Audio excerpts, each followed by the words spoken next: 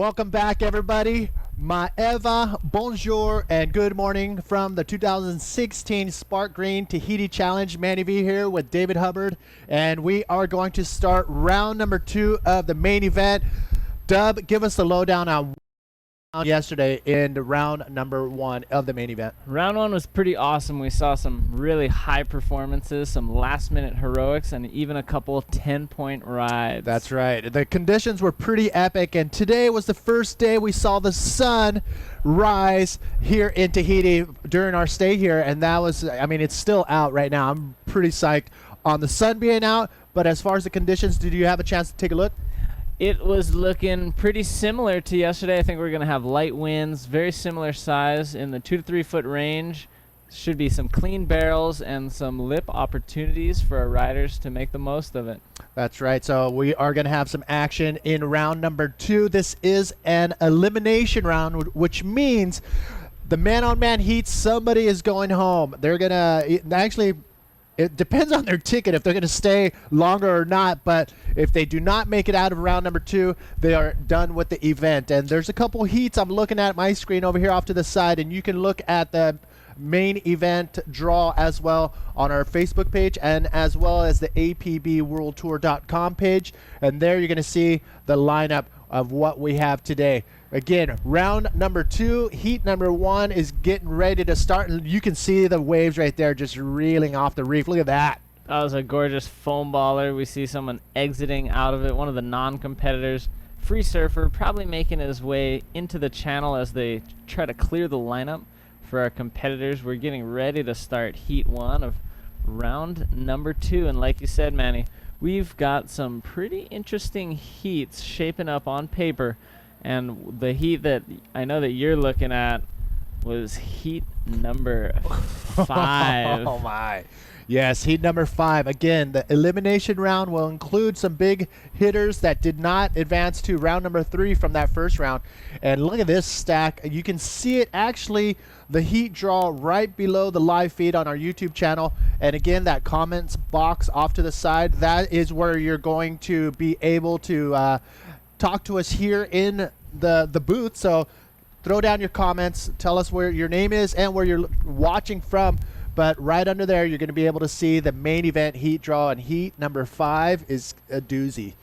Looks like a repeat of times before Guilherme Tamega and Mike Stewart. This is a classic. Oh. These two competitors were in the previous events that they've had here in Tahiti. Yes. And here they are in round 2 facing off. Let's see who's able to make it on through to round 3. I mean, that is definitely a heat to watch, heat number 5 of round number 2. But again, I mean, we have a full stack of heats all the way through round number 2. Again, somebody is going to be knocked out of the event. But I'm looking down, and you're probably looking at the draw as well. But we have some names that will go into round number 3, where we're going to see the riders that won that first heat in round number 1, including yourself. So you're waiting patiently to see who's going to end up in your heat. We are going to run through the entire round number 2, and we are going to sneak into round number 3 to get some heats completed as well. So it's going to be a full action-packed day. We have sun, we have the warm water, we have a good feed today, so we're pretty stoked, and we do have the competitors that are amped and ready to go. Oh, they're ready to go for sure. They have their non-elimination heat yesterday, like as you said, but now the test is to put to them if they can advance and continue in the competition. Yesterday, nobody was eliminated from the event out of our 48-man draw. Today, at least 16 riders will be eliminated from round 2. 16 will move on. As we start round 3, we're then going to even make more eliminations throughout the day. So can you give us a quick rundown on as far as the event itself? On after round 2, we're going to go into round 3, and then round 3, what are we going to expect hopefully for the event to go possibly tomorrow? Right, so we're going to try to get half of round 3 done today. We'll finish the rest of round 3 tomorrow. Then we're going to move on into round 4, and on from there is the quarterfinals. We have man-on-man heats the rest of the way through the draw, 20-minute heats, man-on-man, so one-on-one Awesome. and it'll be single elimination from here on out. Yeah, that's going to be exciting to watch, and give us a little bit insight as you are competing as well, which is super awesome to have you in here to give us a firsthand look on what it's like being out there. But I mean, when it comes to the man-on-man heats where there's only 2 people out in the water, and wave selection is probably one of the top criteria as far as being a competitor, and the priority system in play, how are things going to shape up when you're out there? And there's, let's just say there's one set that 20 minutes. Just give us the insight on what that's going to feel like. So that's going to look really interesting because we saw how that played itself out with 3 guys in the water yesterday. Some of the heats were slow, some had a few more waves. With just 2 guys in the water, there's going to be more opportunity for riding waves. But again, in a slow heat, it's going to really be critical. It's going to really come down to the wave selection, patience, using priority to your advantage and using it wisely. At the same time, if we get some cranking heats out there where the waves are just pumping, I mean, these guys are just going to, they're not going to stop. They're going to take off and paddle back out, get another one. You know, hopefully we see some of that throughout the day, because there was a couple heats yesterday that kind of were pulsing, and they were like that. Guys would catch really good rides on that west bowl, on their paddle back out, quite a ways away from the takeoff area, and that was great. That's what we want to see. We want to see lots of action. Hopefully in these man-on-man heats, they'll have that opportunity. For sure, at some point, we are going to see the waves slow down, and an inconsistent heat where guys will have to sit with their priority and really make the most of the scoring opportunity they get, maybe just on a handful of waves throughout that heat. I'm looking out at the screen just like our viewers right now, and I think this was the first time that I actually realized that not realized, but noticed that, man, the tide was super low today. You can see some coral reefs sticking out above the water. Tell us the difference between the low tide here and the high tide here with these size waves. Yeah, so the low tide, it's going to draw up and get even closer to that reef shelf. And the high tide's going to put a little bit more water, not only on the inside dry part, but on where the waves are breaking. So at low tide, we could see somewhat more hollow conditions on even the kind of smaller waves that are coming in. But at high tide, it might need the real set waves to become hollow and crank. But we're really fortunate. This is just an amazing reef that we get to ride over at the 2016 Sparkgreen Tahiti Challenge. So we will be fortunate enough throughout all conditions, hopefully, to be getting some stellar waves for these riders to make some killer points. And with that, we have to give you the lowdown on the criteria, what the judges are going to be basing their scores on, and what the heat entails. Minutes.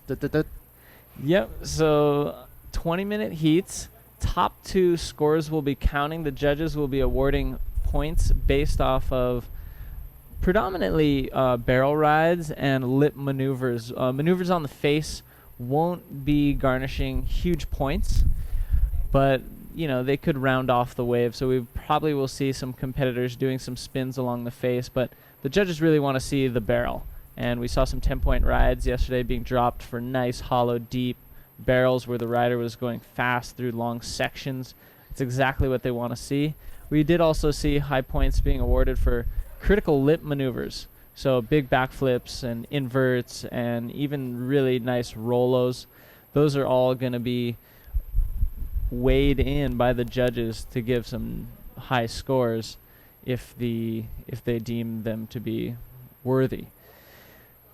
So you were able to talk to Jason Findlay about board shapes, designs, and what are most of the riders opting for as far as the boards they're choosing to ride this wave? Well, interesting, and I spoke with Ben as well and wanted to kind of get an idea of, you know, some of the guys are using the ISS system and what stringer they're using, as well as, you know, the kind of shape and whatnot. And it's kind of a mixed plate, as it were. Some of the riders want to use a real stiff board so they don't lose any speed during sections, and they're really able to to kind of scream through these barrels and these barreling sections. At the same time, some of the riders want to use really soft boards so they can scoop in, and that's really interesting too. So there's different shapes too that the riders are choosing. You know, mostly it's going to be streamlined shapes built for speed. Some of the events we have different conditions and guys will use wider boards, but I think here most competitors, they're definitely using a narrow board for speed, but at the same time they want to use something that they're very familiar with. So they're probably going to be using the shape that they typically use. They want experience on that board, and they want to merge that experience into riding this wave. And this wave is pretty perfect. Oh my gosh, we're just watching waves reeling off the reef and standing by just minutes away from our from starting the event. So I mean, we are ready to rock here at the 2016 Sparkgreen Tahiti Challenge. And yes, we will have different camera angles. I thank you guys for tuning in and putting down some comments in that little comments box. So again, tell us where you're tuning in from and your name, just in case your name is not appearing right next to your comment. We'd love to give shout outs to all our viewers tuning in from all over the world. And we are just minutes away from starting this day number 3 of the Sparkgreen Tahiti Challenge. And look at that thing. Oh my goodness. That was cool. There's definitely some radical waves out there. We're stoked to be getting into round 2, and this is going to be really exciting. There's quite a few Tahitians in round 2, even a heat or two with a Tahitian versus a Tahitian. So we're definitely going to see the locals proving that they know this spot, and we're going to be excited to see how many of them will advance on to round 3. Here we can see just a nice, beautiful wave reeling along. Things are being set into place so that we can commence our competition shortly. I do believe our riders are out in the water ready to start, and in the first heat we do have Louis Finnegan and Tahure Henry Tahure featured on the imagery and advertisements of this event. And yeah, you can see the different camera angles. We will have different camera angles today. Looks like we are in top form today on the 3rd day of the Sparkgreen Tahiti Challenge. So big shout out to Guido Tosotti from Arica, Chile. Nuno is calling in from Madeira Island in Portugal. And we got Eric in South Africa. Thank you for tuning in. Jason from Costa Rica. And we do have a shout out to the NYC Spongers and team desk rider Ray Gorman and the crew. And we do have Maximiliano saying what up all the way from, Lincoln, Nebraska. What? Nice. So we do have our viewers tuning in from all over the world. So again, use the comment box to give us a shout out, or if you want to shout out, that's the way to get a hold of us here inside of the hot seat, the hot booth. Actually, it's pretty warm. The sun is out for the first time this early in the morning here at the end of the road. Give us a little insight of this area. Yeah, Te Hupo'o, end of the road, Tahiti. It's on the smaller part of the island, Tahiti Iti. There's 2 volcanic features that produce this island geologically. And Tahiti Nui is the larger, bigger section of the island. And then there's a little isthmus that connects Tahiti Nui and Tahiti Iti. There's the closest town to here, the end of the road, is Taravao. And that's located right in that little isthmus. But if you keep going past Taravao, you make it here to the end of the road. And it's just gorgeous here. We've got incredible mountain scenery just behind us. And it just leads just incredibly right up to this beautiful tropical coastline, which is, as you can see, just a huge lagoon with crystal clear blue water and a fringe barrier reef happening way outside. That's where the incredible wave of Te Hupo'o resides. That's why there's a scaffolding so far out in the lagoon so the judges can get a closer look. Typically events are scored from the beach, but not here. You can't have the judges sitting on the shoreline. They'd be sitting about a half mile away from the action, so they got to be sitting way out there. So we do have a bunch of camera angles today for sure. We're giving you the live feed, and we do have Revatua. Yes. She's going to be There she helping is. us with interviews on the boat. There we can Chilling. see Reva. Thank you so much, Reva, for taking care of the interviews that are being done on the boat. She'll be talking to the winners of each heat and giving us the lowdown. So thank you, Reva. Yeah, it's going to be cool to be able to actually talk to the riders as they're getting out of their heat or starting their heat, and get that firsthand look right in the channel. So it'll be pretty fun to have Revatua give us the lowdown and the cool interviews from the channel. We are just minutes away from starting heat number 1. Louis Finnegan going against the local hero, Tahiti Henry, both out there in the water, standing by, waiting to get the thumbs up from the judges and the event organizer to get this show underway. Again, we are looking at 3 to 5 feet. Hopefully we'll see a little pulse as the tide comes up throughout the day, but every wave is pretty perfect. You're going to see some deep barrels. Luckily, the wind is on our side, so you're going to see some nice, clean forming lips that these riders are most definitely going to hit at the end. We saw some incredible aerial acrobatics yesterday, and I was pretty shocked on some of the riders going big on how shallow the water is on the inside. I mean, ankle deep. Oh, and maybe even shallower than that at times, and they were pushing it. So that was really cool. And we were likely to see that continuing to happen today. Yesterday was non-elimination. They wanted to skip that round, but today, guys are going to be getting eliminated. So they're going to really be pushing to get all the points they can if they want to advance on. Yeah, I remember clearly Alan Munoz going big on the inside section. Alan Munoz, the Chileno. And if we have any Chilean fans tuning in, si hay amigos de Chile, tenemos un grupo grande. We have a huge group from Chile representing here at the Sparkgreen Tahiti Challenge. So if you're from Chile, give us a shout out on the comments box. But I found out it's just it's a pretty easy route to get here from Chile. Head over to Easter Island, and from Easter Island, straight shot here to Tahiti. Exactly. 2 legs, hop, skip, not even a jump. They just land right here after 2 legs on the plane from Santiago, Rapa Nui, Papeete, and the main town or city here in Tahiti, in the whole of French Polynesia. The actual government seat is Papeete. It's holding the largest population, and it has the international airport that all the riders book their flights into. So if you're coming down here, airport code PPT.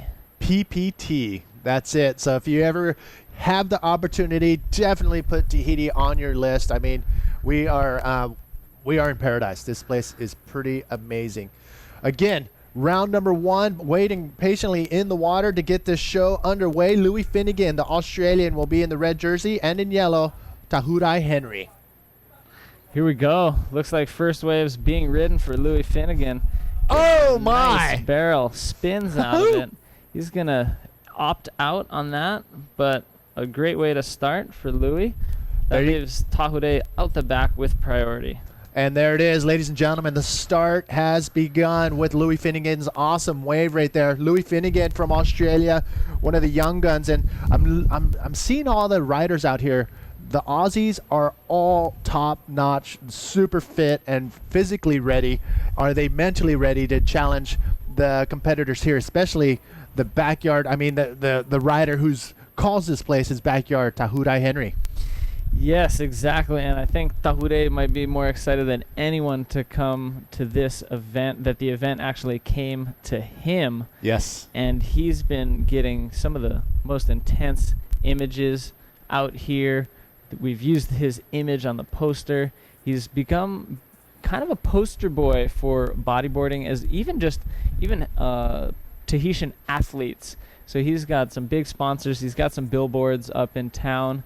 And that must be pretty cool. He's just an incredible athlete. He's so stoked to be out here. His brother Hitoti is already into round 3, and he's come all the way from the trials. So Tahiti, he wants to join his brother in round 3. He's going to be doing whatever it takes to make it out of this first heat of round 2 this morning. So give us the lowdown one more time for our viewers that are just tuning in, the criteria that the judges are looking for, and what we have as far as the heat itself. So we're going to be doing 20-minute heats all day. We're going to start with round 2. We've got 16 heats in round 2. Then we're going to move on into round 3. Depending on how much daylight there is, we're going to try to get at least half of round 3 done, possibly a little more or a little less. We'll see, give or take. But the heats were going to be judged off the top 2 rides.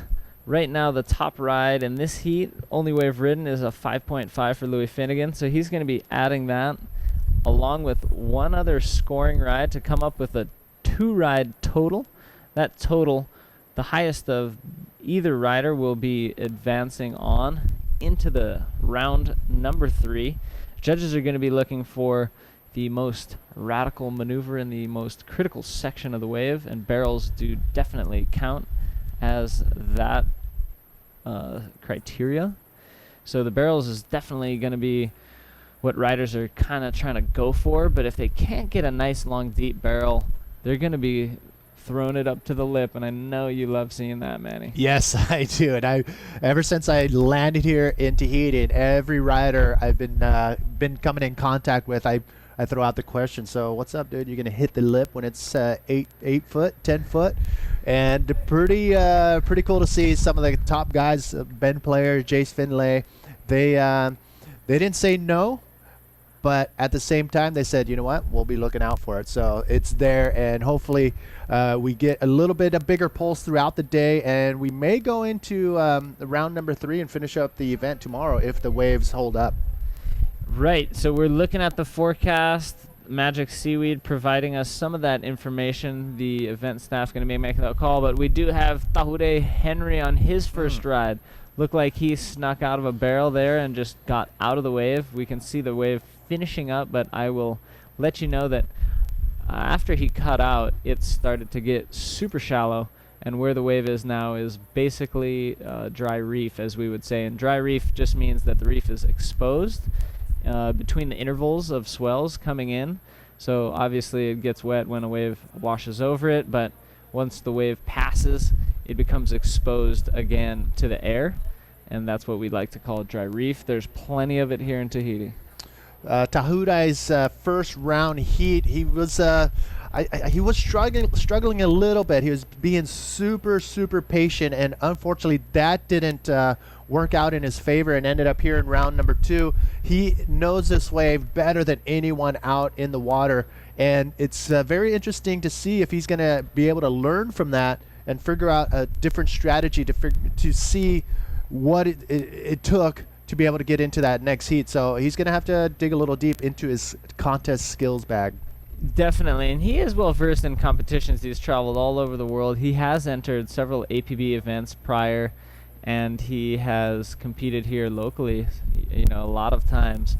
Here we see the graphics starting to log in. You now have the information on your screen. We see that Tahure is sitting in priority after Louis caught his second ride.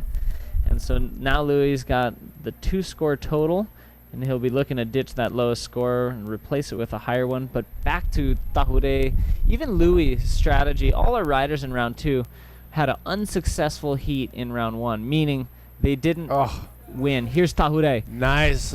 Tahure bottom turning, coming around that section, looking for a lip maneuver, forces that roll under the lip. Not much there, but he was able to turn around. You can see him digging his legs in to stall for this inside section, and it just shuts down on the shallow reef. How deep is it right there, right where he cut out? It was super shallow right there. Behind him, Louis Finnegan, he's looking for another ride.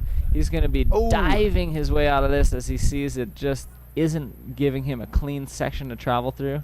So we do see a nice exchange, and we do see waves starting to roll in for our first heat of round number 2. Oh, look at that. That was gorgeous. If one of them would have waited for that, they might have gotten the highest score of the heat thus far, but hard to wait. As I was saying yesterday, none of these riders in round 2 got a first place. So that landed them. Look at that, sorry. It landed them where they are sitting right now in round 2. The conditions are very similar, so their strategy could be adjusted based exactly off what they did yesterday, the performances of other successful riders that they watched. Yesterday in round 1, first place only progressed on into round 3. The rest went to round 2. Now these riders in round 2, first place only will progress again into round 3. We are currently in round number 2, heat number 1 of round number 2 out in the water. Round number 2 is an elimination round, which means one of these riders will call it an event. That will be the end of the road for them in this event. Coming up next in heat number 2, standing by in the channel or waiting patiently on the boats here in the channel, we got Sebastian Kreft from Chile. He will be coming up, and he will be facing off with the Tahitian that will be wearing the yellow jersey. David Dorau, a.k.a. Killa. So let's see if Louis chooses to ride this one. He does. He's taken off. Draws a very clean line right up into the barrel. Unable to continue out through the wave. He ends up diving out. So what's happening here? Why are these guys getting caught behind the barrel and not being able to come out of there? Well, it depends a lot about where the wave is breaking on the reef. We've talked about yesterday the West Bowl, which breaks further towards the channel, a little bit more inside. That's the hollower section. But there is barrels and rides to be had at the takeoff spot and even deeper. So these riders are going to be kind of using their judgment to discern where to get a score. As we saw, Louis took off on a really nice wave, but it started up at the top, and as it got to the inside section, it wasn't as hollow, and it started kind of getting a little bit ahead of him. So that's why he had to dive out. Here's Killa. He's with Alvino on the boat. He's going to get his contest jersey. He's not late today. He was yesterday, but he made it into his heat just in time for the buzzer. What do you think happened? Did you talk to him why he was late to the heat? I didn't totally understand what happened. Maybe there's a breakdown in communication and he didn't understand the event was on. But from the time that the event was called on until his heat began, there was several hours. He does live at least an hour away from the end of the road. So definitely factor in some commute time and possibly some time to prepare. His girlfriend might have been with him as well, so there could have been just a little bit of stallage there. Not totally sure, but I'd be careful. I would be very careful. No, all of us bodyboarders, you know, those who have girlfriends, they're just so stoked to have that girlfriend, and sometimes the guys can get just a little overly excited. And thanks for being patient with us collectively. Girlfriends and wives of bodyboarders. You can see the scores currently up in your top right-hand corner or left-hand corner of your screen. We are at the 9-minute 20-second mark right now. It's waiting patiently for the bigger waves. With priority is the local Tahiti Henry in the yellow jersey. Louis Finnegan, he's currently in that first place spot. It is Tahiti who's looking for a 7.18 to take that first place spot away from Louis. Again, one of these two will be the end of the show for them. This is starting now, the elimination rounds, man-on-man heat, which means we got two riders out there taking a look. So right there, even though Tahiti has priority, he was able to look at it and maintain and hold on to that priority. But if he would have turned around and paddled aggressively for that wave, that priority would have went to Louis Finnegan. So give us a situation now. Even though Tahiti has the priority, what can Louis do to take advantage? So Louis is sitting deeper than Tahiti, which is not uncommon for somebody in the lead of the heat to kind of sit in that position. Here's a paddle, and Tahiti is up and riding. Tahiti dropping in and slides under the wave right there, trying to hold on. Will he come out of that whitewash? No. He is stuck behind that foam ball and had to get out of there. It's going to be pretty tricky to find the cleaner, longer barrel rides and come out of them. I would agree. And he was, you know, it's less than half remaining in the heat, so he's getting put in the pressure situation. He needs a 7.18, but he even wants to just maybe build on those two. So let's see a replay now. He's made that call to go ahead and attack this wave. You see that he's not going super fast. He was kind of stalling just to make sure he'd get into the pocket. There he runs into a lot of foam. The barrel's not super clean, doesn't throw very open, and that's the end of that ride for Tahiti Henry. So when the riders hit that whitewash foamy section, it actually slows you down just a tad, but that wave itself wasn't even makeable. Right, yeah, and also if he had made it, it wasn't offering a lot of points because it wasn't deep, hollow, or very critical. It was just kind of a chandeliering, just a little gentle shampoo section there. And so he's going to paddle back out. He's got about 7 minutes remaining. So he can make a shift on this heat, but it's Louis Finnegan sitting in a little bit more comfortable position. He's got 2 average scores on the board. He's also looking to improve and increase the distance between him and Tahurai, and Louis is now sitting with priority. Louis Finnegan, the young Australian bodyboarder, 21 years old, coming to us from Perth, Australia, and has been bodyboarding for about 10 years now.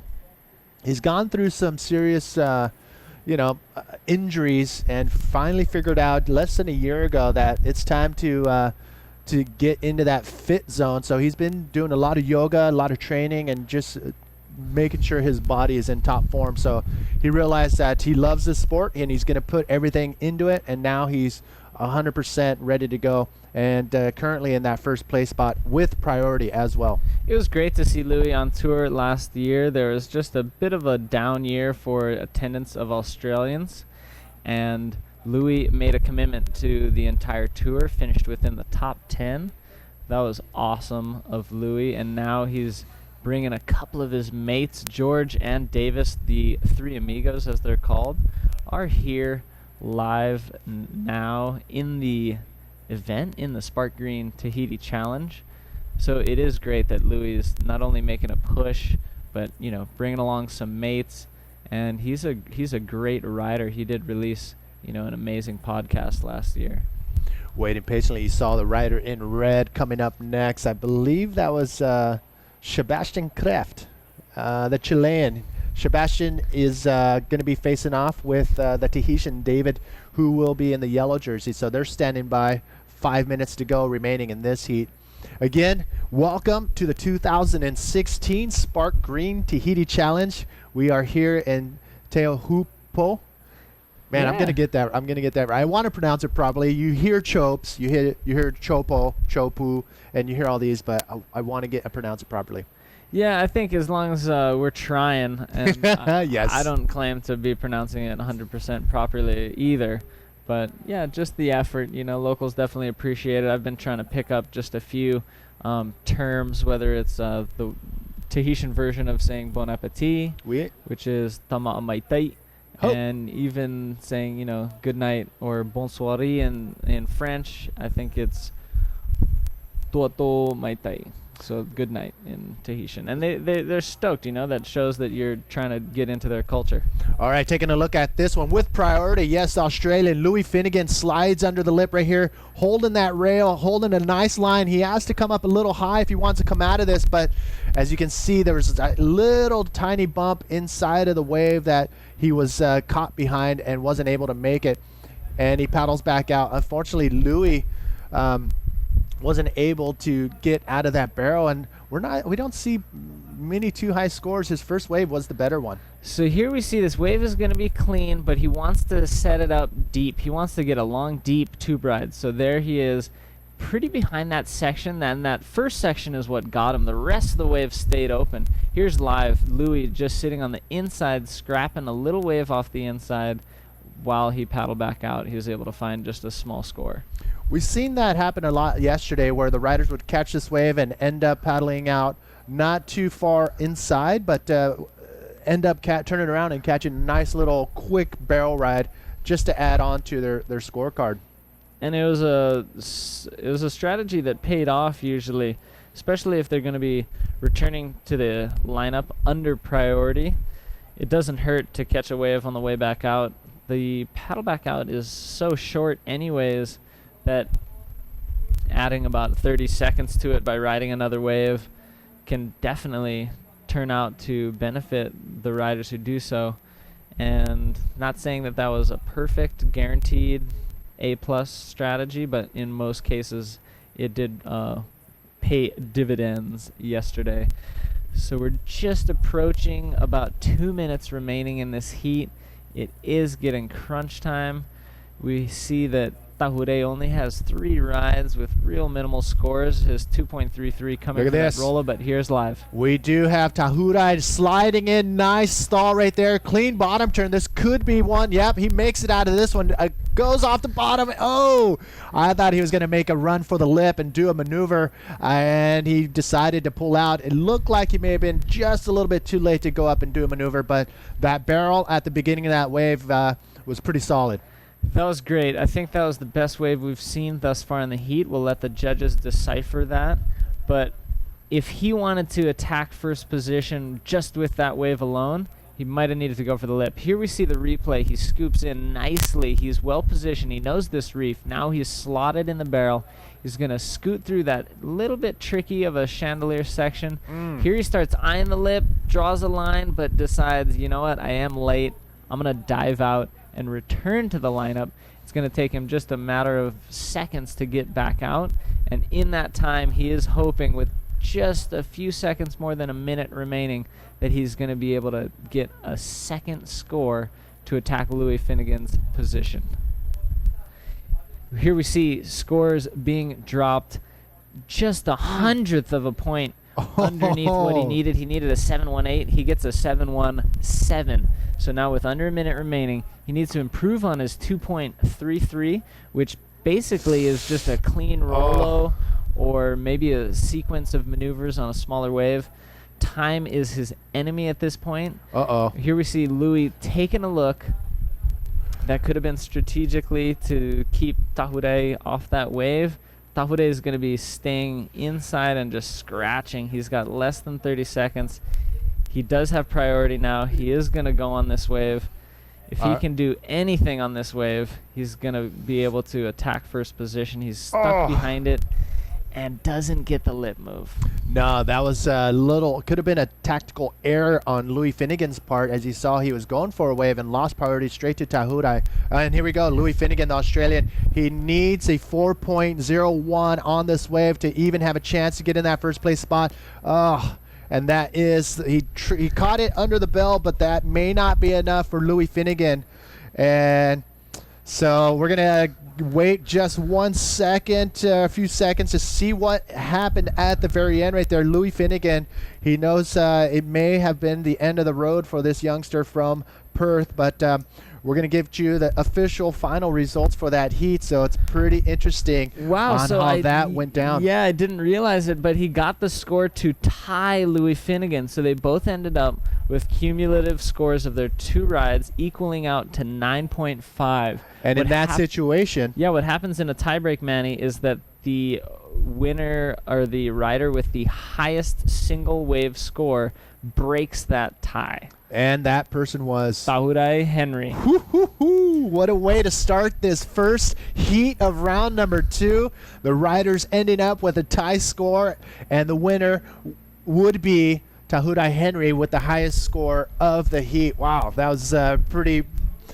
I think I need my coffee. Second round, please. Wow, that was really intense. Official results are with the Tahitian, Tahure Henry joining his brother Hitoti in round 3, and Louis Finnegan signing off representing Western Australia, but we do have a few other Australians as well as Western Australians in the event.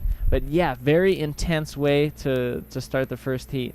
What was so interesting was that was the best wave of the heat. Tahure did catch the single best wave of the heat. So, yeah, I think that was probably a fair call that Tahure made it. He got the best wave. Yeah, totally agree, and the judges do too. So we're going to see Tahure moving into round number 3, and Louis Finnegan putting a good effort, and guaranteed Louis wishes the waves were, 10 times bigger, because he loves that big stuff. But, again, Louis...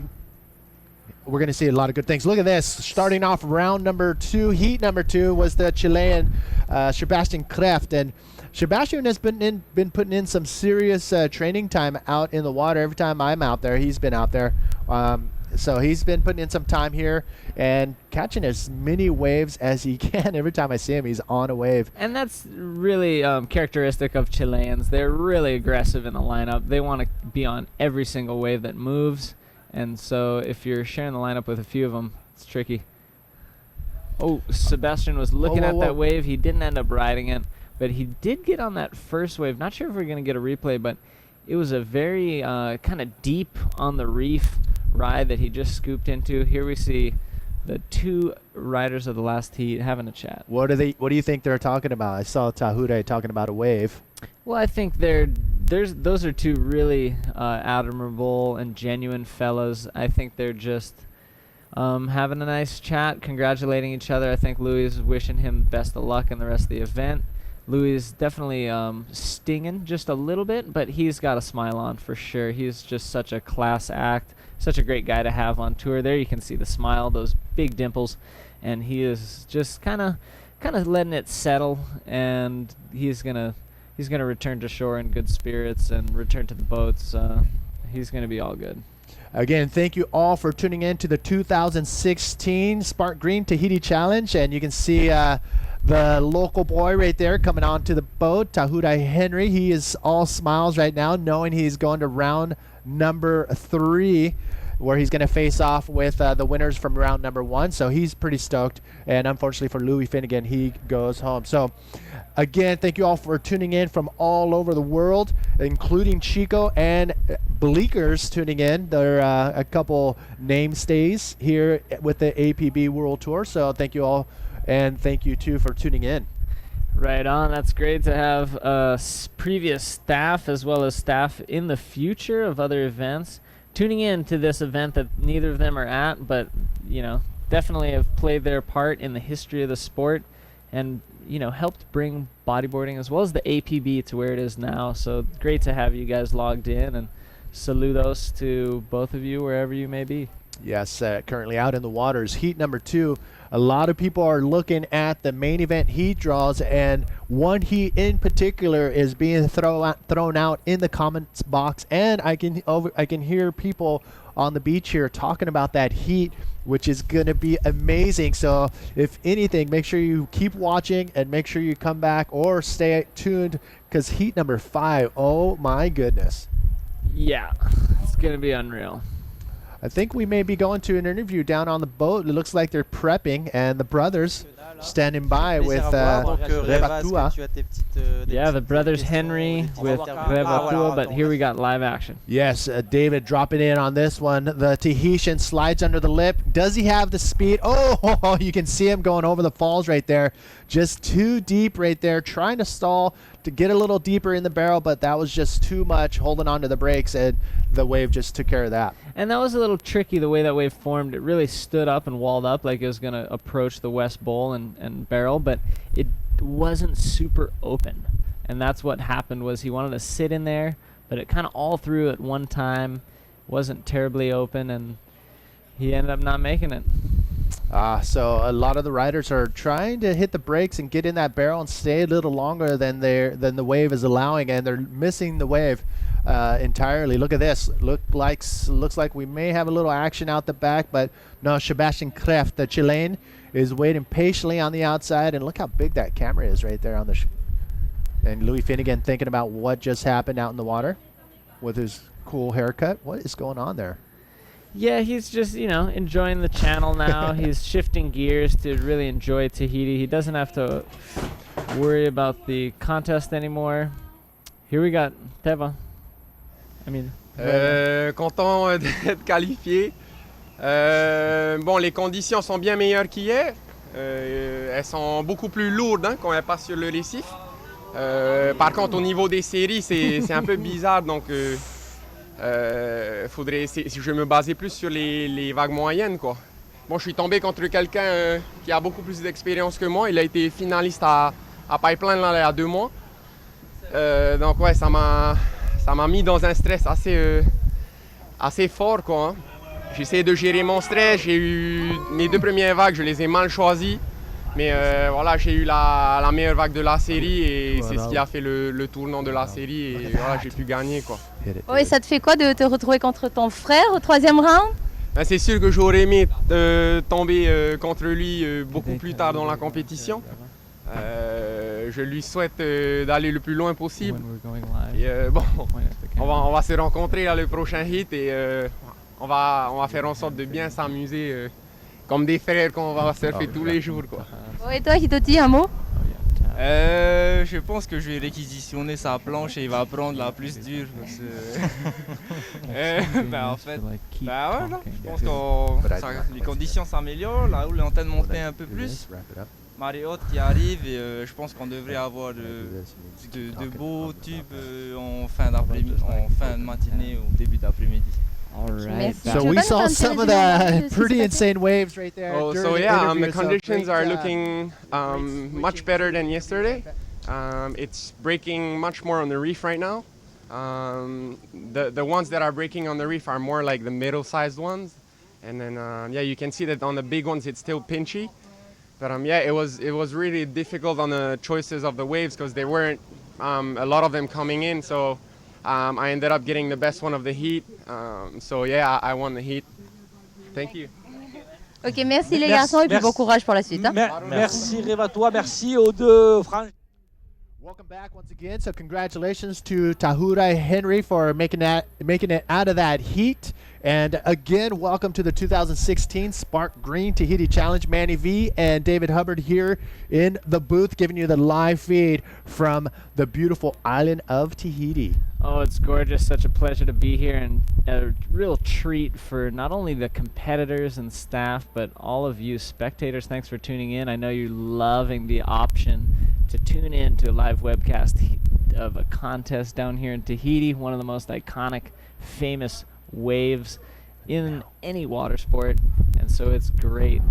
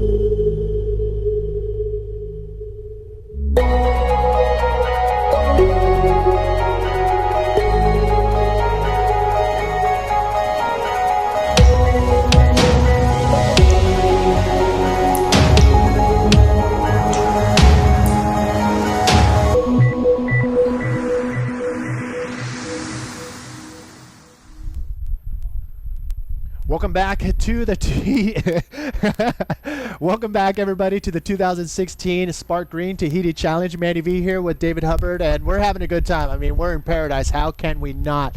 It is the competitors that are stressing right now because this is the elimination round, round number 2. Exactly. We've seen one rider be eliminated thus far in an ultra close heat, actually a tied situation. Went back to the count back on the highest wave. It was the Tahitian, the poster boy of this event, making it through, Sebastian Kraft, the Chilean, stalling for this barrel. Looks like it's going to stay open. He does come out of that, throws a spin, a nice quick spin, and gets out of there just in time. Again, right there is where it's super shallow. Look at this. It is David dropping into this one, holding on to that rail. Nice clean line. Is he going to come out? Oh, comes out with a spit. 2 back-to-back solid barrel riding right there from both of the riders. That was pretty epic. That was an awesome exchange, and we saw that worked out probably in Yellow's favor. It was a little bit more hollow, a little bit more critical. We do see that it was just a great way to get this heat underway. We already have scores on the board, just some nominal scores for David before that wave. Seba, holding the lead, has a near 7 points. He's going to add another one. He's going to get a decent total, but we'll see after the scores drop for Killa what will be required of him to really attack first position. Wow, what an epic exchange right there. And that we'll take that. That was like a 4 or 5 foot wave. Both of them barreling, both of them spitting. And here's another look. Here's Sebastian. Here he exits, puts a tighty spin on it, and quickly gets out. And I'm really excited to see the replay of Killa. We'll bring it to you right after this. But here we see Seb. He just kind of scoots and parks it. You know, he's in a nice barrel, but it's not a huge wave. And so that's why it gets the 4.33. There is David getting spit out. The wave was much bigger, much more hollow. He kind of airdropped into it, and he was going fast. I think those are the things that the judges were really distinguishing the difference. Killa's wave coming in almost twice as much points than Seba's, which was right before it. So that shows you how much wave selection comes into play. Those two waves came in back to back. One was twice as good as the other. Yeah, I mean, again, wave selection is crucial when you have these man-on-man heats. And if you let one go, the chances of the other rider, if they're on the outside, the wave may be better. And obviously, it looks like from the last two heats, or actually the last heat, there are two, maybe three waves per set. So it's going to be pretty interesting on how that fares out, whether the rider with priority will get that first wave of the heat or the second wave of the heat. So it's going to be pretty cool to see. So you can see now the time is on the screen. We do have about 7.5 minutes remaining in this second heat of round number 2. So the waves are coming in. The waves are coming in, and this is great. Like you said, wave selection is critical. They're waiting for the waves to come in, but it's really important to be on the best wave. I'm getting super amped, super excited right now on that heat number 5. Don't want to take anything away from these heats right there, but this is the reason why, and they're both on the same boat. Mike Stewart and Guilherme Temega coming to you for heat number 5, going head-to-head in the elimination round. I was really surprised they're on the same boat. I know both of them are really competitive, and they will get into their zone as soon as it gets closer to go time for heat number 5. They're getting ready. Mike Stewart all covered up, protecting his fair skin from this sun here, but Guilherme Temega, he's amped too, so it's going to be pretty fun to watch. Heat number 5, make sure you're around to watch that. That's going to be insane. That's going to be insane. That's just going to be such a classic battle. I think it's a historic reunion of these two at this point in their career to have a man-on-man heat together. It would be insane if Steve Action Jackson could let us know the last time they had a man-on-man heat together.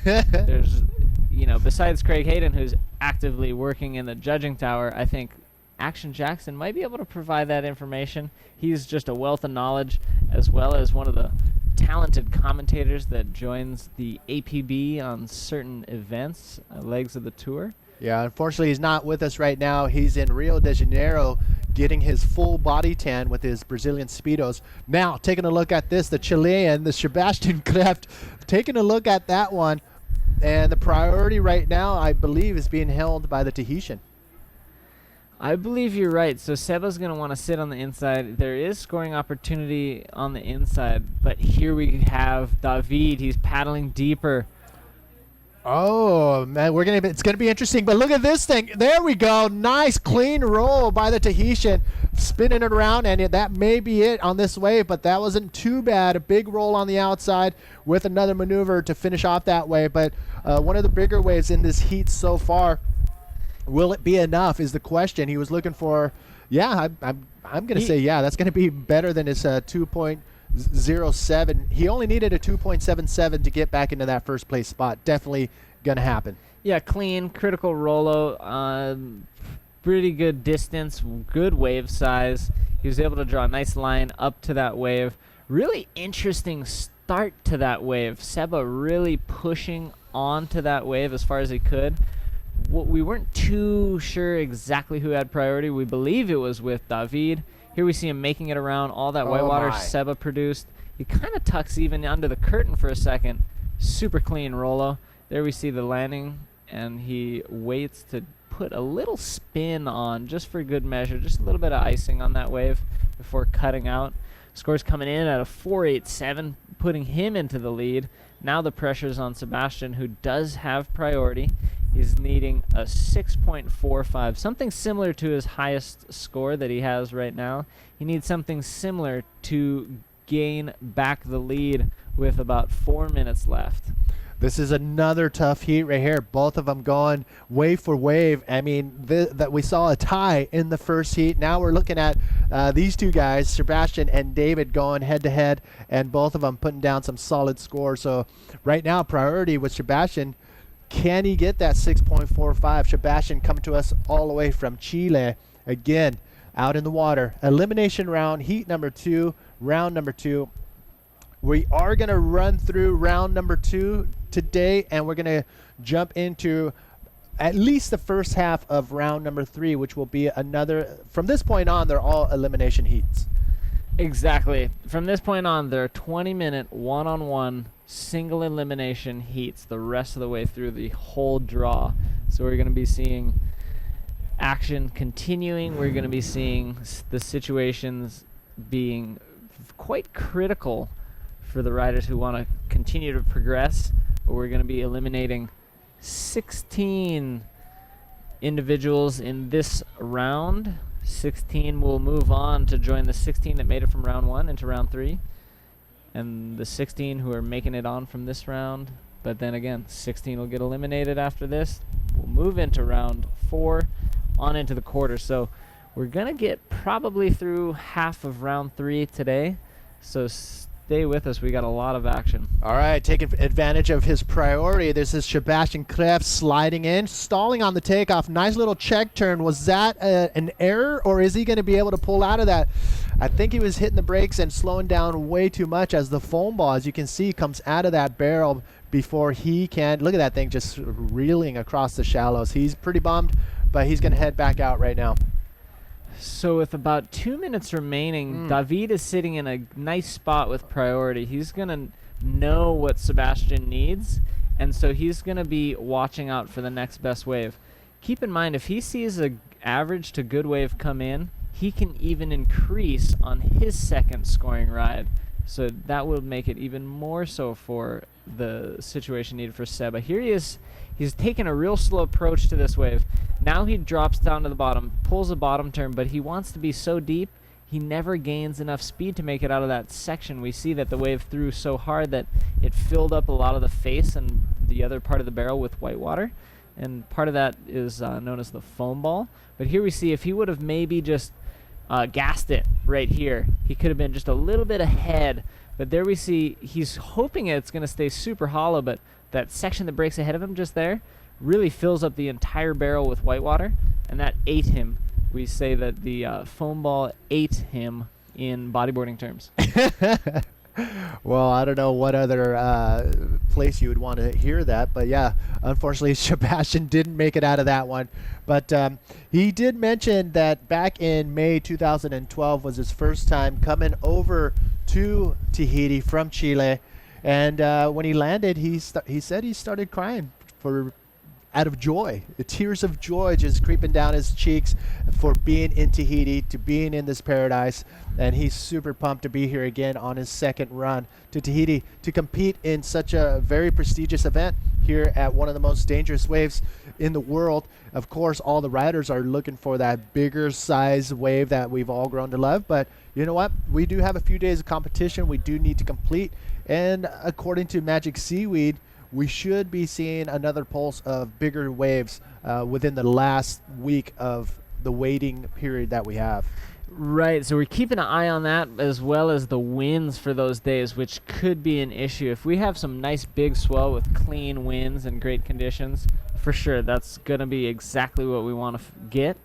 But if it's going to be tricky conditions, no. So let's see the official results are in. The heat's over.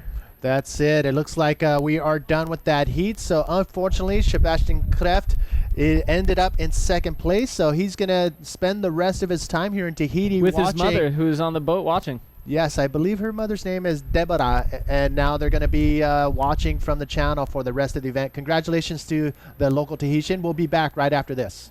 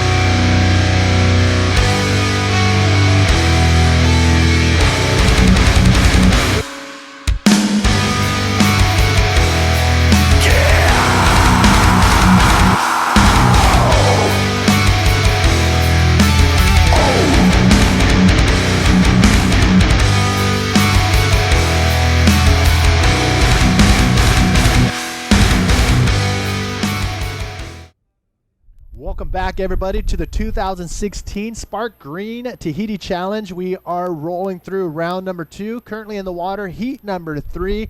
We have 2 Tahitians. Cedric Estal and Alvino Tupuai, 2 Tahitians who are very capable of charging huge waves. They both are basically almost experts out here at Tehupo'o. Cedric has grown up, just a stone's throw away from the Henrys, so he is a total local boy.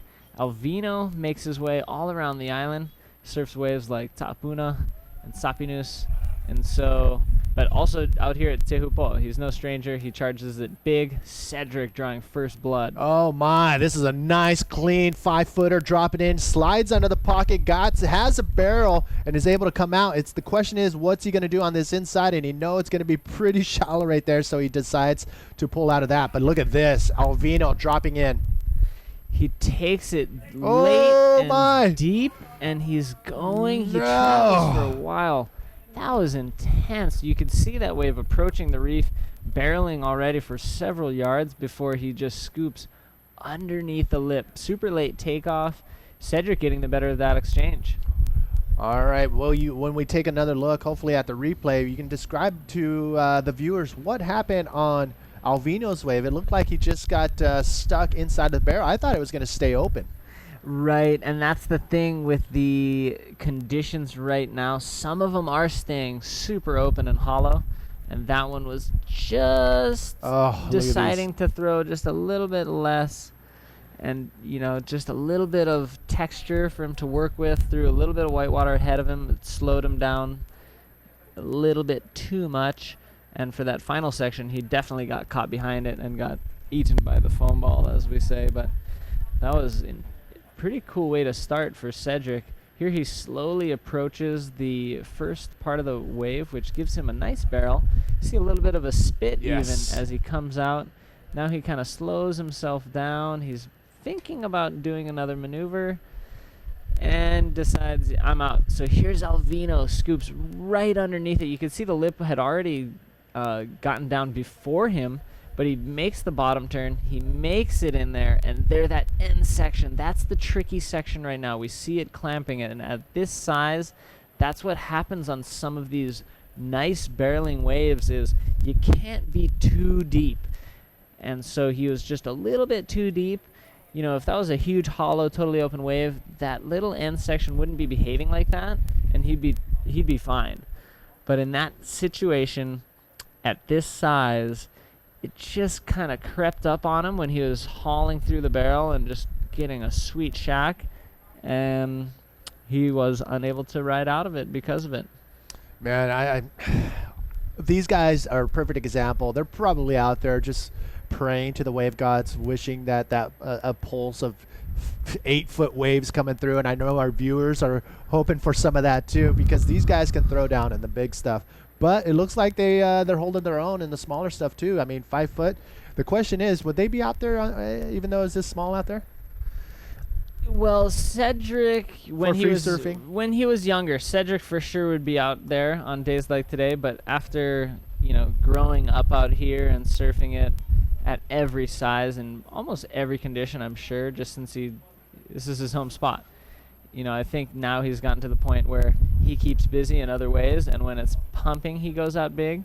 I would give the nod to Cedric as far as experience in these conditions, but probably neither of them at this stage in their lives and careers would be out there on a day like today. They would probably be either working or surfing different spots. Okay. But let's say the event wasn't on, how crowded would this place be right now? Depends on the time of year. Depends on how many visitors would be here. But it would be pretty mellow on this particular date. If we got into mid-season, high season in the summertime, a day like today could see upwards of 30 guys out sitting, kind of crowding the spot up. Wow, look at that right there, chilling in the channel. Trevor Cam, he's going to be coming up in the red jersey, going against the local Tahitian, Julian Merimont. He'll be wearing the yellow jersey, so chatting away, standing by, both of them in the channel. That is heat number 4. Again, heat number 5 is the heat you do not want to miss. Mike Stewart going head-to-head with Guilherme Temega in the elimination round, so it's going to be a pretty exciting heat, starting with Trevor Cam in heat number 4. But out in the water, we have 13 minutes remaining out of this 20-minute heat. And it is Cedric who's leading the charge right now with priority. You know, nice spot for him to be in with that 7 points and with priority. So he's going to be looking for a backup. But Alvino's looking for 2 whole waves, basically. By the end of this heat, he's going to have needed 2 new scores. This hopefully isn't too slow of a heat. We've only seen 2 waves ridden in the first 7 minutes. Here we see Alvino. He's sitting wide. Probably a good idea in case something comes towards that west bowl. He can be on the inside. He's using priority well, I'd say, by sitting inside, and likewise for Cedric by sitting outside. And they've picked where they want to sit on the reef, and they've decided the kind of wave that they're waiting for. And now they're just going to play the waiting game, you know, having their fins or fingers crossed. And there we see Mike looking on. Ooh, that's going to be exciting. I've got it. Look at that. He looks all wizardy, like mystical and hidden, and just thinking about what to do. So a lot of the top riders are going to be doing that, heading into the channel and seeing what is being served up as far as Mother Nature and the reef is concerned. Here we go. It is Alvino dropping in on a smaller wave. Doesn't have priority, but he's trying to better his lower score, or adding to his second score. And here he is, just piecing together a nice fluid wave, couple spins. Is he going to hit the lip? No, he's slowly spins around and loses an edge right before it gets into the dry reef right there. So if we get a shot of him, you're going to be able to see how shallow it is in the inside there. Definitely ankle deep, not more than knee deep for sure. Next heat. Big shout out to everybody who's tuning in from all over the world. Thank you. Gracias a todos que están mirando de todos los partes del mundo. And there we have the next heat. Actually, no, he's just chilling. With local Tahitian getting ready for his next heat. So again, thank you for tuning in. And if you want, we can do some shout outs throughout the day, but I need to know your name and where you're tuning in from. But first, take a look at this one. Alvino decides to take off on this insider. He's going to try to build a house, as we say, just improve his stuff. That was a nice spin in the pocket. The lip didn't throw over him, so he didn't get a barrel or anything, but it still was kind of critical. He throws another spin right away. He's even going to go for a third spin on that inside, which we know he didn't complete as it got ultra shallow. There we see Max Wasna on screen. Yeah, Max has been helping out every single area of this event, making sure all the pieces are put together. And he's out there right now enjoying some of the sun and some of the surf that the competitors are doing. So a big shout out to some of our viewers out in internet land. If you're tuning in, watching live, we have Lucas Barros going for Temega in that heat number 5. We have Abadi Feliz, Joao Santos tuning in from Portugal, and Vincent Cruz. Everybody tuning in. So if you're watching, the comments box is where you're able to get in here within the booth with David and I and Eric Apple, and we'll be giving shout outs. So give us your location, where you're tuning in from, and your name, and we'll do our best to say what's up, including our friend from Yvonne from, I believe, Canary Islands and Hawaii as well. We have Garner Boli. Again, welcome to the 2016 Sparkgreen Tahiti Challenge. Currently out in the water, what do we got? We've got Cedric sitting on a 7-point ride. He's got priority. Half of the heat has passed by. Alvino on the back leg, working on improving both of his scores. But if he were to just get one more ride, he could overtake Cedric's current lead, which is held with a single ride. So it's going to be kind of interesting as we continue on. Cedric's going to keep looking for the best waves. Alvino's going to have second chance.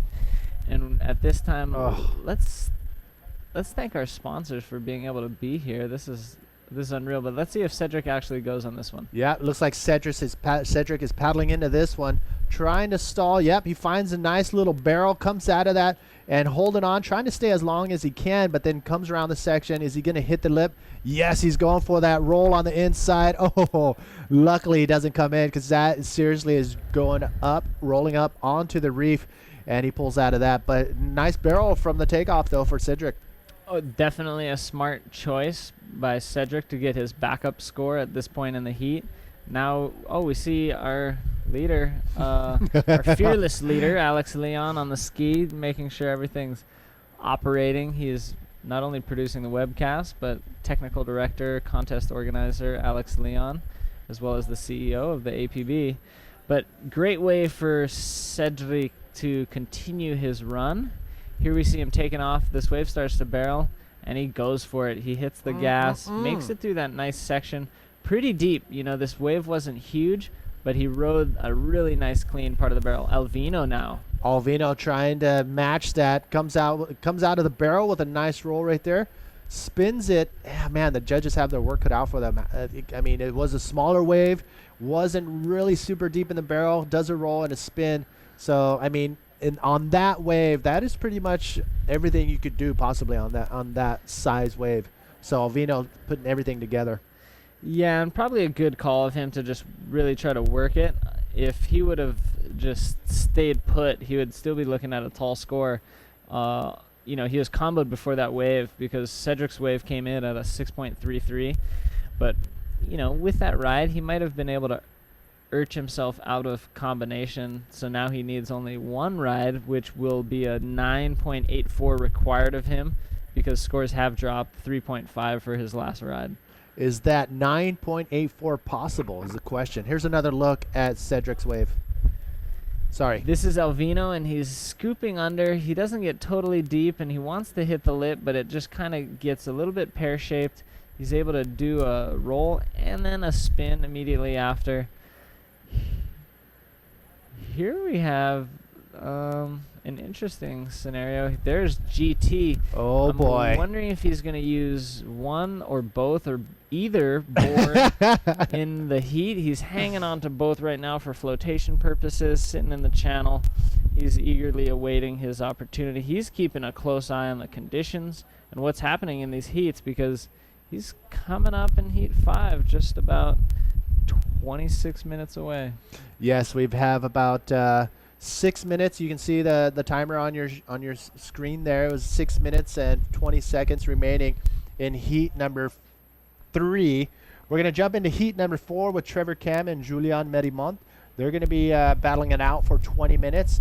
And then we're going to see probably the heat of round number 2 go down with the two. How many titles combined do we have in this next heat 5 with Mike Stewart and Guilherme Temega? That is going to be the heat to watch. Oh, my. Yes, and one of them has won the Tahitian Challenge. Previously, it was GT in 2001. Guilherme Temega actually was here, I think for every single event. He was here for every single event, and I think it was the 2001 where it moved to Big Pass, but he was able to take that victory, so he does have plenty of experience, not only in competition, and not only in competition here at Tehupo, but at this wave itself. He's been surfing it every morning. We've talked about his Dawn Patrol sessions. And Mike's been surfing it quite a bit too. Of course, he's known as the rider who's somewhat found this wave and really put it on the map during his exploration phase. And he found it and started getting documentation here at Tehupo. And so, the grandfather of the sport and this wave collectively, as well as kind of just the master of bodyboard competition, GT, both of them just incredible riders in their own respect, but also of this wave and of competition. So, definitely one for the history books. We don't know how many more events both of these competitors will be doing together and when they'll meet man-on-man again. We hope to be seeing them for years and years to come, but this is certainly a historic heat coming up in heat 5. Yes, heat number 5, Guilherme Temega, Mike Stewart. But before that, heat number 4, we're going to see Trevor Cam and Julian. But, right now, live, we still have 4 minutes remaining in this heat. Heat number 3, the two Tahitians are still out in the water trying to figure out how to get in that first place spot. First place, you advance on into round number 3, and that's where you want to be. Round number 3 is where the winners from round number 1 are waiting patiently to go head-to-head with the winners of round number 2. Taking a look. Here we go. Dropping in. I believe that, yeah, Alvino slides under the lip. Nice, clean barrel. Comes out with a spit, and that was solid. Did he claim that one? He was definitely claiming it. He's still claiming it. And he's claiming it while paddling, taking, more effort to claim than to paddle. But that was a critical wave, and that was so interesting because Cedric had priority. And the score required is, a near 10-point perfect ride. Here we got Cedric. He's now using his priority. Yeah, Cedric. I don't know if that was tactical. We'll see if that was a good, smart move. But nice, clean barrel. He was able to stay in there long enough, and he cuts out of that. And you brought that up yesterday where the riders turn away from the channel and go back and bail out towards the stronger part of the wave so they don't get washed up onto the reef. But interesting. Let's take another look.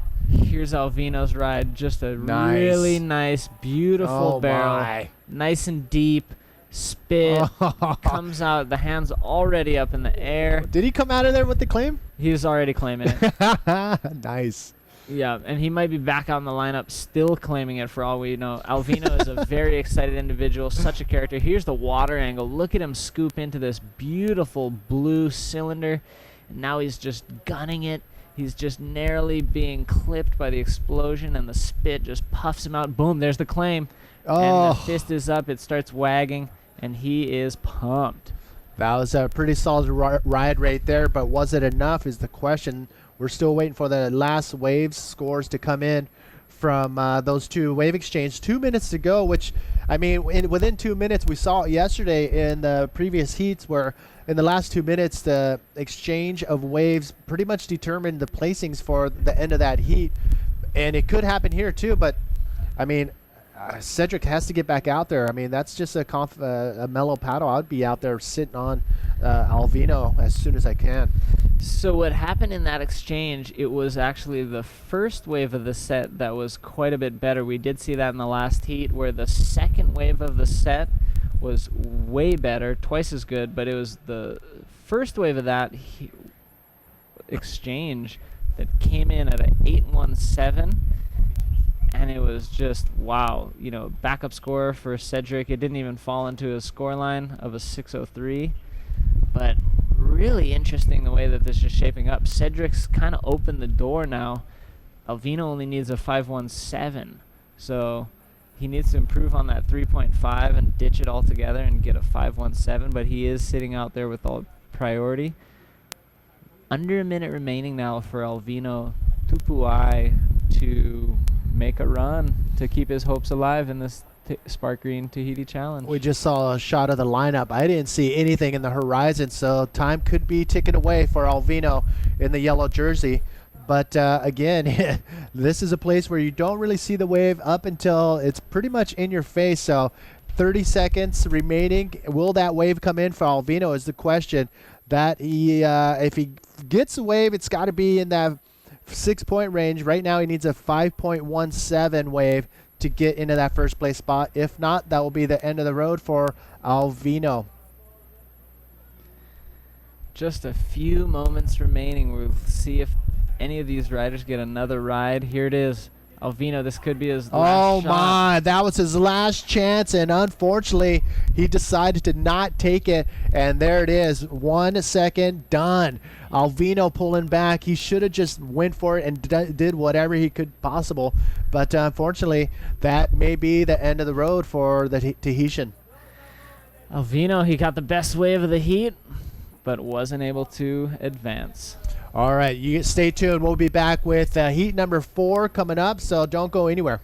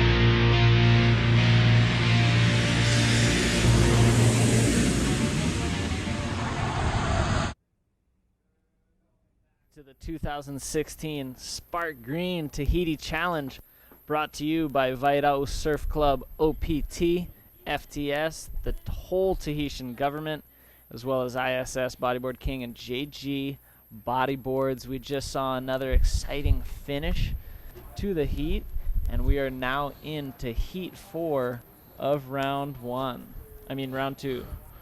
What a day. Man, this is the best day we've had since we've been here. Give me the draw. Incredible day. Weather, waves are good, getting better. Man, this event is completely coming around for us, I think. It sure is. We had a great start yesterday. Cool waves, got the whole of round 1 underway. Now we're into heat number 4, round 2. We just saw Julien Miramont. Here he's riding this barrel. He's going to get a cool little cover up.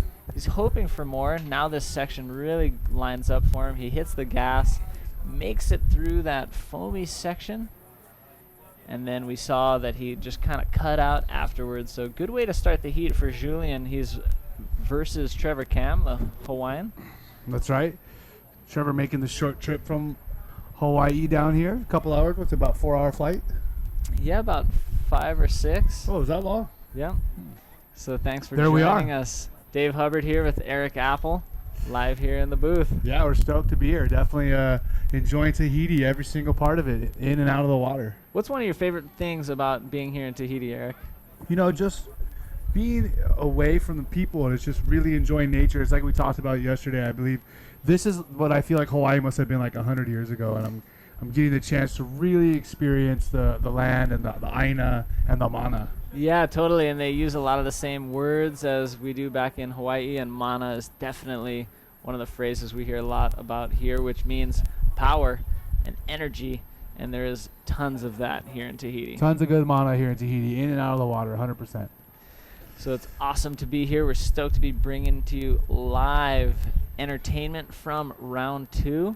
We've got a bunch of exciting heats, and we're really excited about heat number 5. For sure. I mean, seeing 2 multi-time world champions, I think you guys were talking about, you're trying to figure out how many championships between them. I believe it's 16. Is it 5 for Guilherme and 11 for Mike?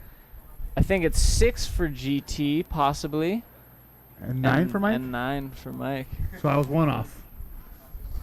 So 15 world titles showing their stuff. That's going to be so cool to see.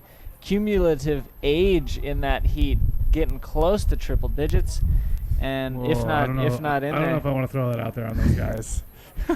either way, I think they've got more stats than anyone else, and to see those stats colliding in that heat, we're so amped. But first, we're going to get through this. We've got 16 minutes remaining, only 1 wave rid and a 707 for Julien on his first ride. You know, try to talk about, think about Mike Stewart and how much he dominated bodyboarding in the 80s and 90s. I don't think there's another athlete who dominated their sport like Mike dominated bodyboarding. I mean, there was years there where there was literally no hope for anyone else to beat him. There was no way. And I think that's really come to light when people speak of their careers and use Mike Stewart as a ruler stick, and they say, yeah, well, the highlight of my career was when I had Mike in a heat and I almost beat him. Or they mention, yeah, the heat that we did this. So I think soon we're going to have a live interview with Reva Tui out on the boat. We're excited to cut to Qu'est-ce her. que tu as redouté le plus parce que tu étais quand même contre un pote à toi et voilà quoi. Ah ouais, j'ai pas cru en fait j'allais passer quoi. Et j'ai cru que Albino allait passer. C'est moi qui est passé après quoi. Voilà quoi. Et tu peux nous raconter un peu les vagues, comment elles étaient? En fait, j'ai attendu seulement quoi. J'ai attendu n'importe quelle vague, mais il faut que ça soit les grosses vagues. Hein. Après j'ai pris les vagues qui venaient, voilà. J'ai essayé de faire les tubes quoi. Et voilà, juste ça. Des Félicitations. Hein. Et maintenant tu nous fais un petit résumé en anglais. Okay, I just wait for the good set for the barrel, huh? And I got the barrel and that's it. Fini.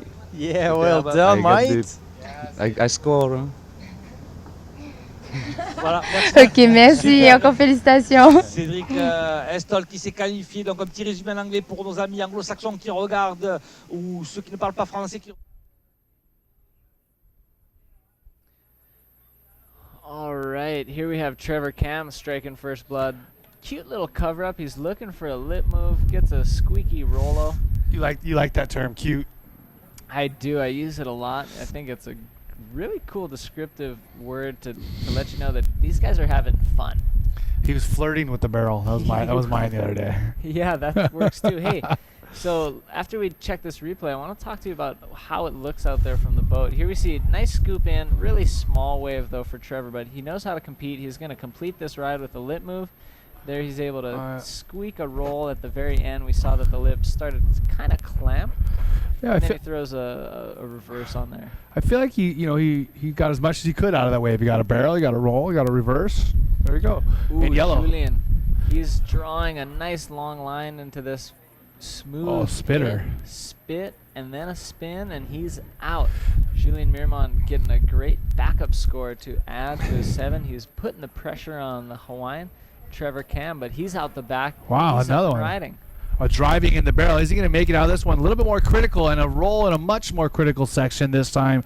David, that was a much better wave, a much more critical roll, and that's going to be a much better score for Trevor Cam. He's going to try to improve upon that 3.27. Yeah, all of a sudden he's right back in this. Julian's second wave just looked like it was going to be burying Trevor Cam, but Trevor is right out behind him, catching a really nice wave. I won't be surprised if I'm claiming a mid-7. Yeah, I wouldn't be surprised if it's close to the best wave of the heat, but it's a great way to contend with Julian during the heat.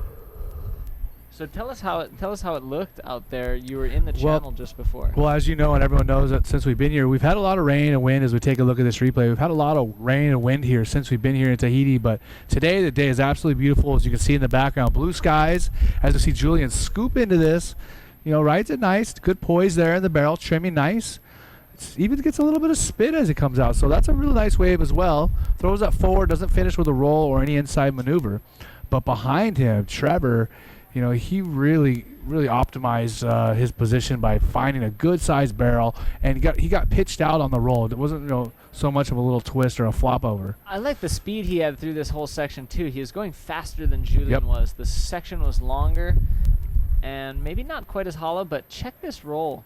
Totally with the lip, really smooth. That's what it's supposed to be like, right? That's that's textbook. I would say that was pretty much textbook for a roll out of the barrel. So we'll be excited to see those scores coming through. At the moment, Julian in the lead with that 7.07. Trevor Cam with a 3.27, but that's going to change here momentarily. And we're going to see scores drop here in just a few minutes. Just over 11 minutes to go here in the fifth heat. We are in the fourth heat, and we're looking forward to that famous fifth heat that's coming up next. Super exciting matchup between two legends of the sport, but it is two young bloods in this heat, and Julian will be up and riding. Look at this, drawing in, scooping nicely. This one's setting up absolutely perfect, spinning, and he's still staying inside there. Will he get a good roll? Oh, he chose to go through the barrel and try to find another bowl section. Now he ducked out the back, but that was a nice wave. And let's get some scores. You ready for him?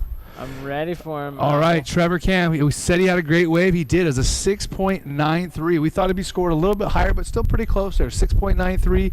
And the second wave of Julian's a 6.43 as we take a look at the replay. He scooped right in, and this was setting up for a longer barrel ride. Here we see he's in there. He's in there. A little bit of spit. He's still in there, and now he starts squeaking his way out, but gets another little bonus section. Totally gets in front of it so he can get out of the wave. So we got a score from that wave already. And look at this. Trevor trying to come back. This is a real back and forth heat. Little head dip barrel. Not going to do it for him. Pushed out the bottom. He's going to head back out, try to do it again. But we already have a score for that wave with Julian. Just that barrel ride alone got him a 7.93. Nice. That's really impressive. I think it was the distance that he rode the barrel on that and speed throughout. It'll be interesting after Trevor's incomplete last ride, who's going to make it back out to get priority, because these guys are pretty close. Trevor's closer to the peak, but inside he's duck diving these waves as they come in now. Nice. there we can see it just kind of edging out to the west bowl on that set, and Julian's paddling around. If he gets just a little bit further and one more swings west, he'll be able to catch a wave on his way out like we've been seeing competitors do yesterday. So the Tahitian Julian with 2 waves in the 7 zone, and Trevor with just one at 6.93. So Trevor needs an 8.08, 808. 808. Oh, is that maybe that's a sign? He's stroking on into this one. He's looking for a nice section. He's tucking into the barrel, and it just starts clamping. He's able to kind of doggy door that section, and he gets out of there. It's just a frothy mess on the inside. I really thought he was going to be stuck having to straighten out and have to deal with that reef, but he got around that section and ducked out the back, so good for him. Yeah, that was pretty cool. So, yeah, this is a classic battle of some young bloods. Julien Miremont actually from France, but the Tahitians have totally welcomed him in. He's been living here for at least 10 years, and they're putting TAH for Tahitian next to his name, so he's a part of the family. You see the replay, Trevor Cam, bottom turning, looking for that section. He finds a little barrel here. A nice little shot right there, but it just kind of clamps down on him very quickly. It wasn't an open, long, driving barrel that we've seen some of these guys get today, so it's not going to give him the big score he needs. He comes back with a 4.50. Julian has priority with 7 minutes and 50 seconds ago. Again, Trevor Cam needs a 8.08 to move into the lead-in, but it's doable. It's doable. There is a good amount of time left in this heat. We're underneath the halfway point, and we've got 7.5 left. So we will see a few more rides, but this has been, like you said, Eric, a back and forth battle thus far. Both riders getting to exchange and go for points, and it has been Julien Miremont with the 2 highest scores of the heat thus far, but Trevor still within striking distance if he can get that 808 represent. The Aina ball. So the paddle battle is ensuing. Trevor's going to try to get back out there. Julien holding priority. And just a super glassy, perfect day. This is starting to look a little more picturesque like what we see in the photos, right, Eric? Yeah, I mean, like we were saying, I got a chance to go out and watch the first heat from the water. Literally from the water. I was just treading water next to the boat, watching about half the heat with Tahure this morning and Louis Finnegan. And, man, it is picturesque and absolutely beautiful. It's a postcard day here at Chopu. How was the vibe during that heat? Were you able to be there during the finale when they both tied? Did you catch on to that? Yeah, it was pretty interesting to see. Pretty interesting to see all the Tahitians out there. They're definitely Tahure had the home court advantage with guys telling them, not this way. There's one outside, not up from the boat. But I mean, that's part of it's the nature of the game. You know what I mean? If you're surfing in someone else's backyard, that's kind of what's going to happen. There's not much you can do about it. Totally, and usually we have that situation where people are on shore trying to send signals, but since we're so far out in the channel, in the ocean, it's people on boats, people on kayaks that are sitting a little farther out. They have a little bit more of a vision, and they've, like you said, home court advantage. These guys have tons of experience. They've sat out here in the channel during other events, and they've been surfing this place, a lot of them, since they were just kids. Tahure and Cedric, the 2 local boys from the end of the road, making it through their first heats of the day. And now we're in the 4th heat of the 2nd round. That's right. And again, it's pretty interesting to see in this next heat coming up, the 5th heat, to see 2 guys like Mike Stewart and Guilherme Tomega in an elimination situation this early in a contest is very rare. And believe me, it's raised a lot of eyebrows among everybody. But nothing we can do about it. Just it is what it is. It's the nature of the draw. Exactly, and just having them already yesterday, they knew it. I saw Mike and GT took a nice friendly photo this morning. I think it got onto some social media, and it was just kind of like, hey, we're doing it again. So, here we see a little bit of a Look paddle. at this one. Big wave for Trevor Cam. Is he going to find a barrel? No. Oh, look at the barrel, though. He missed. He got creamed on that one, so that was super strategic. Julien had priority, and he was looking. Look at this one. This is a real set coming through. Yeah, I think Julien was caught inside on this one. He wasn't able to attack that wave, but he's still holding the lead and priority. He didn't need to ride that wave. He already had kind of sold Trevor on that wave before, and Trevor went for it. He ended up getting such a late drop that he wasn't able to totally make it around the section. Ended up getting totally sucked over and caught in by that next wave. Wow, look at this. Paddle. he just kind of positioned and sold Trevor to go. He looked at it, and Trevor totally turned around, committed. There he's getting caught. Look there at the barrel. he gets steamrolled and totally sucked over. David, am I getting ahead of myself if I think that Julian, in his position, could have been in better position to get that wave and get around that section and pull in the barrel? Well, he could have taken that wave. I think that he was looking at it, and whether or not he was trying to sell it to Trevor or whether he just figured there'd be a better one out the back, which there was, he wanted to keep priority. So it was a very interesting case. And with the priority clause, there's a priority judge up in the tower, and he's looking very closely at the paddle. If someone paddles, they've deemed to have used priority. So if Julian would have like kicked or shown any more intent on that wave, that would have considered a use of priority. Yep. But he had just kind of positioned, just looked at it, but long enough that Trevor Cam wasn't totally committed prior. Once he's seen the cutout that Julian in fact wasn't going, he turned around and committed, but it was pretty late. For sure, for sure. I think that set wave also caught Trevor afterwards too. You know, Julian wasn't able to catch it because he was too far inside, but Trevor had just had a nice solid wipeout, and I think that the next wave got him pretty good. We don't see Trevor in the lineup right now. He might still be trying to paddle his way out. Let's see how far exactly oh, there he is. So he looks a little winded there. He looks like he kind of got it. He's definitely used to surfing some kind of heavy waves like pipe and, you know, big makapu'u and stuff. What so part of the island does Trevor live on? He lives on the east side, huh? he does, and so he's a Sandy's, a half point local. He won his first contest at a keiki event that Jeff puts on in Waimanalo. At the age of 12, we saw Trevor Cam those many years ago in one of the first events that Jeff put on there for the local community, and very nice. and we knew that he was going to be one to watch. Nalo boys, Bob. Nalo boys. Yeah, for sure. I may have spent some time in Waimanalo myself. Oh, may have, or you did? I did. Okay. I learned Waimanalo pigeon, which is different than regular pigeon. It's thicker and heavier. There's no bra. It's just ball. It's just a lot of exhaling. So we're down to under 2 minutes remaining, a very close and critical heat. Trevor still requiring the 808. Yeah, he's looking to get rid of that 4.5. He's had the opportunities, though. Yeah, that last exchange that he wasn't able to capitalize on and that Julian didn't take off on. I mean, the way that Julian missed, that was probably the best wave of the morning. Possibly. And the wave that Julian didn't take, that he got Trevor to go late on, was a wave that Trevor, I mean, all around, he could have possibly gotten the score he needed on that wave. It would have been possible, yeah, if he would have got a nice barrel or done a huge backflip or something. The wave was big enough, there was a barrel on it, he could have got the score. So, man, Julian using the right tactics to keep his lead. Yeah, we talked about this yesterday, like which guys do you watch as far as how they keep the priority and how they keep their lead, because it really is a strategy. It's not just all about who surfs the best. I mean, that is obviously most of it, but there is a strategy to it. It's not just go out there and surf best, because that would be free surfing.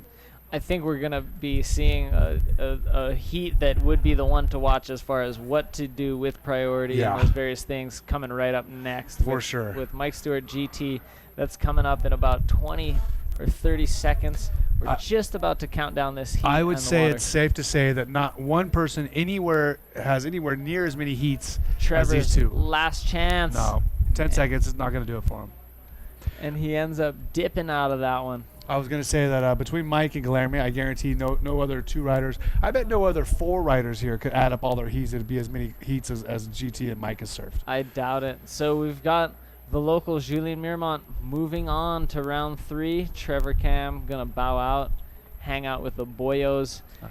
And we got a historic heat coming up in round number 5. Everybody's super excited for this one.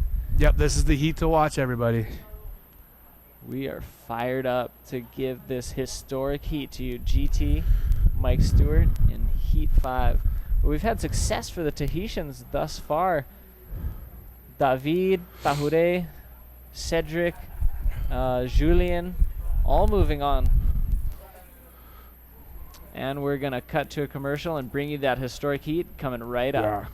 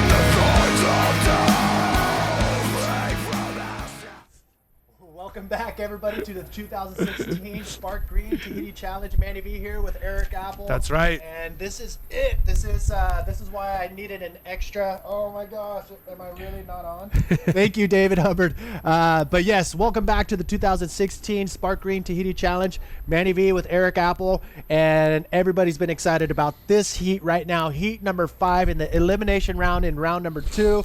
It is Guilherme Tamega versus Mike Stewart. That's What right. is going on? Both guys, multi-time world champions. Around 9 for Mike, 5 or 6 for Guilherme. So man, I mean, these are the two guys who dominated the sport since we were children. Literally since we were children. Yeah, exactly. Mike Stewart's a living legend. He's pretty much one of the main staples of bodyboarding from the very beginning. Tom Mori producing these bodyboards, Mike Stewart being one of those first guys on the bodyboard, and here he is facing off with the Brazilian, the crazy man, Guilherme Tamega. And the waves, 3 to 5 foot. It's going to be very interesting to see how Guilherme if he's going to hit that inside section to separate himself from Mike Stewart. Here we go. Here's first wave for Guilherme Tamega in the red jersey from Brazil. Ducks out the back of that one. Yeah, so drawing first blood, I call it the GTS, the Guilherme Tamega strategy. Always seems to find a way to get that first wave in the heat, whether it's in the first minute or the first 5 minutes. Here's another look. Let's take a look. Guilherme drawing first blood in the red. Bottom turning up, finding that barrel section. Not quite, though. I think he just coasts and ducks out the back. Yeah, so Guilherme Tamega drawing first blood. Again, the heat to watch, heat number 5 underway, 20-minute heat. Again, top 2 waves are scored. This is an elimination round. If you are tuning in live from anywhere around the world, I want to hear who you think is going to take this heat. So, si están mirando de todos países del mundo, I think we're going to a live feed. Let's see what we got. Série et surtout ce qu'on aimerait savoir comment il a géré parce qu'il a l'air d'être en feu le Julien. Est-ce qu'il était un peu énervé d'avoir été pas qualifié directement hier? Voilà. Oui, alors moi je suis avec Julien qui est vainqueur de sa série. Bon, Julien, félicitations déjà. Et tu peux nous raconter comment tu as fait pour gérer les vagues, qu'est-ce qui s'est passé, tout ça? Ben déjà, merci beaucoup. Là, je suis super soulagé parce que hier, j'ai mal débuté. J'ai pas eu les bonnes vagues, c'était un peu plus difficile. Du coup, là, je suis carrément content. Là, ça fait du bien. J'ai eu des bonnes vagues. J'ai attendu. Je me suis dit qu'il y avait des meilleures vagues hier. Donc, je me suis dit, bon, faut être patient. Et comme je connais bien le spot et c'était contre un Hawaïen qui connaît moins le spot, donc je me suis mis direct au pic. J'ai eu la première bonne vague. Donc, déjà, ça met en confiance. C'est un bon 7 points pour commencer.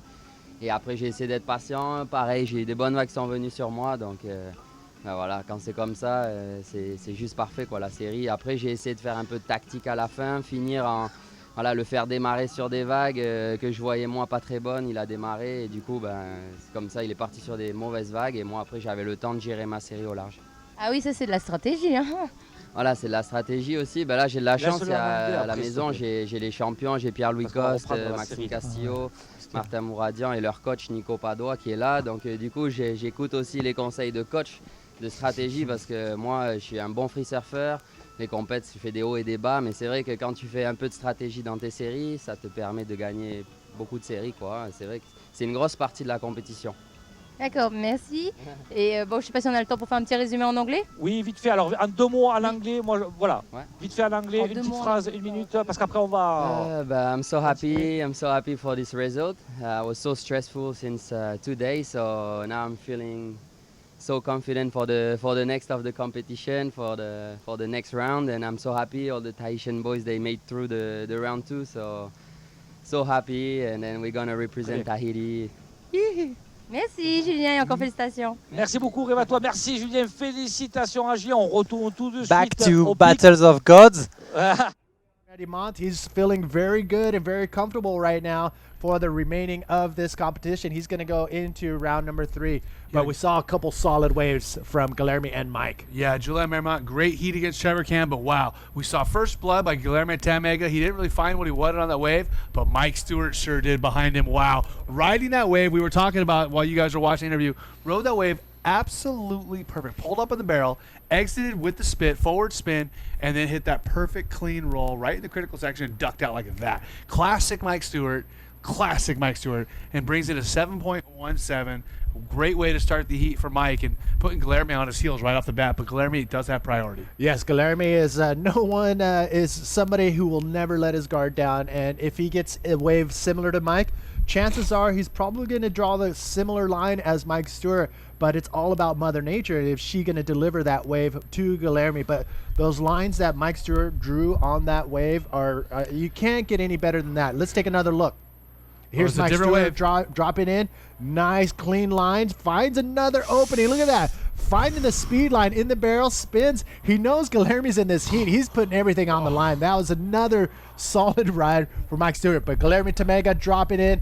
Nice, clean, deep barrel. Finds the opening. And watch this. He's not going to let it. Again, same style, not different style, but same lines. Look at this. The reason why they're paddling back out full speed right now is for priority. Guilherme and Mike Stewart paddle battle. This is the heat to watch. Heat number 5, elimination round. Guilherme Tamega going full speed out to the lineup. Priority is at stake right now. Where's Mike Stewart? Is he on all 4 pistons? No, he's far inside. So what does that mean? You were firing all your pistons. You're excited. Maddie was telling me how excited he was for this heat, but I believe now. I got an extra cup of caffeine right here ready to go. So let's think about what just happened. We saw Mike get a second wave with a great barrel. Oh my God, look at that. Coming out, 2 forward spins. I mean, look at the barrel coming in now. The waves are really turning on. Then we saw Guilherme right behind him, a great barrel himself with 1 forward spin. So Mike's going to have another score, probably close to a 7. Guilherme's going to have a score up there as well. Let's take a look at these replays. Mike taking off on this wave. It didn't look so big right at the takeoff, but wow. Look at this line. Driving classic Mike Stewart. Great poise, chest out, back arch, coming out of that barrel nice. Throws 2 forward spins here in the pocket. He'll throw 1 more. Decides to duck out the wave, and this has all the makings of a classic all-time heat right now, Manny. This could be a heat that we talk about for years to come. Most definitely, because I mean, when will? Oh wait, go ahead, go. Guilherme's in that barrel, exit with the spin as well in the critical section, pops out, and it looks like Guilherme is most likely going to have priority once again. I believe he does. And we're waiting for some scores. We'll let you know as soon as we do. Again, at the moment, Mike in the lead with 7.17 and Guilherme with only a 1.17 on his first wave, but the situation's about to change, I promise. You know what? Even though the waves are in that 3 to 5 foot range, seeing these 2 guys and the way they draw their lines on these types of waves, I would definitely take this over, anything else that we can get aside from bigger waves, of course. But I mean, you called it. When will we see these 2 go head to head again? We don't know. Will one retire? Will one keep going? This is the heat to watch. Yeah. If you're watching, tell your friends to tune in right now. Okay, so you ready for the next scores? 6.43 for Mike Stewart on his second wave. That gives him a total score of 13.60. Guilherme Tamega's second wave, 8.10. Oh. But he's still in second place. He has a total score of 9.27. He needs a 5.51 to take that lead, and he does have priority. Now, Mike, looking to get rid of that 6.43. He got that first score within the first minute, so I wouldn't be too surprised if he's able to dump that score. This has all the makings for a classic close battle. I mean, this is it, ladies and gentlemen. Guilherme Tamega facing off with Mike Stewart in the very early rounds of the 2016 Sparkgreen Tahiti Challenge. Unfortunately, I mean, we would love to see this as a final. Yeah. And big surf, but we're in the early rounds, and this is where the cards lay. And to see these two guys go out early, one of these guys go out early, obviously very sad, but that's how it is. Manny, you know who wouldn't like to see this as a final? All the other riders. Exactly. I can tell you right now, I guarantee you, Jeff Hubbard, PLC, Amore, all those guys were like, oh, Mike and Guilherme in the early rounds? Sweet. Yes, exactly. They're going to one of these super competitive riders is not going to make it past this round, which of course is going to make those guys super stoked. We are going to run through round number 2 today. We're going to go into round number 3. At least we're going to get half of those heats out of the way. And again, Mother Nature is dealing the cards. So we're going to run this round just so we can complete it. And you know what? It's not bad. I mean, you saw the lines Mike Stewart and Guilherme put down, so it's very, very exciting bodyboarding nonetheless. 100%, 100%. I mean, these guys are just classic style, classic poise for both these guys. 8.5 minutes to go.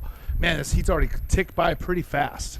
And we saw Guilherme. So Guilherme caught the wave after Mike Stewart. Stewart rode that wave pretty far onto the inside. Guilherme cut out early knowing that priority is at stake, and you saw him kick out of that wave and kick as hard as he can to get out into the line and get that priority back into his pocket. It's important. It definitely is important.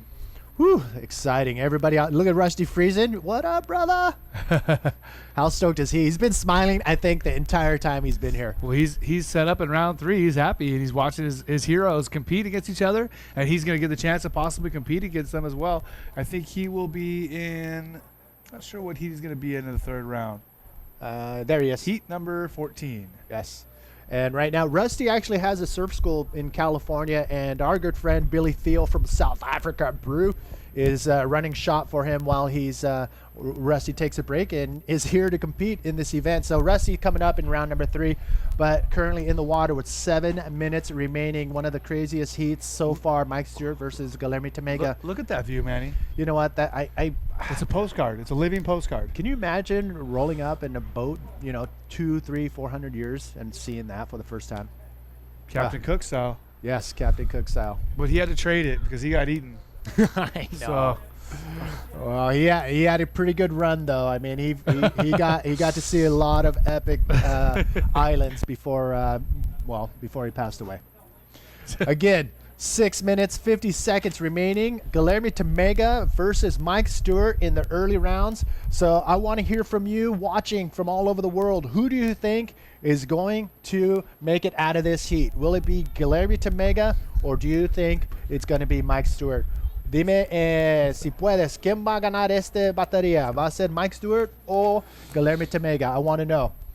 Man, 6.5 minutes, and man, I wish this was an hour heat. I know. This heat can't be long enough. You know what? I can watch these guys out here all day. Oh, for sure, 100%. 100%. How sick would it be if they were out there in the morning when it was 2 to 3 and it was just increased inside to 10 feet by the end of the day? You know, I don't want to be too much of a fanboy, but I'm not going to lie. I checked off something on my bucket list the other day when I surfed Chopu with Mike Stewart. Yeah, you know what? That was on the list. That's definitely on a lot of people's list, so consider yourself very privileged right now. Now I just need to get a barrel in front of them. Or with them if it got bigger. Even better. That would be sick. Even better. So Guilherme Tamega, Mike Stewart, currently where are we at in the situation? Well, we have, like we said, Mike with a 13.60. He is in the lead temporarily, but Guilherme has a pretty low score he can get rid of. He only has a 1.17. All he needs is a 5.51. It wouldn't take much to get that for him. So Guilherme Tamega has priority, and even though he's not in the lead at the moment, I'd say he's in a position where he feels pretty confident. Yeah, I mean, this is, if there's any heat to watch today, this morning, this is it. It is going to be pretty exciting. And, I mean, we hope a wave comes in. Right now we got a little low, but you know what? If something comes in, you're gonna be pretty stoked on seeing what kind of lines they draw. Yeah. Again, the 2016 Sparkgreen Tahiti Challenge brought to you by our sponsors, and we want to thank them for making it all happen. So again, thank you for tuning in from all over the world. A quick little shout out. We have Alexander Diaz going for Mike Stewart. We have Jose Metra.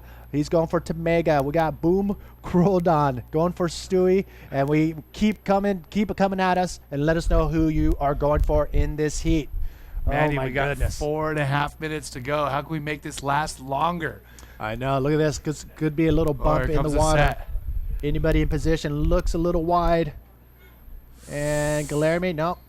Guilherme was further down on the wave and looked like he may have an opportunity to get that, but no, it wasn't there. So yeah, Guilherme Tamega currently in second place, but he does have priority. Here we Taking go, a look. Guilherme.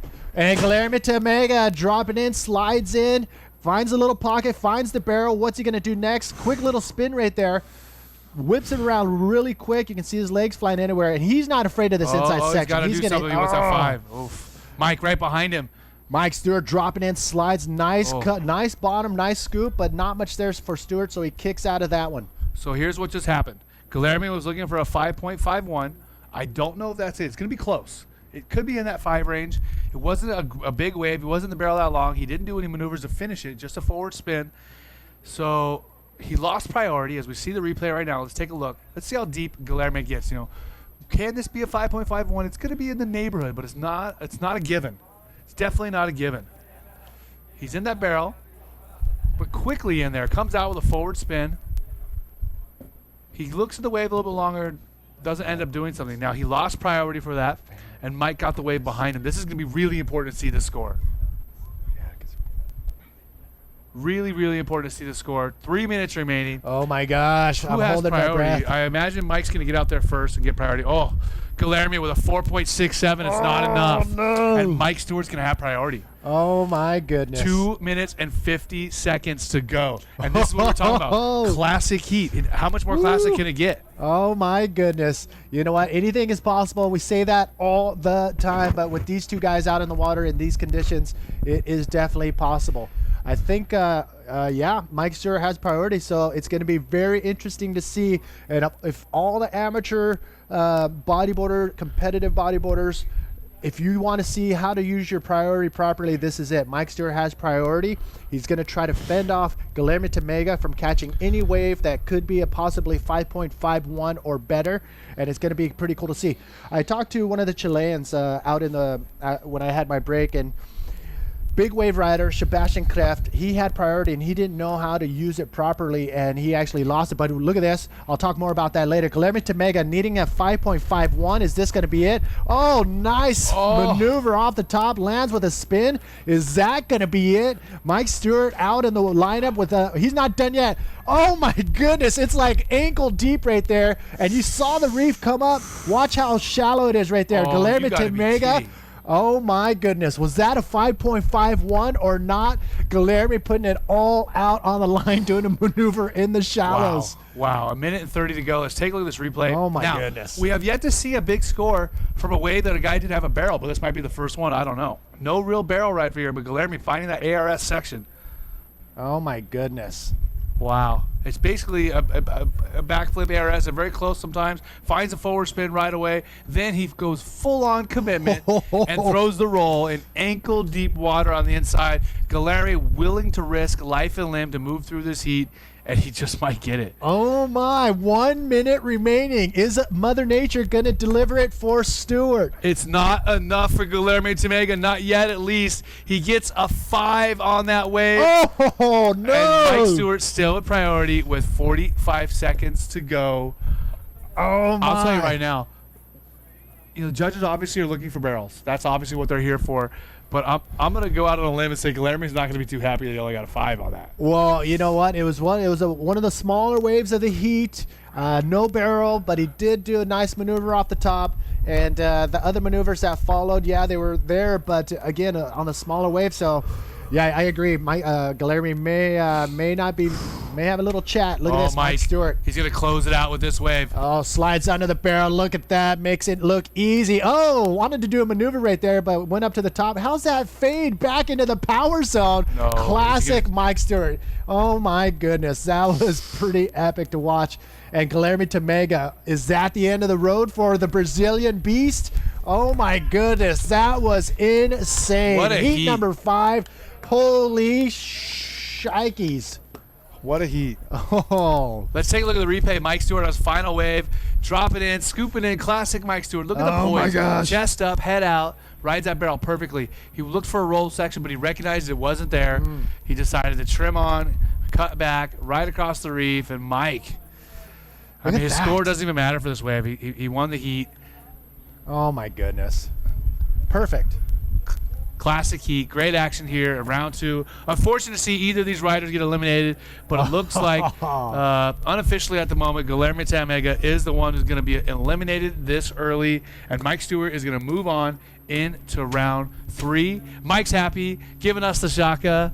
I haven't seen Mike that stoked for quite a while, but we're going to move on into our next heat, and David Hubbard's going to jump back in for me here momentarily. Oh my goodness. We'll be back right after this.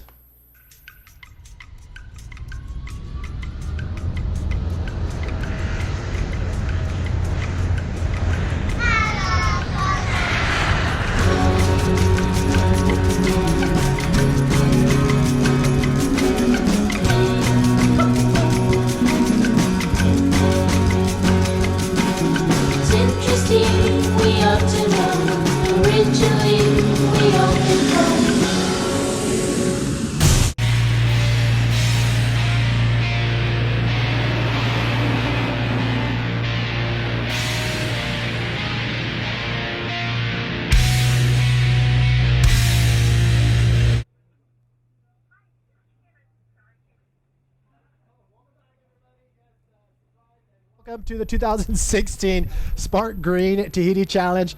Oh my goodness. What was that? That was epic. You know, we knew that was looking like a killer battle on paper, and it played itself out in the water. 20 minutes of intense action, and it went to the veteran Mike Stewart. Yeah, Mike Stewart was drawing perfect lines, but unfortunately for Guilherme Tamega, hands down one of the best bodyboarders in the world, but Mother Nature did not serve up the waves for him during that 20 minutes. Right, there was just a few high scores in that heat, a few mid-rangers, and it was the collective total of Mike Stewart and the priority that they played that gave him the edge. Yeah, I mean, if you watch that heat, you saw how to ride perfect 3-foot waves perfectly with Mike Stewart and Guilherme Tamega. So that was a very exciting heat to watch. Now in the water, we're going to keep moving on. Heat number 6, we do have, where are my heats? Well, they're going to come to us right now. But heat number 6 in the water, 20 minutes remaining. And we're going to do an interview right now. I think they got Mike Stewart with Revatua out on the water. So watch this. He's always pushing me. We push each other our whole life. So it's been an amazing journey with this guy. Hey, you are two epic bodyboarders. Yeah, thanks. But congratulations. It was so amazing to see you guys. Yeah, thanks. I just wish he could go again because he's worthy of surfing more, you know. But thank you so much and congratulations again.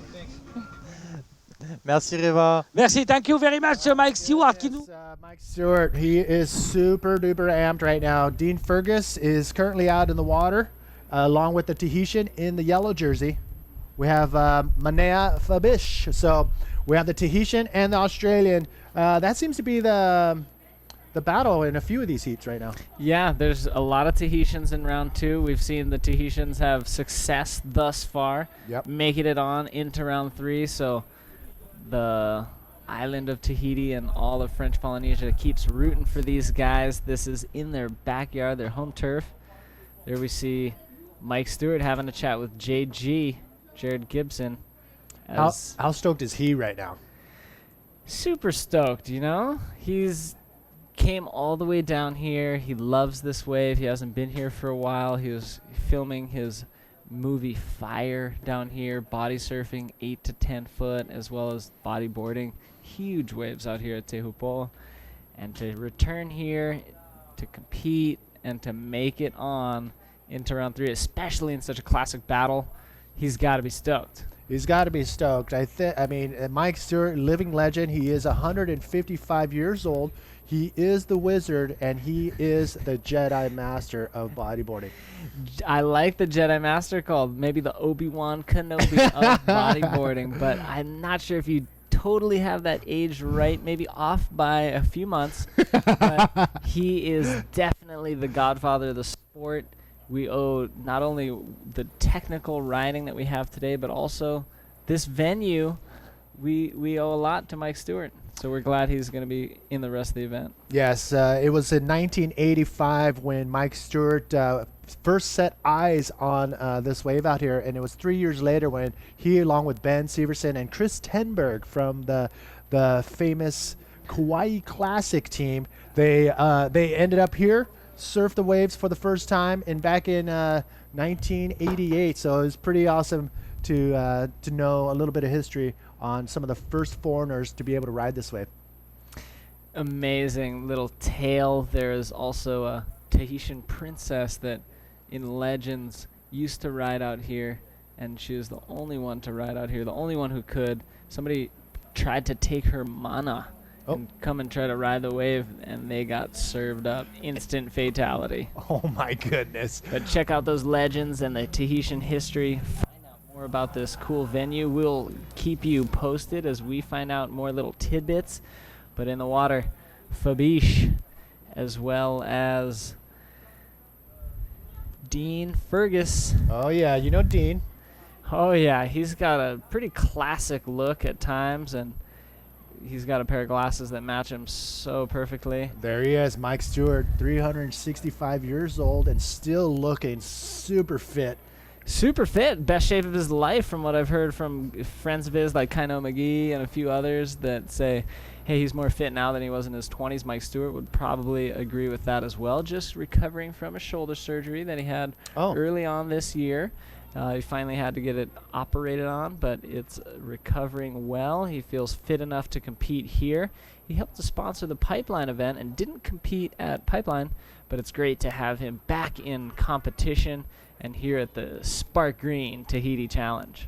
Yeah, no, seriously, Mike is 52 years old, been bodyboarding for over 45 years, and I mean, we can't stop talking about what he's done for our sport and for the sport of wave riding in general. I mean, a lot of movies have called upon him to get out there and use his skills to film some heavy waves, and he has no problem saying yes to those gigs. Yeah, definitely a cinematographer and a very skilled waterman in any respects. Great body surfer. And I mean, if you're able to body surf, successfully ride this spot, Te Hupo'o, about 2 or 3 times the size that we're seeing in these waves and make barrels, I mean, I'm not sure who else is really capable of doing that, but Mike Stewart certainly is, and he's one of the best humans of all time to ride a bodyboard. And it's, you know, some people argue if he is human or not. You know, there's those alien claims that get thrown around sometimes. But I've been dorming with him here at Te Hupo'o, and he seems kind of human to me. You know, definitely has those attributes. Is he able to levitate? Not that I've seen, but we have seen him do it in the water. So, yes, you know, it's fascinating stuff, and it's great to have him a part of this contest. Great to have GT here and a part of the contest. Unfortunately, not continuing on in the event. So waves yet to be ridden for Dean and Manea. Just patiently waiting, but quite a bit of time's ticked off on the beginning of this heat. It's pretty slow, but they've got 12 and a half more minutes to go. There's Dean in red, Manea in yellow. He's hoping to keep the Tahitian dreams alive, as most of the Tahitians this morning have made it on through. Alvino, Tupuai unable to progress out of this round, but the rest of them have. And we got a little lull in the action right now, so it's probably a perfect time for you to download the bodyboarding game, The Journey by You Riding. Go to your app store, both available on Android and iOS. Type in The Journey Bodyboard, and you can actually, once you get it downloaded, you can actually participate in the event virtually by riding this wave as well. We do have some prizes for the top high scoring waves in that event, and it'll be running through the entire contest window, which is up until May 2nd. So download the Journey Bodyboard game and have fun. Let us know how you're doing. We do have a forum that you can go check out. So there you go. Mike Yaget is going to tell us more about that himself in person. Designer, boss of the U-Riding Corporation. He's going to be coming up a few heats later in round 3. We're going to have him guesting, and he'll tell us even more in detail about the journey. A quick little tidbit real quick about the Tahitian culture. The word tattoo actually originated in French Polynesia, and the legend of Tohu, the god of tattoo, just talks about him doing painting all the oceans of fish, beautiful colors and patterns on the locals here. So pretty interesting little tidbit. Interesting. Tattoos originated in Polynesia, apparently. The word tattoo. And the word. But they're probably doing it before anyone else. So. Look at that. Oh, my goodness. Have you got a chance to get out there yet? Look at that thing. Oh. Not today, Manny, but it will be coming up in round 3 once we delve into it after finishing round 2. I'll get out there amongst it. It looks just so glassy and crisp and cool. So radical to have this competition here in Tahiti. So I'm definitely looking forward to jumping out there in the later rounds. If you want to take a look at the heat draw for the main event, you can see it right below the live feed on the APB World Tour website.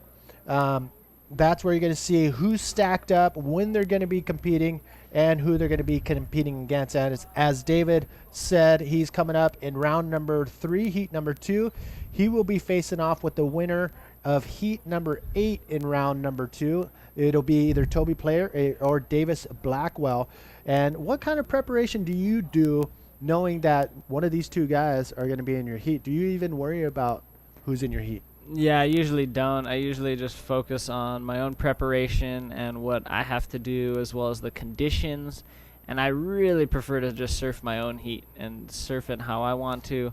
I'm not super keen, as others may be, to really adjust my strategy and really focus on the other guy. I'd rather focus that energy and attention on what I need to do. And ultimately, I feel that in most heats, it's my own performance is what I'm battling against and trying to improve upon. And if I can do my thing, that I should be okay. Mainly, I'm out there to have fun. I love to be able to participate. So, hey, if I do my thing and the other guy did it better, then I'm not going to be bummed, because I had fun and I did my best. And, you know, every dog has his day, so sometimes it doesn't go your way. And I think GT is kind of feeling along those lines too, you know, very famous heat that'll go down in history, certainly. But he can't be that bummed, you know. I mean, well, I know for a fact he's one awesome thing in the It's Okay box is he gets to go home. He gets to go home back to his family. He works as a lifeguard on the North Shore of Oahu, so he gets to, you know, I mean, going from Tahiti back to Hawaii, not the worst situations that you can have in your life, but yes, he's going to go back to his lovely family, I believe either tomorrow or the next day. So he's okay. I mean, he's okay with that, no problem. So out in the water, strangely enough, Mother Nature just taking a break right now. We're already deep into this heat. 20-minute heats, and we're at minute 750 remaining, and not one wave has been caught, but that could change in the next second. And look at that one. That almost looked like more of a right, because it came so far onto the West Bowl that the boys are pretty deep, and it started as a peak. You know, a lot of times these lines come in and they form linearly, but let's see if we're going to get our first wave ridden in heat 6. Oh my goodness. Aggressive paddle. That was an aggressive paddle, and you can see right there wasn't much there for Manea Fabish, the Tahitian in the yellow jersey. But I mean, we're running out of time here. 7 minutes and not one wave has been caught. I talked about it yesterday. That is one of those situations where this heat will have almost 0 waves. There'll be some waves that are going to come in, of course, but the following heat, I'm looking at heat number 7, Cristobal and Jared Gibson. the heat that's following, they're going to probably get hit with a couple sets right off the bat if it doesn't come at the end of this heat. So they should be pretty stoked. That is a pattern that we've noticed in some of the other heats, and Manny's mentioning it now. If there's a really slow heat, abnormally slow, like no waves ridden, here it is, the first wave ridden. Manea, the Tahitian, it looked like he had a nice barrel right out the beginning. If we had a better angle, because this angle right here from the water, it looks like they're in the barrel right from the takeoff. But if you get that other angle from the front view, you can actually see how deep they really are. And this is the view that the judges have. Let's take another look. And that's exactly why it's on the scaffolding. Here we have a nice scoop in. He just sits there, poised, very patient. He's hoping to get a barrel or a ramp and dives out. So from the water angle, it did look like he was in the barrel. From the judge's angle on the scaffolding, apparent that he was actually not in the barrel. Not much points going to be awarded for that. 1.33. And he's on the board, though. Now a small score needed from Dean. Just a few moments remaining, just under 6 minutes, and only one ride ridden in this heat. Oh, my goodness. I think we are going to see maybe a couple more rides, but then a big heat coming up next, hopefully. Yeah, I mean, these guys coming up next, they should be pretty pumped if they're watching the pattern that we've been seeing here from the booth. And most likely, you've probably been seeing, too, from the live feed. It's going to be one of those heats where it's going to pulse and the waves are going to be coming in. It's going to be pretty awesome to see the next heat take advantage, unfortunately, for the lack of waves in this heat. So I want to know firsthand, we talked about it yesterday, what are you thinking about right now if you are Dean or Manea out in the water with 4 minutes and 50 seconds, I believe, in the heat? And, I mean, the highest score is 1.33. It's tricky because now priority has been set. It is with Dean, but they've been waiting super patient over 15 minutes for that one ride. So it's now like, do I keep waiting? Do I paddle way into the inside and start skeetering around just to get twos, maybe a three? It's really touch and go and really interesting.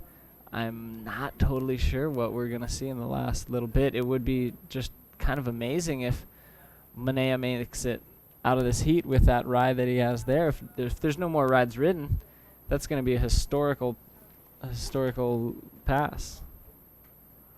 So here we are waiting patiently again, along with the competitors. Man, I would be having a heart attack right now, not knowing what to do. I would probably just come into the inside and grab one of these 2-footers, land on the reef, scrape my knees, just to have something on my scorecard. Because, I mean, if Dean Fergus's catch one wave and it's a 3, he can probably win with a 3. It seems that way right now, and we see Manea having a paddle. A look at this, low scoring potential on that, but he could have maybe got more than a 1.33, which he did on his last wave. And just a shame that that wave did offer maybe more, but he wasn't able to get barreled. He wasn't able to do a lip move. Just didn't quite read it to the best of the potential there. And, now we're just in that situation where there's just about 3 minutes remaining. Oh, my. It's crunch time here, and this is crazy. Dean's plan now would be hopefully get one good enough wave that he can take the heat with one wave. I mean, I'm sitting here. I'm not even in the water. My hands are getting all, sweaty. Here we go. Finally, Manea on his second wave. He can take the heat right now if he just comes out of this barrel, pulls in. Yes, he slides out, finds another little pocket. Is he going to hit it or is he going to call it quits? Is what he's going to do on that inside section. He's going to roll out of that and call that nice barrel off the top. But look at this, out the back. It is Dean Fergus on his first wave. Nice, clean, deep barrel comes out, and he's going to come out of this second section. No, he gets caught behind, and wow. if he knows what's the situation right now, grab his board, get back out there before Manea gets out to the lineup, and you can see right there. I think, that's a cameraman. It could have been, yeah. And this, if there is going to be a paddle battle, this could be the difference in the heat because Manea now has another score on the board, a successful ride, but Dean Fergus does not. He'll get a short score, though, for traveling. Here's Manea's ride. Here he scoots into it. He just draws a nice clean line. Just chandeliers just a touch, but he's in there. Now he comes into that next section. You see how it changed shape in there. Now he finishes the tube. He comes out with nice amount of speed. He approaches the inside section where we know he's going to cut out. And now we're seeing a nice insider. No one's on it. Oh. And Manea's paddling out the back. And here's that pulse at the end of the heat we were talking about. Oh my goodness, is there going to be another one out the back for Manea to close this heat up? And we have about 1 minute remaining. Dean making his way back out there. Can he get out there in time? Manea turning around, taking a look at this one. He's going for it. He's going to slide in under the pocket right there, stalling just a little bit, drawing a higher line to come out of there. Comes to that inside section. I don't see a lot of people hitting it. I mean, the only person really going for it thus far was Guilherme Temega, but it did not go in his favor. But nonetheless, riding that pretty clean was Manea. Dean Fergus, he still has, 30 seconds remaining, 40 seconds remaining. Can he pull it off? Look at the Tahitians along with Rusty Friesen standing by. So what's interesting now is Manea's holding the lead, but Dean Fergus does have the taller score. He's got a 4.67. If he can just get out the back and catch anything with just a few minutes to go, seconds to go. Why is Dean just taking his time? It looked like he may have gotten hurt. I don't know, but I mean, you saw Guilherme after every wave, and Mike Stewart as well. After every wave, they're paddling back to the lineup as fast as they could, stroking it as hard as they could. And we might have seen Dean catch a ride just maybe then. That wasn't Dean on the outside. So we'll take. We're gonna have to take another look at the cameras to see what just went down right there. But that is the end of the heat. We're gonna see what the scores are coming down the pipeline. The last few waves was Dean Fergus's last wave. Let's take another look. Looks like it was a short score, just a trim to that cutout that we wound up seeing the end of. Man, that was so far the slowest heat of the morning. Of the whole event, I'd say. Here he just takes off in the end. Less than a minute to go. He's just hoping for anything. Throws a carve. Comes back into the power section, and he's done. You know, he knows that his road has come to a finale here at the end of the road. That was a tough heat, man. That was a brutally tough heat. That was super tough. But we have a Tahitian, again, moving on. That's been the theme thus far, as the Tahitians have been making their way through this round 2. And Dean Fergus, a veteran out here at Tehupo'o from Australia, now living in Secret Sumatra, signing off. Bummer. All right. Well, I mean, this is the elimination round, man on man. Only one will advance on to the round number 3. Right now, we have heat number 7 out of the water, but we do have a little lull in the action, so we'll be back right after this.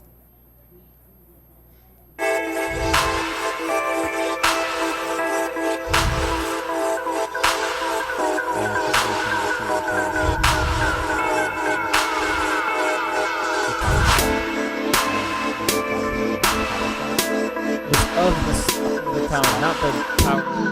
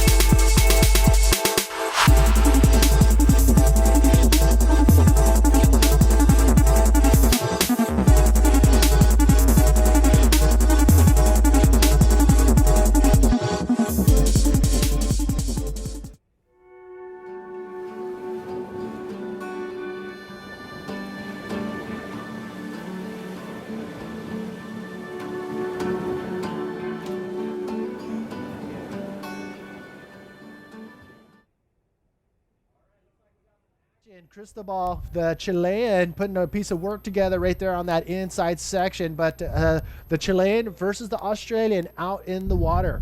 This is a very interesting heat because they would have been sitting in the channel and just scratching their heads. What's happening? Did the ocean go to sleep? And they would have seen Manea's efforts. And here we have Revatua with Manea. Well, I guess we're going to go back to the live action as Jared Gibson from JG Boards finding a nice little inside wave. And not much there for Jared, but he knows he's not going to wait around like the last heat for a wave. So he's getting something on his scorecard nonetheless. It's going to not going to be in the 2 range, but it's something. At least he's going to have, 2 ways to go on. Here he takes off and he pretends like he's going to go and hit it. He's drawing this line like he wants to hit it. And that's kind of fictional right now. He's going to end up just cutting out. But we would love to see JG hit it, use the projection that's found in his kinetic cores to really push up off the lip. And we know he can ride barrels. I want to see what he's capable of on those lip sections. So that would be really cool.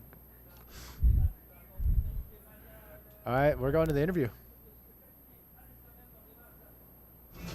Oui, donc je suis avec Manéa, vainqueur de sa série qui a été très très longue. Bon, Manéa, tu peux nous dire tout ce qui s'est passé? Il y a des super vagues, mais le plan d'eau est super clean, il y a une bonne taille.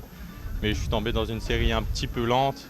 C'est à cause de la période, il y a 15-16 de période, donc les séries sont vachement longues à venir. En plus, c'est sur 20 minutes, vous avez attendu très longtemps. Hein? Ouais, c'est très court, 20 minutes, et il faut essayer d'avoir 2 bonnes vagues. Et ça va, j'ai réussi à avoir 2 vagues potables, mais c'est ce qui m'a fait passer. Oui, en tout cas, on est content pour toi. On t'avait dit que tu allais te qualifier. Bon, maintenant, un petit résumé en anglais, s'il te plaît. Yeah, the waves are really good. We have a clean lineup. It's a bit slow because of the period, but I still got through, so I'm pretty happy. Yeah. Ok, thank you. Bon, merci, félicitations encore. Félicitations, merci beaucoup. Rêve à toi donc. Slammed on the inside. Oh my goodness, what happened right there? Hopefully he's okay, but look at this. Jared Gibson finding one. Oh, trying to slide under the lip, but wasn't able to get that line in before the barrel just shut down on him. So 2 wipeouts right there. Oh my goodness. This heat's getting kind of critical, like we said, there's going to probably be more waves in this heat, and they're proving us right because they've got 2 rides each now, but unsuccessful rides for the most part. Here's Jared. He's going to scoop in under this. It looks clean at the start, but look at all the water that came down right in front of him. Looked like the lip kind of caught him as well. And then it starts barreling and peeling and speeding ahead. So he might not have made it very far at all. Here we got a nice boat angle. We can see Dean Fergus just kind of must be kind of baffled. What just happened? Yeah, I mean, everybody comes over here and they want that legendary giant barrel that Teo Hupo delivers, but it didn't happen in their heat. Now Dean is just watching from the boat as the waves start coming in for this heat out in the water. Cristobal, the Chilean, and Jared, the Australian, currently out of the water, but they're still not, the big waves that they're waiting for. But there is something rolling through. Exactly. At least they have opportunities to ride waves, which the others didn't. Oh, look at this. Jared Gibson slides under that, holds the rail. The 33-year-old from Newcastle finding a nice little pocket ride. He will take that and get back out to the lineup. Not bad. 23 years riding a bodyboard, 17 years of that shaping bodyboard. So, yeah, JG Boards, one of the premier sponsors here at the event. And here he is out in the round number 2. That's pretty cool. It's super cool, and he's going to be making a battle to join the rest of the folks in round 3. Oh, dropping in the Chilean. Oh, we'll come back to the live action right after this replay. Nice big peak, and he scoops right in under it. It kind of catches him on the way in, even showers him a few times on the way out. Just a really interesting shaped wave, but he made a good call to go on that wave and just to get some scores because that was at least a closer similarity to a successful ride. Yeah, and that I believe that 1 will be increased as soon as the scores start dropping down. But Cristobal, the Chilean, looking good, and here's a look of what he did on his last wave. So here we can see him paddling. He is not very far out when he took this ride. A lot of foam on the face from Jared's right after and pulls into that barrel, tucks in. Not sure what happens right afterwards, but a decent ride for both Cristobal and JG. Yes, the scores are dropping in. And again, to thank you for tuning in from all over the world. And it looks like there is a wave coming in. Or a nice little pulse of waves coming in for this heat. Jared Gibson out there in the yellow jersey, the Australian. out there waiting patiently with a priority, along with Cristobal Schiarafia from Chile. I know there's a lot of Chileans watching right now, as there's a pretty big contingent of Chilean competitors. Oh, you see Jared Gibson pulling back out there and getting a little frustrated that he's like, damn it, I should have got into that. But probably a good call, as we saw that wave wasn't super clean, but what's out the back for Jared Gibson? Oh my, Jared Gibson on the outside, slides in, tries to find a nice barrel. He finds a cover up, comes out of there with a ton of speed, barely holding on and just bouncing his way out of that one. So Jared Gibson in position for one of the bigger waves of the day. Can Cristobal get out there in time to snag one of these set waves that are rolling through? That was cool. That was a great way to recover from, like you said, he might have been feeling a little frustration being out of position, but that first one wasn't that good. Here we see the land angle. Almost airdrops, just barely holds on to the wave face, and now he sets up and hits the gas. Nice round, good size wave. Doesn't get terribly deep, but he did get a barrel, we could call it, before cutting out. Yes, he's being supported by his family back home, and his kid just turned 1 year old, I believe, last week. So he got to see the birthday before he got on the plane over to Tahiti. So congratulations to his 1 year old. That's awesome, and we do see scores coming through for JG. 4.5 for that last ride. Now he's got a total of 8. So the pressure's on Cristobal, but Cristobal totally capable. He's a successful trialist, and he really pushed the lip maneuvers to their peak in the trials with one of the nicest inverts we saw. Wow, we saw paddle, but unable to take that wave before it spit. That one was running deep on the reef and just came to where Cristobal was sitting. He was just a little inside of it and underneath it. Decided not to go. Good call. If he's still holding priority, he's going to be patient, and he's got about half the heat now to recover and try to go for that lead held by Jared Gibson. Oh, here we go. The 33-year-old from Iquique, Chile, dropping in, going for, it looked like he was going to go for a maneuver, but good decision, because that wave was not really there for anything, not even the barrel. But Cristobal putting in 24 years of his life into this sport, and he is pretty stoked to be out here right now, holding steady in that second place position. Again, elimination round. Top rider, the first place rider, will go into round number 3, and the winner will face off with the winner of this heat will face off with the winners of round number 1. And that's you too. You're coming up in heat number 2 and round number 3. Yeah, so I'm going to help out here in the booth as much as I can before that, and then dip out. Mike Jaggett along with Eric Apple are going to be helping out. Oh, look at this. Down the reef. It is the Chilean.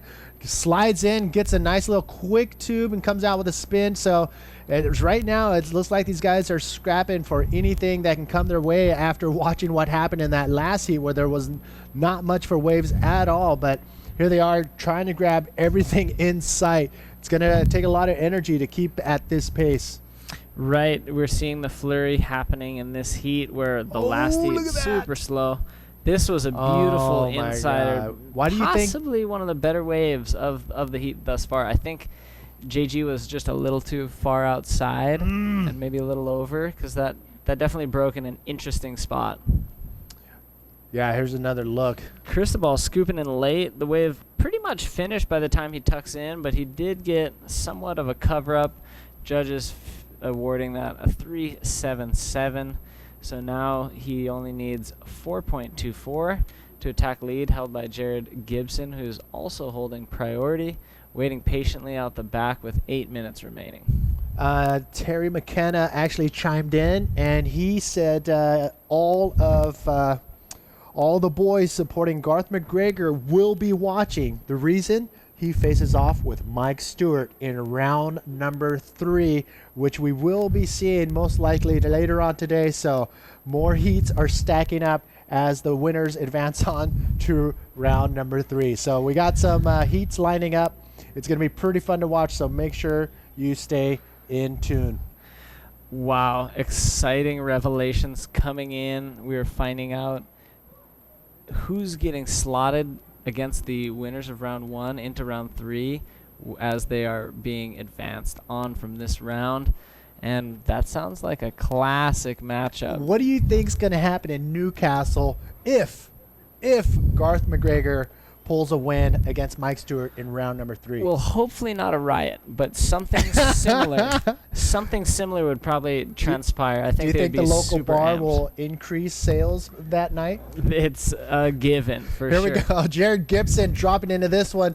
Not much there for him on the beginning of that wave, but look at this inside section. Comes out of that cleanly and pulls off a spin before kicking out of that.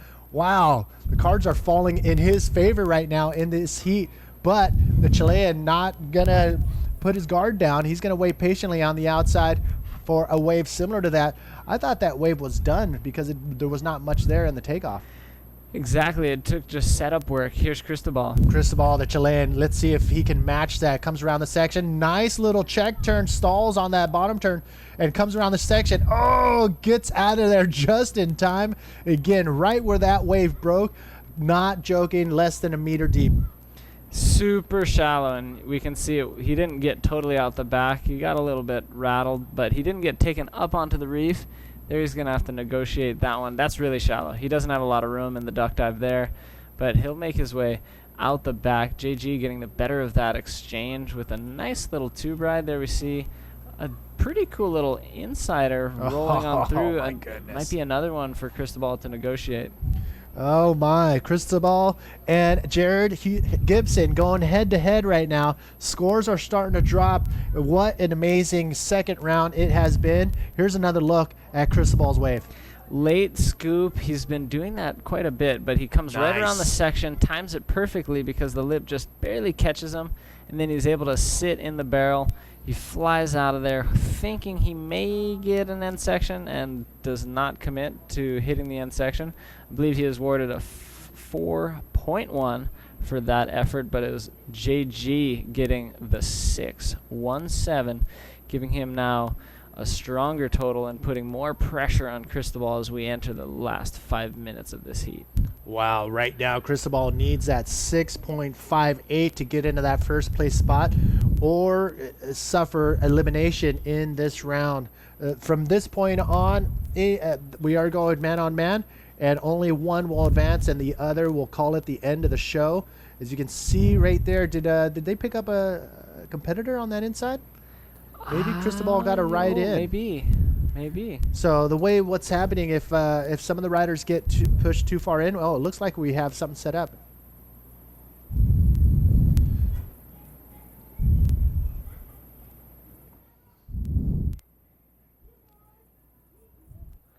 Get this fan going again. This is at 100. It looks like it could be a couple of waves coming in. Like even now, there's some sets pulsing. So hopefully the boys get some good ones. It was nice to see Cedric win his heat. When I first came here, Cedric was probably only like seven years old. So it's pretty amazing to see him surfing Chopu and charging Chopu now. So it's really nice. And what were the difficulties in your hit? They're basically, I don't think even there was a wave to catch for the first 10 or 12 minutes. So yeah, it was really, really slow. And then I got a half decent wave, but it kind of ran to the inside and I had to jump off and punch through the back of the wave. And then it was 1 minute to go and I basically caught a tiny one.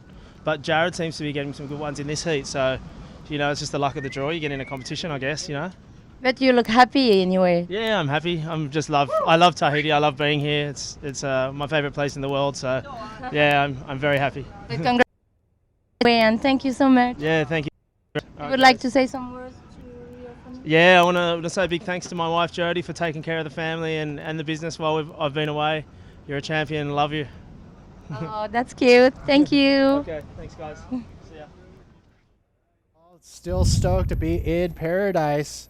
Here we are in heat number, I believe we are seeing the last few minutes of Cristobal and Jared Gibson. So where are we right now? Bring us up to speed. Heat 7, and Jared Gibson holding on to that first position as well as priority. Cristobal needing 6.58 to overtake the current lead, but we do have waves approaching, and it will be a matter of wave selection as we enter the final 2.5 minutes it'll be interesting to see where Cristobal ends up. We see him just re-entering the lineup now. He's almost to that west bowl. Jared's sitting pretty far out there. He's hoping for a bigger set wave, and we do see lumps on the horizon, so I think we might see a couple more scores being provided in the final minutes. Yeah, I mean, a lot of things have been going down in a lot of these heats with the last 2 minutes, and this might be one of them. We are at the 2-minute mark, and letting that one go is Jared Gibson. He is currently with the priority and looking very strong in front of Cristobal, the Chilean, who needs a 6.58 right now to get into that first place spot. He's got 1 minute and 45 seconds, but he's got to work with Jared's priority. And give us an insight on how Jared can use that priority in his favor to fend off Cristobal from catching a solid wave. He has one opportunity, one wave that he chooses to take off on, and it's guaranteed his. Cristobal has to yield to him, and so he will be waiting for something in the good range. You know, if a wave looking something around a 6 or 7 comes in, Jared's going to go on it. At the same time, if Jared gets 6 or 7, that's going to even increase the required score for Cristobal. So it's going to be a tough call right now. It all comes down to Mother Nature. Look at Alan Munoz styling in the channel, the Chilean, cheering on his own Chilean.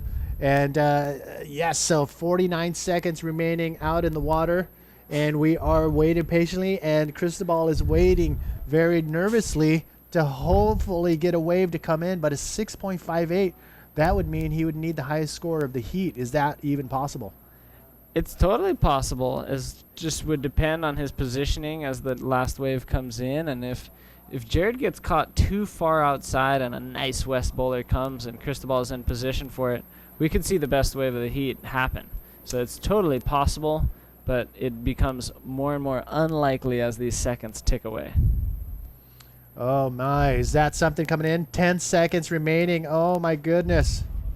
Oh my. So 4 seconds. Is that the end of the road for another Chilean in this event? I hear the horn. That is it. Don't go anywhere. We'll be back with heat number 8. Toby Player versus Davis Blackwell. We'll be back.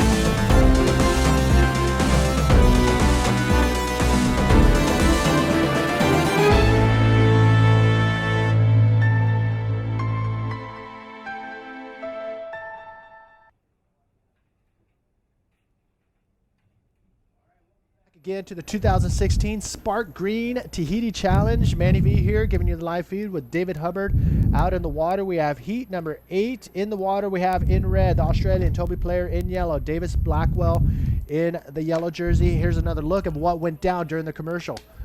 Oh, wow, what a cool way to start. Big spitting, heaving barrel. Goodness. That's going to be a great score And for Toby. look at that. No way. Are you kidding me? No way. Toby Player drawing first blood, and you know what? He is super stoked. He doesn't care if he's missing hair on his head. He's going to get back out there in the lineup, and that is probably one of the best waves so far. I think not only in the heat, but in round number 2. That was pretty spectacular. Sick wave for Toby Player.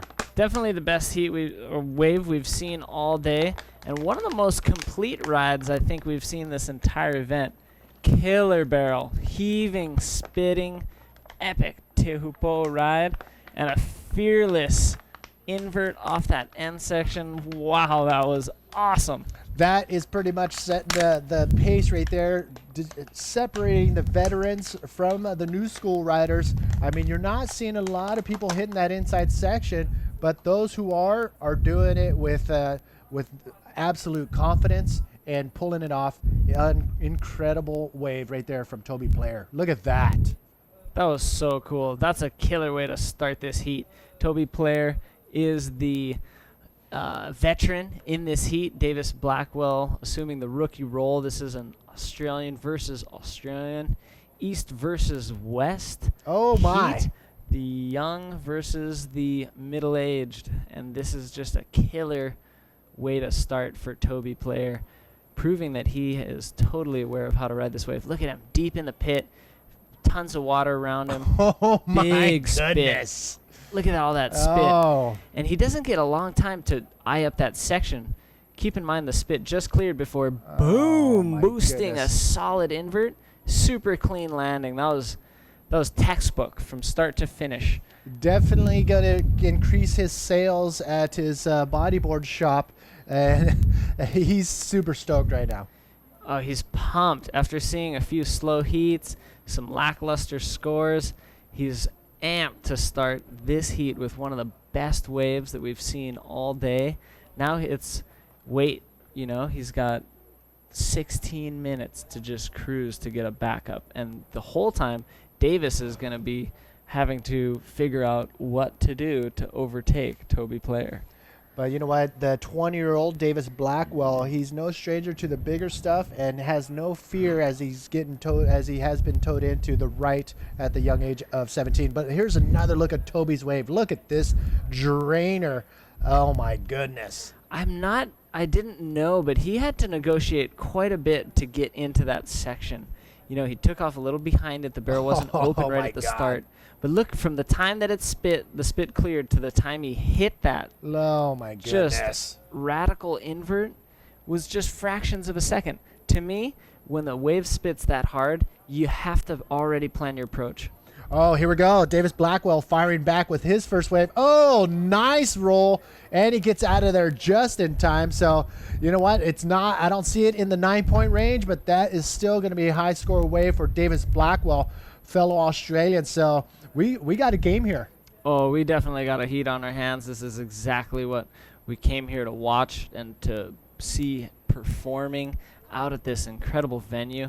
Now we're going to see a little bit of a paddle battle. Here's Davis chiming through this tube. Oh my Good gosh. wave selection. And the timing on that Rolo was perfect. So clean, so round. Able to land it and quickly dive out just before the guillotine happens. Oh, here we go. The paddle battle begins. Finally, I saw them paddling kind of lightly at the very beginning, and I'm really surprised Toby Player didn't get on his horse quicker and get out there before Davis Blackwell. But they know that priority is at stake, and with waves coming in, this could be detrimental coming down to the last few minutes. But we have 14 minutes in this heat, and we do have some poles coming in. Here's another look at Davis's last wave. Here's him scooping in. He's up on the reef pretty deep. He sees the section ahead of him, so he knows he's going to have to produce a good line and a good amount of speed to get through. There he's tucking in. Nice. A few little chandeliers, and now he starts eyeing up that section. He wants to come out of that barrel with a lip move, and there we see the classic smooth Rolo from Davis Blackwell. Oh my goodness. All right, so there you have it. Scores are dropping. 9 wave exchange. Toby Player drawing his second wave. Comes around that section. Can he maintain? You can see the lip hitting his legs.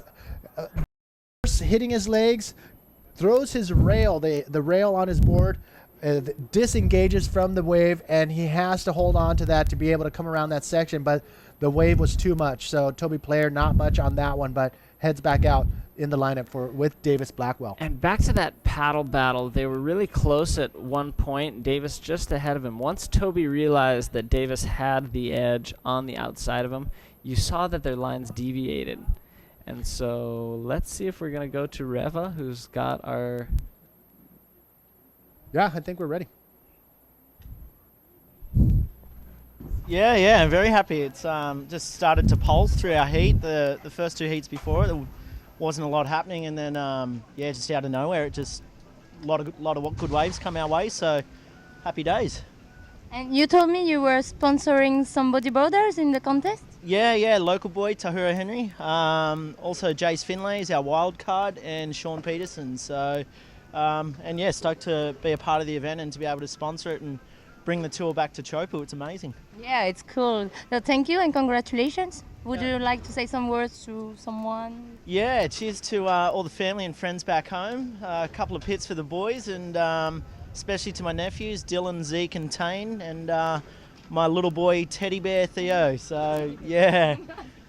And my wife for letting me come to Tahiti. Thank you. Bye, merci. Thank you. Congratulations. Thank you very That was pretty cool.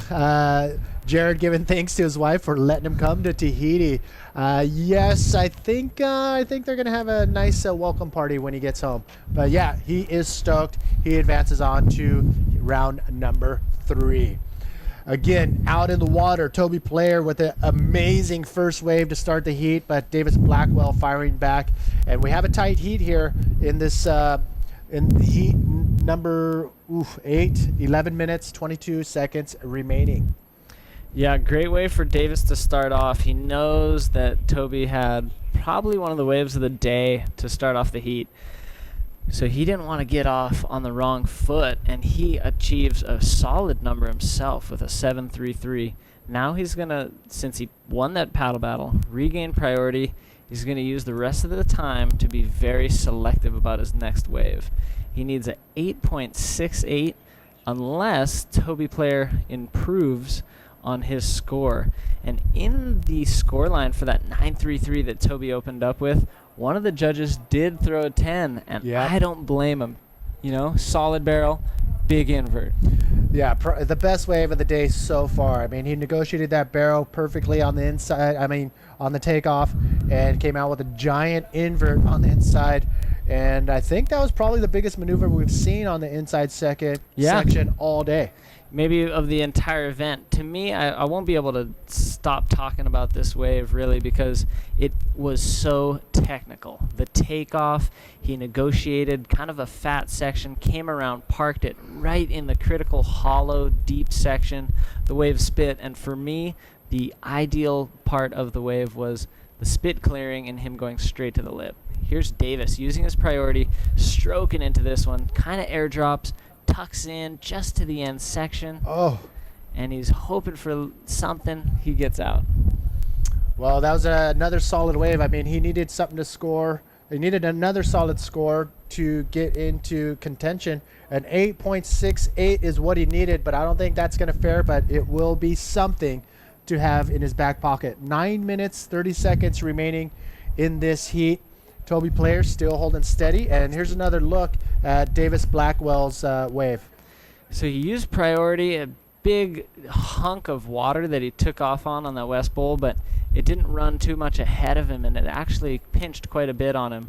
So he knows that's not going to be a huge score, at least not the 8.68 he needs, and he gets out of there as soon as he was able to.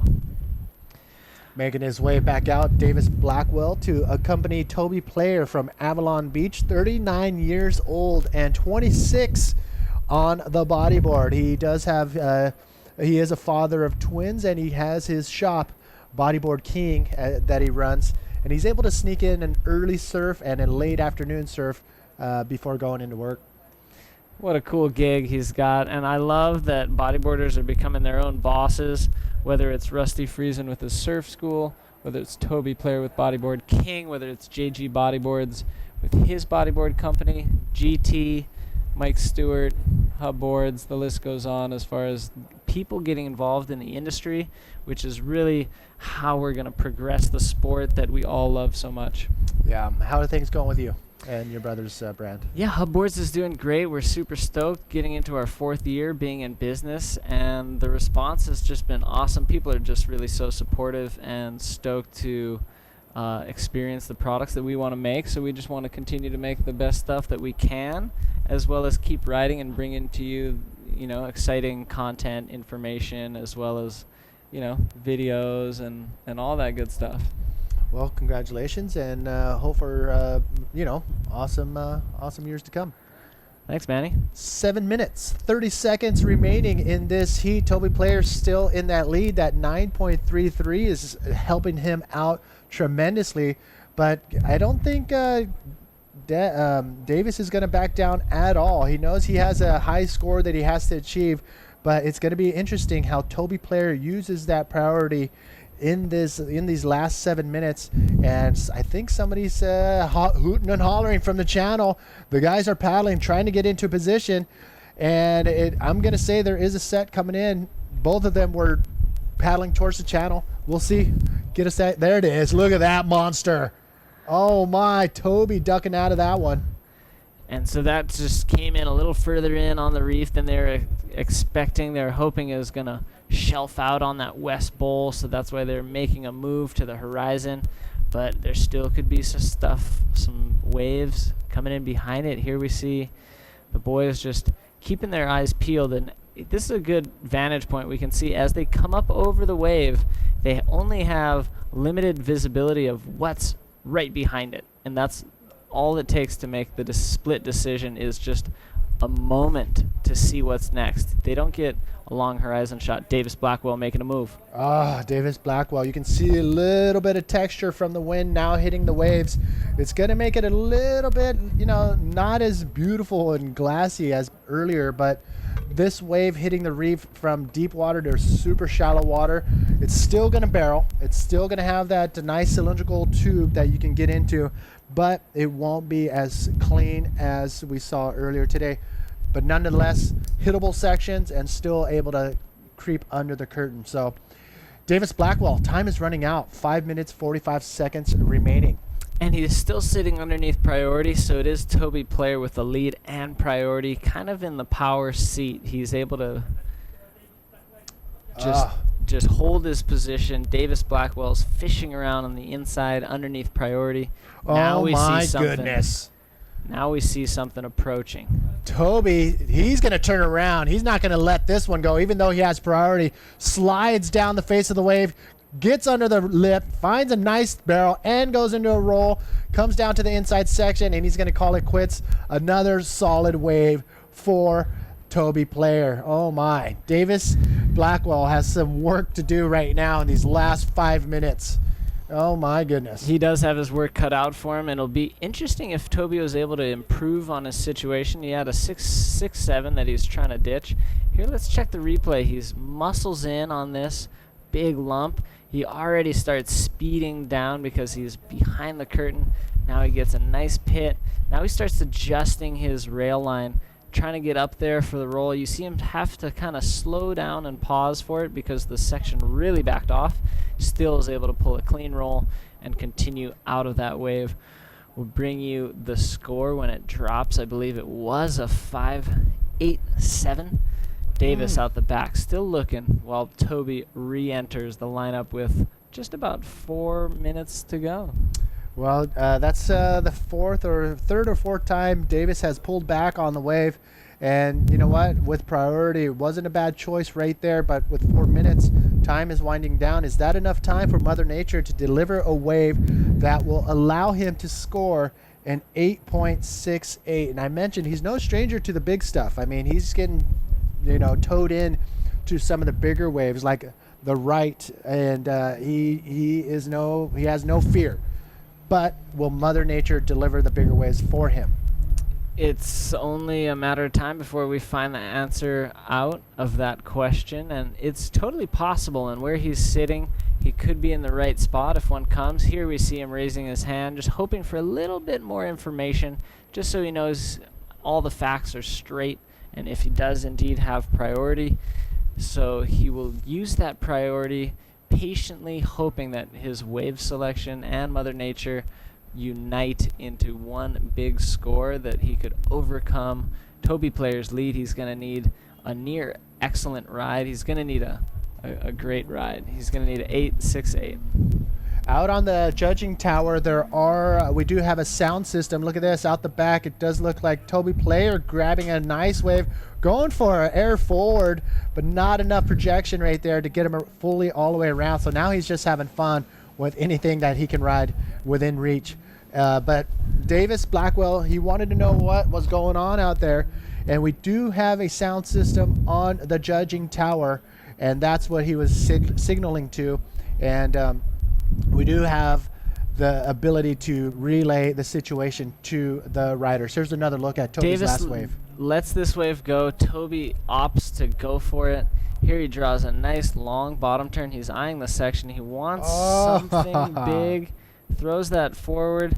And as we talked about the other day, really difficult maneuver to do out here at Tehupo'o because the trajectory tends to throw you off the back of the wave. We could see that he even, kind of didn't go for as big of air as maybe the speed that he had could have allowed because he wanted to return to the face of the wave. He wanted to get back onto the wave face, but it just didn't happen. Well, I mean, this wave right here has the ability to give you the projection that you want if you time it perfectly. And we saw that on Toby's earlier first wave. I mean, he had enough speed to hit the lip on the inside section. That thing just threw him out perfectly out onto the flat. So he knows what he has to do out here to hold on to that first place spot, but it's up to Davis Blackwell to call on to King Neptune and send in a wave. Well, with a little over 1 minute, it is going to be a critical and exciting final few seconds as they tick down. If Davis is able to overcome Toby's lead, this would be a huge comeback. This would be one of the comebacks of the event, as Toby Player has produced, for me, one of the best rides of the event thus far. Just combining that barrel with a finishing move and all of it being so awesome, wonderful to watch. I was super amped on that, and I think that's going to go down as one of the better waves of the event. Yep, hands down, I totally agree with you, 113,000%. 30 seconds remaining in this heat. Can Davis Blackwell pull off an 8.68 within that 20 seconds? Not on this wave, but he's going to give it a go nonetheless. Clean roll off the top, and he'll probably, yes, he kicks out of that. And I think that was his last effort right there. Now that priority goes to Toby Player for the last 10 seconds, and Toby's going to end with this beautiful wave. Stalls right under the lip, hitting the brakes, dragging his legs a little bit just so he can stay a little longer, and he cuts out of there. He did not have to hit that lip. He did not have to do anything spectacular. He is going to hold on to that first place spot. Toby Player advances on to round number 3. A great showing nonetheless from Davis Blackwell, and both of them putting on a great show. Here's another look at Toby's last wave. So Davis would have cut out and seen this, and he would have been wondering, would that have been exactly what would have got me the score? Toby just tucks into the pit, sits in the pocket, rides it smooth. He's coming to the end section. He knows, I don't need to risk it right now. I got the lead. I'm going to cut out. So he cuts out, and he's going to make his way to the channel. He's got the heat win, and he's moving on. All right. Well, Eric Apple is going to step in during this commercial, so don't go anywhere.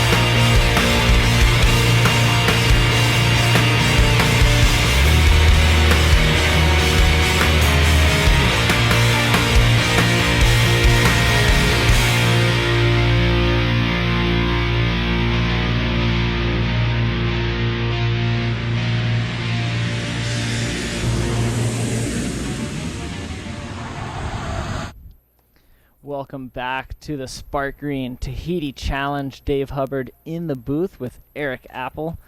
Awesome to have you back in here. Eric, what did you get up to during the break? Did you go back out and check conditions?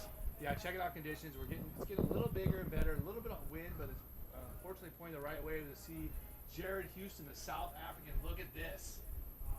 Big backflip right in the critical section, landing out in the flats. What a great way to start his heat here in round number 3. Man-to-man competition. He's taking on Sacha Dominic.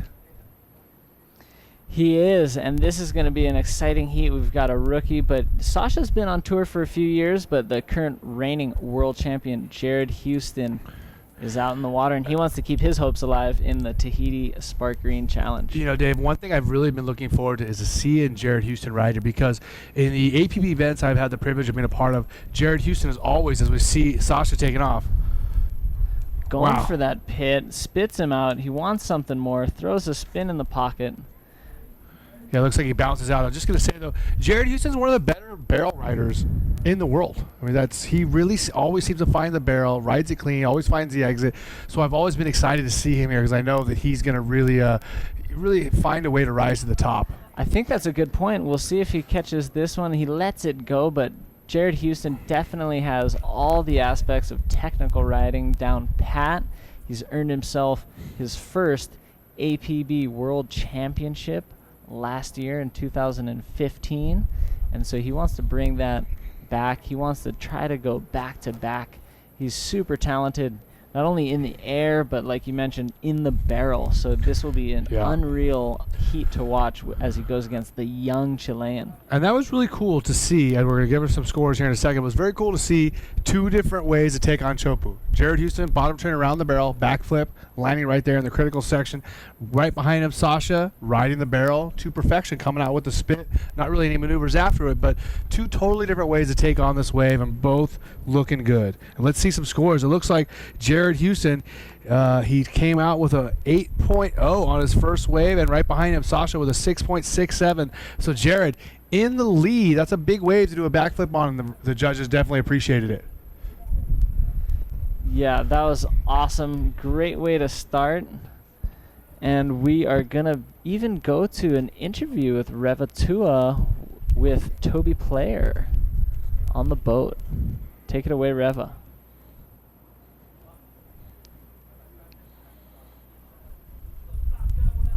While we wait for that interview, here's Jared Houston looking for another score. Look at this barrel. Oh, speed. Finding the barrel, perfectly coming out with a spit. Let's see if he does something else. Nice carving reverse, and he's going to check out of that wave. Great backup score for Jared early in this heat. Man, Jared on top of it. Like I said, we're 5 minutes into the heat. Jared has an 8, and dare I say a 6 or a 7 on that next wave. And man, that cutback reverse looking really smooth and powerful. Super smooth. Sasha with a paddle ends up unable to access that wave, but it totally barreled. That's a missed opportunity. Take it away, Reva.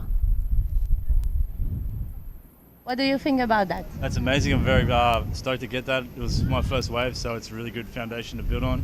And yeah, I mean, that was just a perfect wave and perfect ramp, so I took advantage, and lucky, very lucky. Yeah, you're not going to be against your brother, but it's cool to be in the third round. Yeah, I'm stoked. I mean, I had a really bad first heat, so this makes up for it. And yeah, hopefully me and my brother can progress and be up in the finals somewhere. You want to say something to someone in particular? I would like to say hi to my family back home, my wife Chloe, and my little twins Easton and Remy, and everyone back home watching. They're all cute. Thank you so much and congratulations. Merci Revatua, bravo. Thanks, Reva. Great to hear from Toby Player, winner of that last heat. Sasha up and riding. Well, he's trying to improve on a 6.67. Nice roll there with the lip. Clean roll, but ducks out the back right there. Not a lot of guys willing to commit themselves like Jeremy Tamega did earlier. And let's really talk about that heat a little bit earlier. I mean, we have a little moment here. That was insane and classic like we talked about. But Tamega, he really showed that he was willing to lay it on the line on that last wave, wasn't he? Oh, he certainly was, and he fully committed to it. As we check the replay of Sasha, he's hoping for a big section, but just goes up casually for this Rolo. Nice sized wave, very clean. So Textbook. this was really cool. He lands it smooth, hoping for something else, but he ends up ditching out the back. Back to that classic heat. Stewart and Tamaga, yeah, GT was ready to lay it all on the line. So far, we've seen GT and Toby Player, kind of the veterans, competed here at the Tahiti Challenge before. They've been willing to hit the end section, and not too many others have been.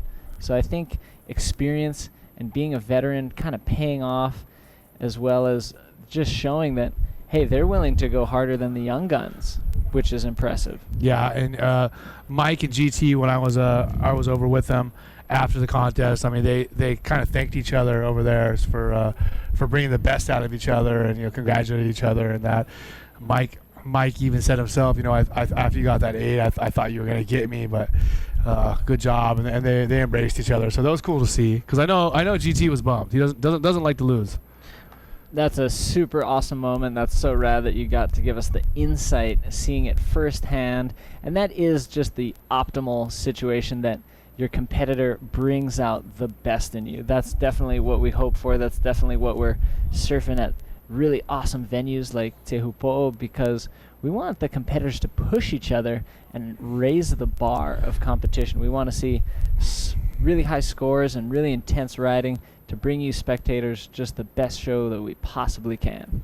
Well, it's definitely something that a hard pill to swallow for Guilherme, because he's a guy that normally makes it into the later rounds, a multi-time world champion, and everyone here respects him so much. So it's frustrating for him to go out early, but it was one of those situations. It's the nature of the game. Him and Mike going against each other in such an early heat. We had to send a world champion home early, and unfortunately for Guilherme Tamaga, that ended up being a Brazilian. Yeah, but both of them residing in Hawaii. Tamaga will be making his way back to his home with his wife and children, probably leaving on the flight tomorrow night. But Stewart staying on till tomorrow. Let's see, he might even surf a round 3 heat later today. We're going to get into the third round once we finish up round 2. We're halfway through round 2. Got this man-on-man heat out in the water with Sasha and Jared, and this is kind of heating up. They've got some good scores on the board, but Jared with a bigger backup of an 8-point ride for that smooth, silky barrel. I definitely like the way he does those cutback reverses. A lot of times, most of the time, a spin is not really a powerful move, but when you carve that cutback into the reverse, it definitely looks very powerful. As we see Jared taking off again, what has he got for us? Nice big rollo. He waited for that section. He got the projection, and he was able to complete a really nice, smooth, extended rollo. Sasha's out the back, looking to score on this one. Oh, look at this one. Pulls into the barrel. Will he make it out? Too much whitewater surrounding him, and the wave kind of clamps him down. So another exchange between Jared and Sasha, and it is Jared getting the best of that again. So very cool. Now there's a paddle battle ensuing. Jared's really muscling. He's a little bit farther towards the channel. He's going to make an effort to prove that he's further out than Sasha. Sasha kind of yielding at this point, sees the advancement of Jared, and it's going to be an easy call for the judges now. Let's check the land angle of Jared's ride here. Nice smooth bottom turn. He's going to approach this section and hope for ramp. He was hoping for more than a roll, I'll tell you that, but he has to come up underneath it. I'll tell you what, though. I mean, he might have been hoping for more than a roll, but that was a big roll. He boosted, and he bounced when he landed, so he had a lot of air time coming down. It was a big maneuver. Yeah, that was solid for sure, and definitely on that size of a wave. Here's Sasha tucking up under it, and here's where we see all that whitewater kind of just clamping and shutting down. That end section really was a little more forceful than what he could have pushed through. That's why he was unable to exit that barrel. We'll let you know scores as soon as we get them. But as of right now, Jared Houston in the lead with a 16.33. 2 big scores, an 8-3 and an 8. I mean, man, looking solid. Yep, and the heats. I mean, Sasha's really got his work cut out for him. He does have his work cut out for him. Jared's a very consistent rider. He's got consistent 8s, well above average, and he is just going to be sitting out there now with priority, and he's going to wait. If he gets another opportunity to strike, He will. He'll try to even improve on that.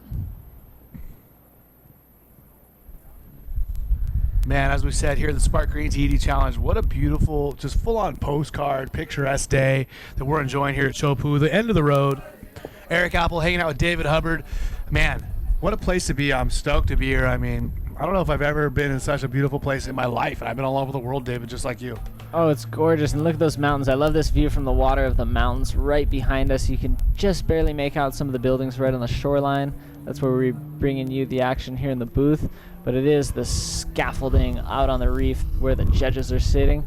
That's the seat in the house that the judges are determining the scores for these rides, but the channel is full of spectators, competitors, as well as security, making sure that we've got a safe as well as a secure area for our competitors to compete in. And Sasha was out with us the other day, and I think our first free surf here, wasn't he? Here we got Jared Houston.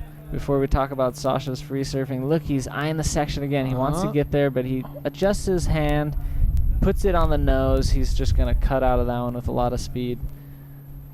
Tricky way to use priority, it seems, on that one. Unfortunate for him to lose priority on that wave. It didn't really have much to offer as far as a barrel or a lip to project off of. But if it had a lip, we know we would have seen a big move, and that's what Jared's kind of fishing around a little bit more for, I think. Obviously, he would have known that that wasn't like a freight training barrel, but he was hoping that he could get an end section and get a little more practice on the end section throwing big moves. We've already seen that big backflip to start and a nice roll, so he's definitely getting the momentum started. He's had to compete here in round 2, but he wants to get that the momentum to push him on into round 3 and hopefully further. Here we see some waves just further up on the reef, just kind of reeling through, but our competitors are sitting further down, and they're waiting for some of the bigger waves to come in. Can we get the draw?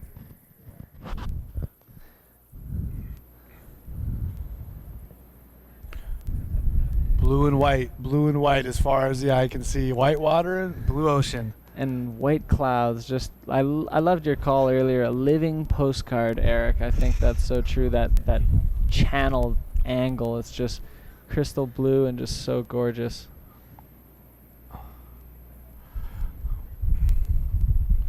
If I had to hide out anywhere on Earth, this might be it. Yeah, man. Even if I was a wanted man, I think Tahiti is where I'd go.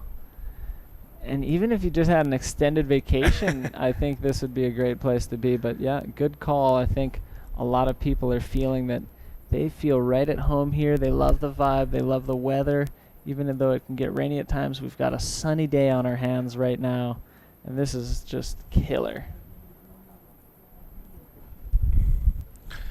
Very nice, very nice. We're moving right along here through heat number 3. Remember, this is an elimination round.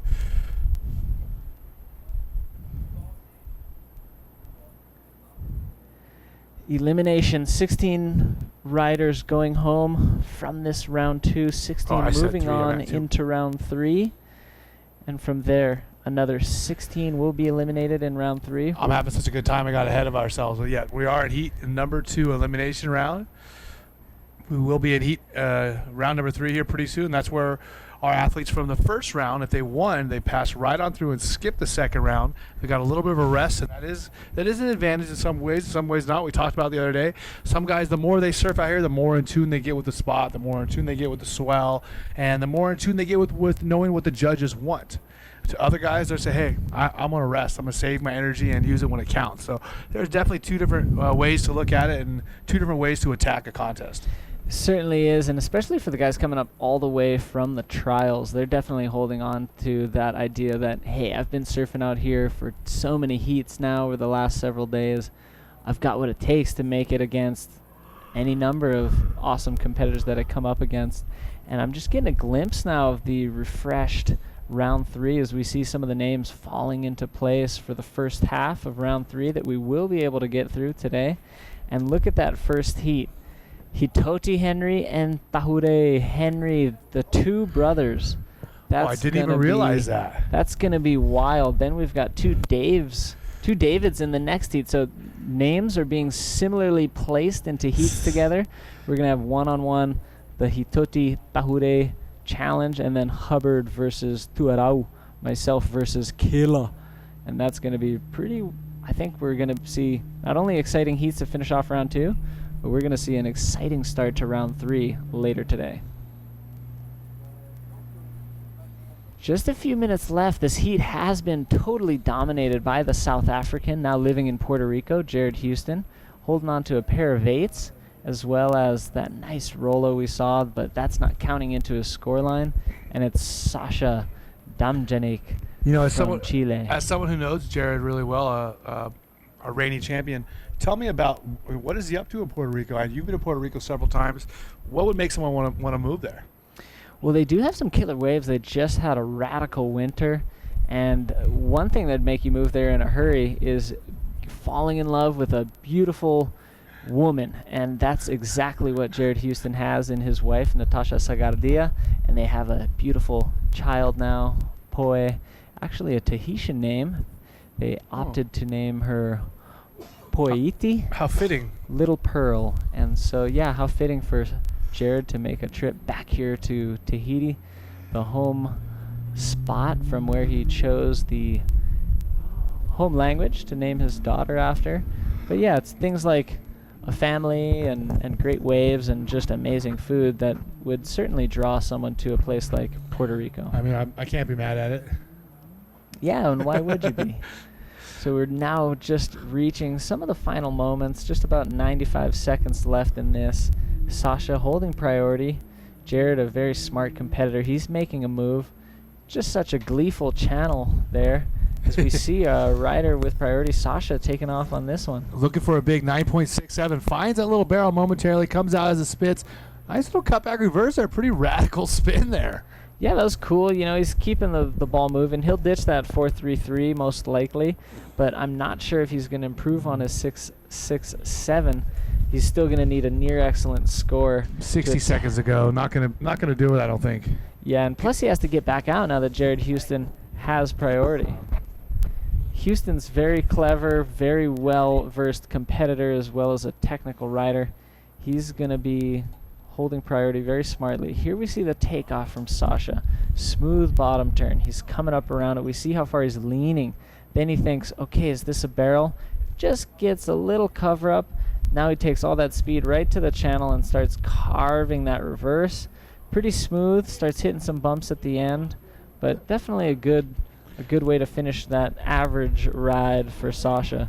A nice look from the other angle. And man, that reverse spin was really quick. He just snapped that thing around. Great reverse spin. Unfortunately, that wave just not going to offer enough of the opportunity for him to get that huge score that he would need, a 9.67. So unfortunately for him, it's just not going to be enough, as we have now sounded the horn for the end of that heat. So unofficially, Jared Houston, the South African champion, moving on. Moving on through to round 3. That was a killer way to finish. And we're going to cut to commercials now. We'll be right back after this.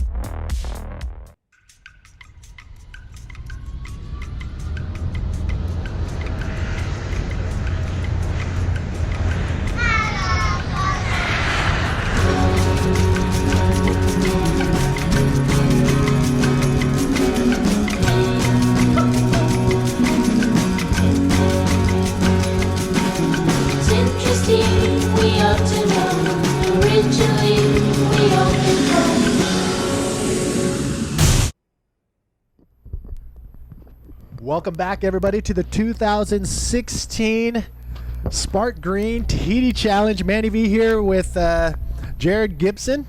You. Yes, okay, I heard Gibson. But hold on, we may have an interview going down right now with Jared Houston.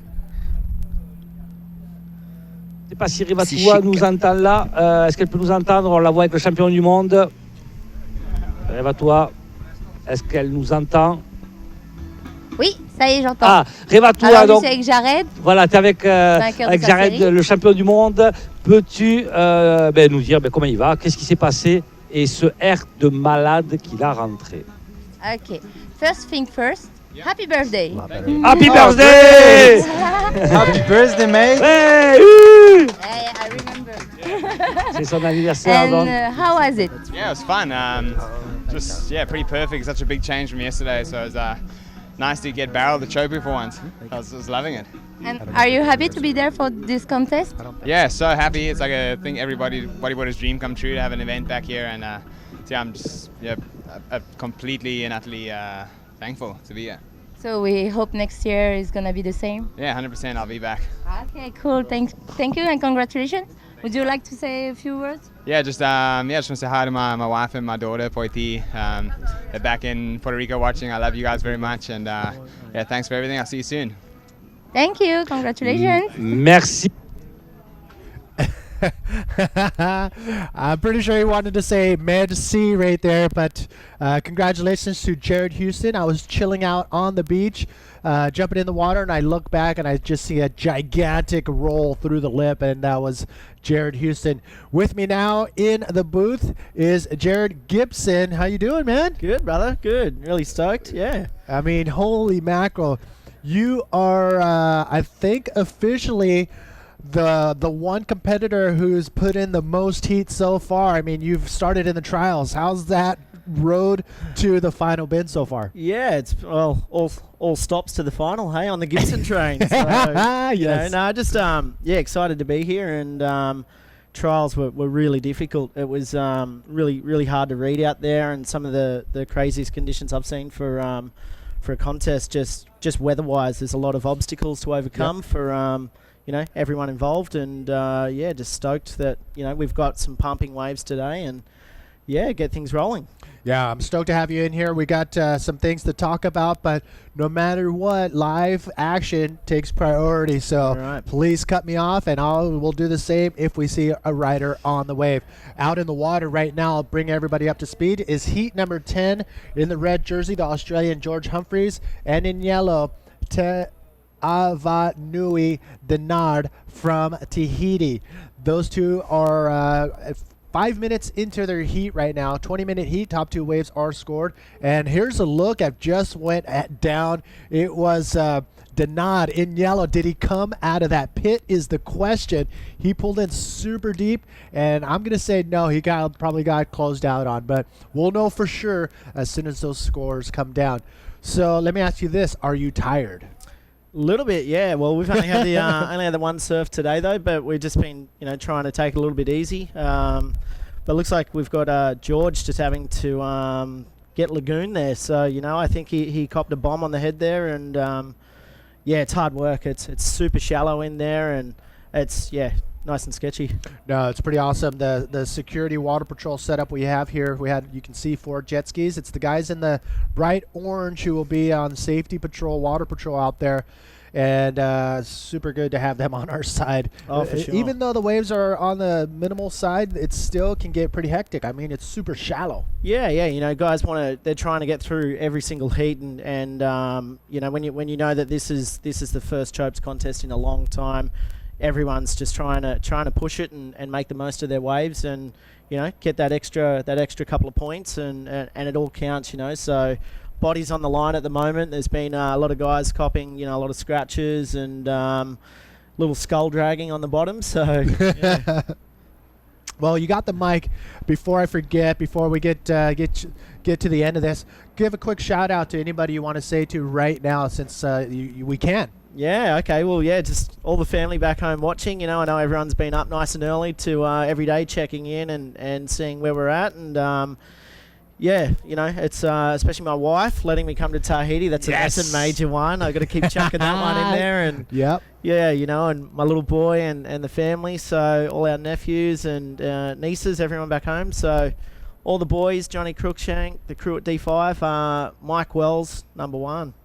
Awesome. So, yeah. Well, happy days. congratulations. I know you've been putting in some serious time on the bodyboard, but as of late, serious time on the board designs and board shape. So here's the jet skiers racing out to the lineup with the competitors. I wonder if they're having fun too, racing the competitors out to the lineup. Looks like a bit of a ski race here. Let's see who gets positioned. So, you know, both guys getting Lagoon there. So, you know, they'll be trying to amp up and get out there as soon as they can and get back to the peak. All right. If both of them are both on there, then we have a little bit of time to. Yep. There's Teava Nui making his way to the lineup. I wonder if George Humphreys is out on the lineup or if he was on the other ski. I'm guessing he's on the other ski, but let's talk about the board since we may have a little lull in the action. Yeah. So, you know, it's I've been designing for a long time now. We've had you know, it's been 17 years since I've first looked at starting my own board company, and as of last year I decided to, you know, bite the bullet, so to speak, and get behind it. So, you know, got a really good crew of working with me as well. Tahura Henry, Jace Finlay, and yeah, you know, the guys are excited, and we've got some, what I believe is some really good boards coming out this year. So yeah, psyched. So what do you got in your hands? And talk to us a little bit about this system you got. Yeah, so ISS system. For me, definitely one of the biggest advancements in, you know, the last 10 years in high-end bodyboards. You know, we've got an interchangeable stringer system that allows us to dial in exactly, you know, the flex that we want, making sure that you can customize your surfing to the conditions. So the guys out there, a lot of the guys in the contest are actually running with the system as well. You know, it's just to have that additional strength in your board or make it a little bit more flexible is really key, you know. So conditions change heat by heat, and, you know, you need to adapt that, and this technology allows us to do so. All right. Can we get one more shot of the board? He's going to just show us how the system works. Yeah, right. So basically we have a standard key system with ISS, and it's as simple as, you know, put your stringer in, a couple of twists, and we can change our system out altogether. So, you know, I'm running the base flex out here today, so it's not that big. You know, there's a couple of solid ones, but you still want to get a lot of flex out of your board. Make sure it's really responsive, and yeah, it's feeling good. So. Yeah. So in these conditions out at this wave, do you want more flex? Do you want less flex? I mean, does everybody have their own particular? Yeah, definitely. You know, a lot of guys are they experiment all through the year with their boards and you know, different specs and technology and things. So you know, I know Jerry Houston's got a couple of specials up his sleeve. I've been experimenting with the stiff flex and the full carbon. But for me, I find they're just a little bit too stiff. You know, I want to get a lot of flex out of my boards, especially through that nose section, and making it responsive. So. And you want some flex to be able to pull up when you come and dropping down that super steep wave. You want some flex to get into those bells. Yeah, especially the real hollow ones. You know, you need it to you just need it to stick to the wave face. And if your board's too stiff, you know, if you don't have a lot of drive through your shoulders where you're pushing through the bottom, you know, you're not going to get the control. So for me, you know, I like to kind of use my tail a lot, and, you know, sit back on that corner, and I find that a little bit flexier board gives you that opportunity. So cool. And are these only available on JG boards, or can you put them in a board that you already have? Yeah, no, it's a system used by a couple of different brands. NMD versus Hub boards, Science. We've got those as well. Yeah, you know. Different brands are using the technology. A lot of the athletes have been testing it and making sure that it's you know, that it fits what they want to achieve with their boards. And cool, man. So can let's say aftermarket, if I have an old board, can I put the system in, or do you have to buy it with the system? Yeah, so it's basically you know, you're buying the board, and then aftermarket you're taking care of your stringer systems. Perfect. And it's epic. You know, we've been able to use one board in all conditions. You know. It's quite an achievement now. Yep, and if you run into any, you got a weapon right here if you ever need it. Yeah. I'm just joking. Sorry, kids, you didn't hear that. Manny, no. All right, so let's go back to the action. But thank you for the insight on the ISS and your board. No worries. Cheers. Yeah, let's get back to the action. Cool. That's pretty cool. I need to get that set up. Drop nears use it too, right? Yeah. Okay. Yeah. Perfect. All right, let's get back to the action. Another slow heat is underway. We do have yellow. It looks like the local. Yep, the rider in yellow, Mr. Dinard, drop it in. Does a spin off the takeoff, but trying to find something else to do. Another spin with dipping his head through the Y-wash. Man, so right now, heat number 10 is in the water. If I was in heat number 11 sitting in the channel, I'd be pretty stoked because what happens when there's a slow heat, it's usually followed by a heat with a ton of waves. I think that was your case. Yeah. It's there's a couple of big lulls out there, and if you can get lucky. Before my heat, I think there was 2 heats where there wasn't any real proper sets or anything, and then it just really pulsed. So we got lucky, but I mean you have to adapt your surfing to the conditions. I think Pierre did that really well yesterday. So. And here we go, back to a replay of yellow. It's with a nice little takeoff forward spin. And he's kind of looking for something down the line there. But, it's just one of those smaller inside ones. They're kind of really difficult to read. You want to try and find the lip and get an aerial maneuver in there when you've got a slow heat like this. So, I think it's back to priority with George Humphreys. And fingers crossed we see a couple of sets come through for him. All right, so again, this is going to be one of those slow heats. So if George Humphreys doesn't get a wave, I mean, we're already almost 15 minutes into this heat, and he has yet to catch a wave. And these are one of those heats where I would actually, right off the bat, I call it the GTS, the Guilherme Temega strategy, where you go out, get something really quick as possible, whether it's like a stick or a 2-point wave. That it could help you in the very end of the heat, especially in a heat like this. Yeah, for sure. I mean, strategy comes into it a lot, and it's you're either one side of the of your priority or not. So, I mean, some guys are going to sit there and wait a long time. It looks as though George has had a pretty difficult heat out there. But yeah, that heat with Mike Stewart and GT. That's one for the ages, wasn't it, Manny? So that was insane, and it's funny you bring that up because I took a little dip in the water, and I was lucky enough to have a quick little chat with Garth McGregor, and he was watching that heat. And the reason why he was watching that heat is because the winner of that heat was going to face off with him in round number 3. Yeah, so right. I mean, he's pretty anxious and he's really excited and super stoked to be here. This is his 6th trip to Tahiti, but his last trip was 15 years ago, so he's super amped, and I am sure that his hometown will be watching. Exactly. Me and Garth, we're both from Newcastle, so represent the Novocastrians. Yes. Here we go. So Terry McKenna called in and he said, everybody will be watching that heat for sure. Yeah. Mike Stewart and Mr. McGregor going at it head to head. That's going to be a fun one to watch. Oh yeah, Garth's such a character. He's been enjoying his time here in Tahiti, and he just really wants it to get big. I mean, he's an animal when it comes to big hollow conditions, and that would be a really good heat to have. Both him and Mike going at it in some solid conditions. But it is what it is. But we'll see how the rest of the day pans out, and hopefully there's a couple of good ones. Yeah, and what time would it be in Newcastle? So by the time his heat comes right around, we're looking at about a few more hours. So let's say 4 hours. Yeah. What do we got? What time is it now? Right now we are looking at close to 11:15. Yeah. Local So time. 7. We're about 7:15 in the morning. Sunday back home in Australia. So.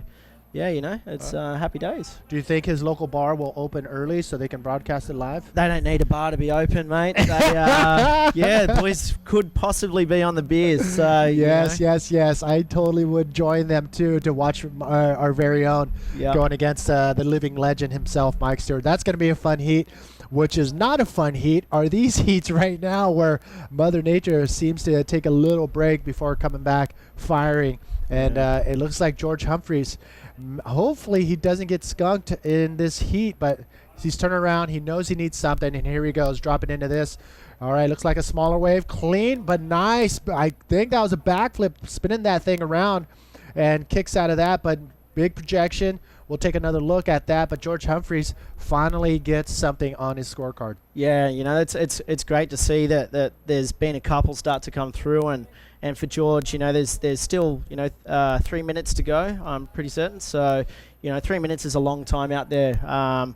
It's not that long of a paddle back to the peak, and he'll be digging deep and trying to get back there now. And that was a great little wave he had. So we see another one go through unridden. Look at this a one. little bit of a lump here. So let's see whether Yellow's just going to try and hold that priority for the last couple of minutes. But yeah, geez, there's a couple of solid ones at the moment. So looks like George just getting a little pounding right there, but is able to make it under that one. But yeah, George Humphrey clocking in at 3.83, as you can see on your screen. Now he is on the hunt for a second wave, which I believe he only needs, you know, less than a stick. I mean, a 0.21, but with priority in the hands of the Tahitian, he could fend him off.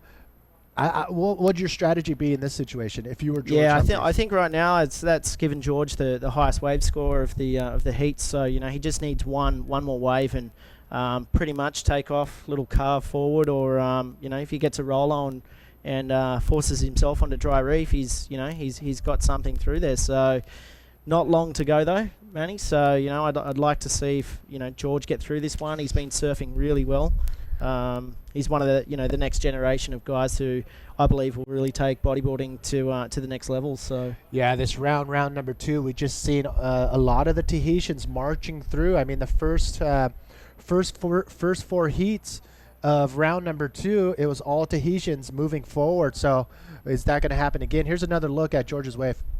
Yeah, so we see George just like lining it up and sweet backy out of that one. So almost lost it there, but showed some control, and yeah, you know, I think that's a good wave, you know, for this heat. You know, it's been super slow, but who knows? There could be one more pulse, and it could be a couple of 4-footers come through, and let's see who's going to take it. Well, we've got 1 minute remaining, and here we go. It looks like the Tahitian, Mr. Denard, dropped in, going around this section, waiting for something to happen, whether it be a barrel or a lip section. He doesn't make it around. That could, well, now it's still, no situation has changed. It is up to George Humphreys just to get a wave and just to ride it, and if he does a spin on it, that could be it. It looks like Mr.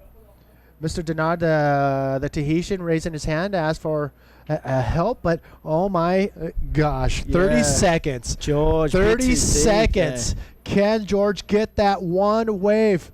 Oh my, we're winding down. 0.21, you know. He needs to go. Seconds. He needs to go on this one. Oh my, oh no. If he doesn't get a wave after this, I would have kicked my butt off to get into that thing, just to anything. He just needs less than a point to advance on.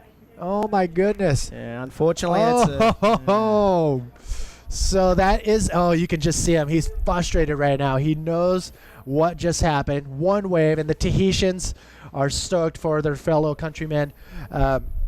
It was Te Avanui Denard advancing on, beating out George Humphrey, who only got one wave, the highest scoring wave, but it wasn't enough. Yeah, you know, I think George just ran into some bad luck there. I think he was lagooned twice off the peak, and you know it takes a lot of time. Those 20-minute heats tend to wrap up pretty quickly, and time flies, you know. Well, thanks for hanging in here. We're gonna get David back in here. Man, that was awesome. I hope you keep charging through, pacing through these heats, Manny, and keep your energy high. I will. I'm going to go get some rest and get some water into me, and try and psych up for my next round with Tanner McDaniel. Oh yeah, that's going to be a sick one. All right, don't go anywhere. We'll be back right after this.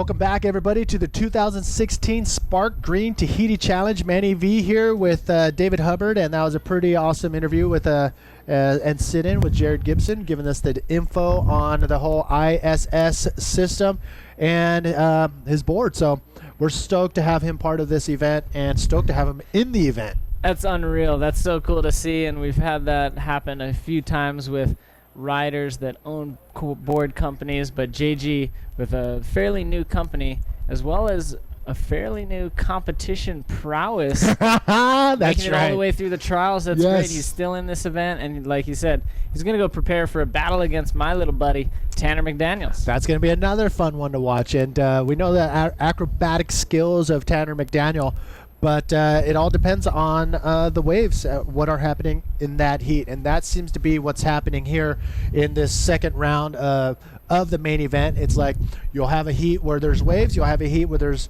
no waves, you'll have a heat where it's half and half. So it's really up to watching Mother Nature and see what she is doing throughout the day if you want to take advantage of a pattern that could be forming. Right, I think you're right onto it with patterns, and we've seen slow heats, and we've seen flurries, and then we've seen it kind of pump, then kind of quiet down, back to the slow. So there does seem to be a rhythm of the ocean, so to speak, and it's a matter of finding out and tuning in exactly to what that might be if the competitors want to take advantage of the situation. Well, you have an advantage sitting right here because you get to see the pattern unfold and see what the ocean is doing, but at the same time people are on the boat in the channel. And look at this thing just coming in beautiful. The wind, just I felt some of that spit right there hitting our lenses. That was a pretty sick wave. But yeah, a lot of the competitors are sitting in the channel pretty much all day trying to figure out what Mother Nature is doing. So out in the water, heat number 11, you're going to see the young Frenchman in the red jersey, Maxime Castillo, going head to head with the Tahitian in the yellow jersey. Tahiti. So we have another battle, French versus Tahiti, both French speaking. Wonder if they're exchanging any words out there. Bonjour. Bonjour. Je voudrais un baguette, s'il vous plaît. Yeah, we can't get enough of those baguettes down here, but I think the competitors who are sitting in the channel do have a little bit more of the actual experience, what is going. It's great. We have a great view here in the booth. It's basically the same ones that you guys have at your homes. We thank you so much for tuning in with us. But some of the competitors and other staff just get to hang out in the channel. We're going to send Eric Apple back out there so he can give us the lowdown of exactly what it's like sitting out there in this beautiful channel, a living postcard, as Apple likes to call it, which is just a great way to reflect the beauty of this place. You know, that empty wave, along with that one that's just on screen now, those have been some of the best waves I've seen all day, but they're going unridden, which is really kind of surprising me. Maxime and Tahiti deciding not to get the ball rolling in this heat. What do you think the reason is behind that? I mean, if the riders from the previous heat would have been all over that. Yeah, and riders in pretty much any heat would have been all over those waves, but I guess it would come down to positioning. Have they pushed themselves far up the point? Where did that one come into the lineup? Were they too far inside or too far outside? Hard to tell from our vantage point, but we'll be continuing to give you the call as this heat goes on. We do see a short ride coming in for Maxime, and it is Tahiti, the local qualifier. Actually, no, he's a wild card. He got one of the FTS wild cards for being the local regional tour leader in the points, and he's sitting now with priority.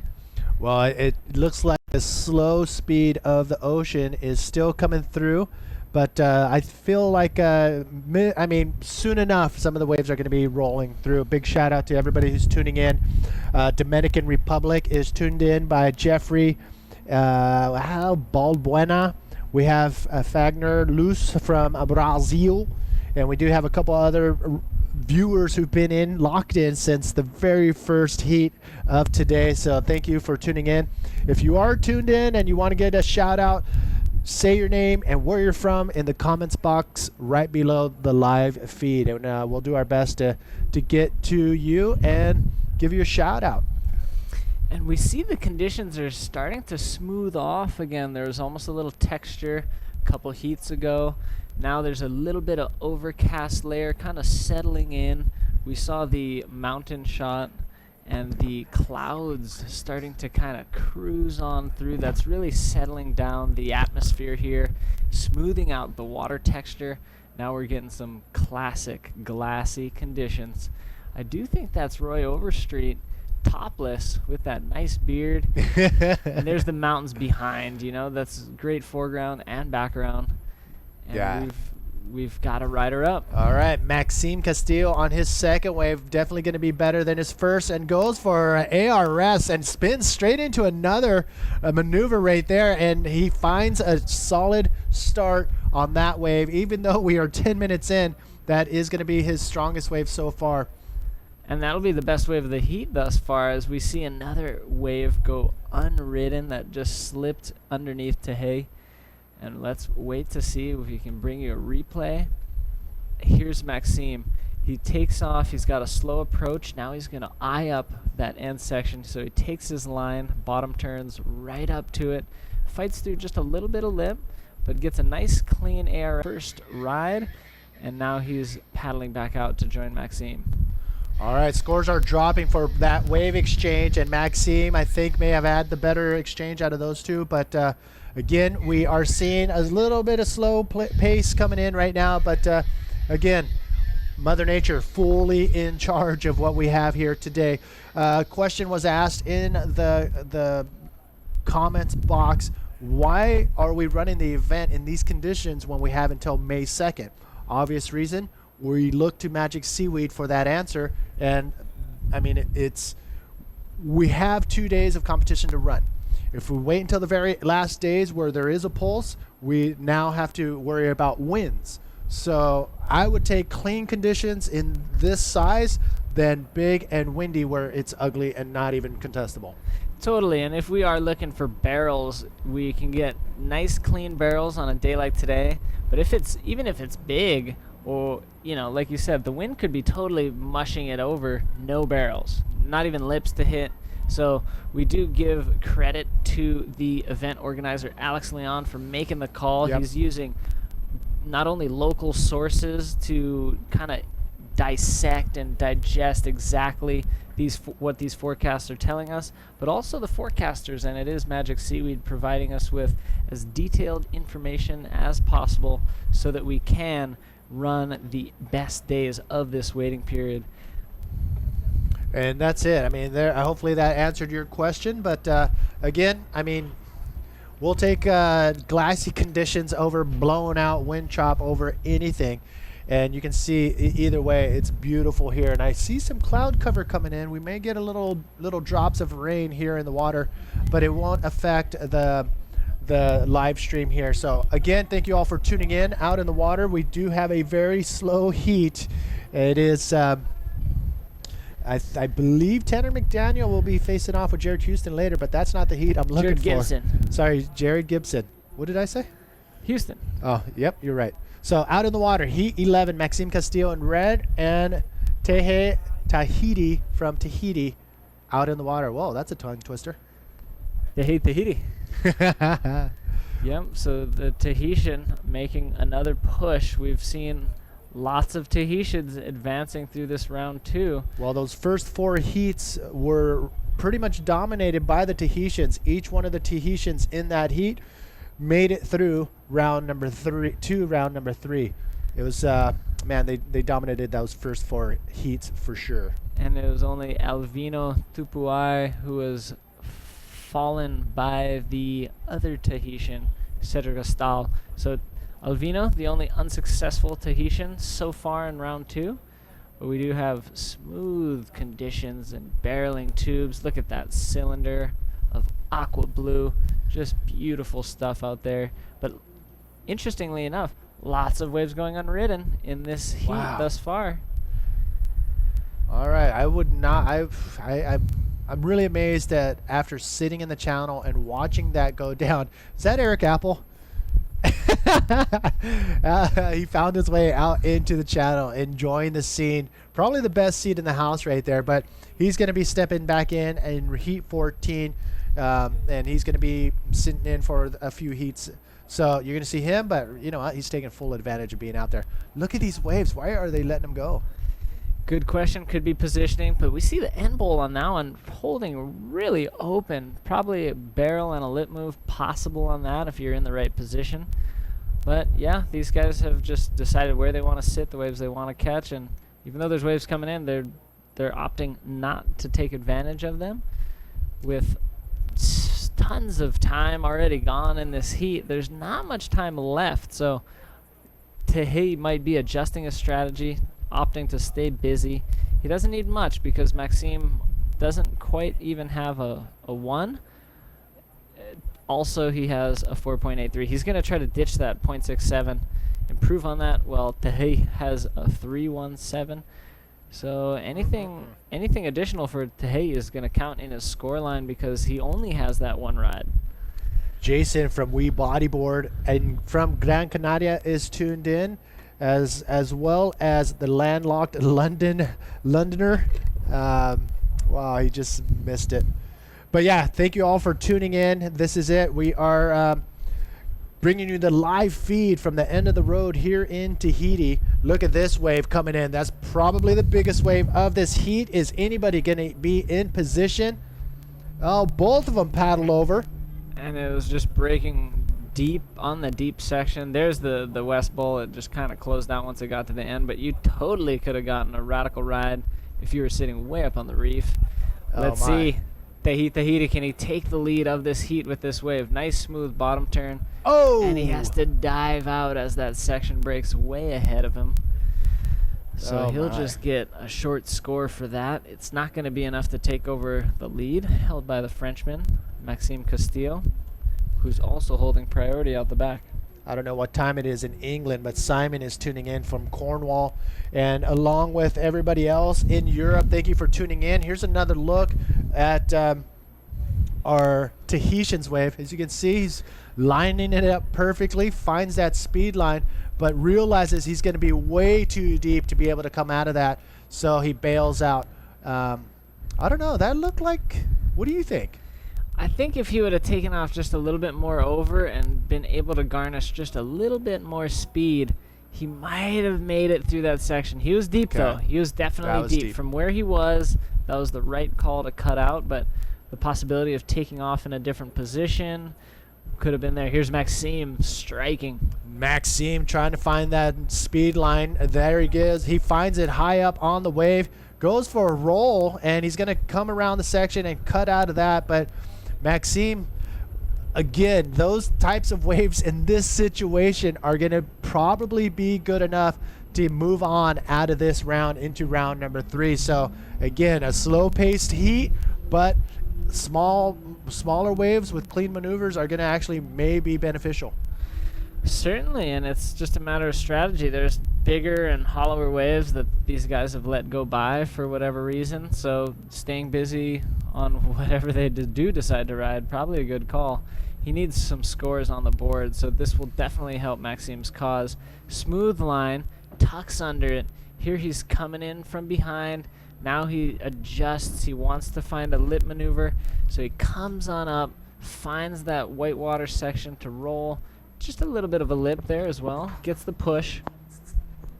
And a complete ride for Maxime. Not sure if that's going to be the highest score of the heat, but it looks like it is, coming in at a 6.0. So he's got a 6 and a 4.83 now. Sitting with a nice lead. More required for Tahiti.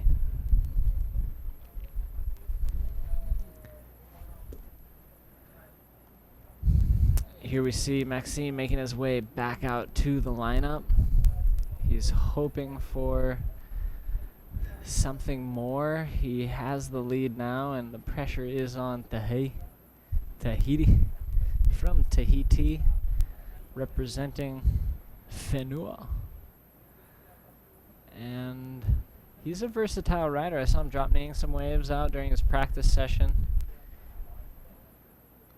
So he likes to mix it up. Let's see. Obviously, he's well versed in competition. If he's the tour points leader, getting himself a wild card with FTA FPS. Here's his wave. Bottom turn. Scoops in. Nice barrel. Whoa, what a little claim there. He's kind of started touching on his face. Stalls in. Look at that speed hump out. And I wonder what else happens on this wave. This would have been happening during the replay, but let's check this out. That is pretty sick wave right there. By far the best wave of the heat. There's the claim, one-handed. What? Are you kidding me? Calling it right before he comes out. That's like a Babe Ruth maneuver right there, calling a home run before even hitting it. But a solid wave, and you know what? He can claim it all he wants because he did come out of that. That was a solid barrel ride right there. That's something you see in the Journey bodyboard video game where you can claim, oh, I didn't see this part. Sick roll on the inside, but look how shallow it is on the inside. That was a pretty solid roll right there for the Tahitian. That was definitely the best wave of this heat thus far. 7.5 awarded to Tahiti. Still possibly in second position. Not needing much, needing a 3.34, 1 minute remaining. It's crunch time. Oh my goodness. This is where it gets a little crazy right now because the scores will drop and there is time for both of these riders to clock in that one ride right now. I'm looking at the scores and it looks like a 3.34 is all that's needed from the Tahitian to get back into that first place spot. And will it happen is the question. Will the wave gods deliver the goods? We'll only wait and see. This minute has reduced itself to half a minute by this point. Not much on the horizon. There you have it. It is Tahiti looking for a very short score to overtake Maxime Castillo, sitting outside with priority with 15 seconds remaining. Hard to tell where Tahiti is 10 seconds. in the lineup. Will the Tahitian be one of the few that will be knocked out in this round number 2? Maxime Castillo, the French freighter, sitting steady in the channel. I'm sure they are stoked. I think I heard, the background horn and the timer on your screen. That is the end of the heat. Maxime Castillo taking out the Tahitian in heat number 11, round number 2. That was fascinating, Manny. The Tahitian had the best wave of the heat. No surprise about that. But unable to get a backup score sufficient to overtake Maxime. And it was, it was curious from our angle looking at all those waves coming through. All right, don't go anywhere. We're going to come back with heat number 12, which is ready to begin. Lachlan Cramsey and Shane Ackerman. Don't go anywhere. We'll be back right after this.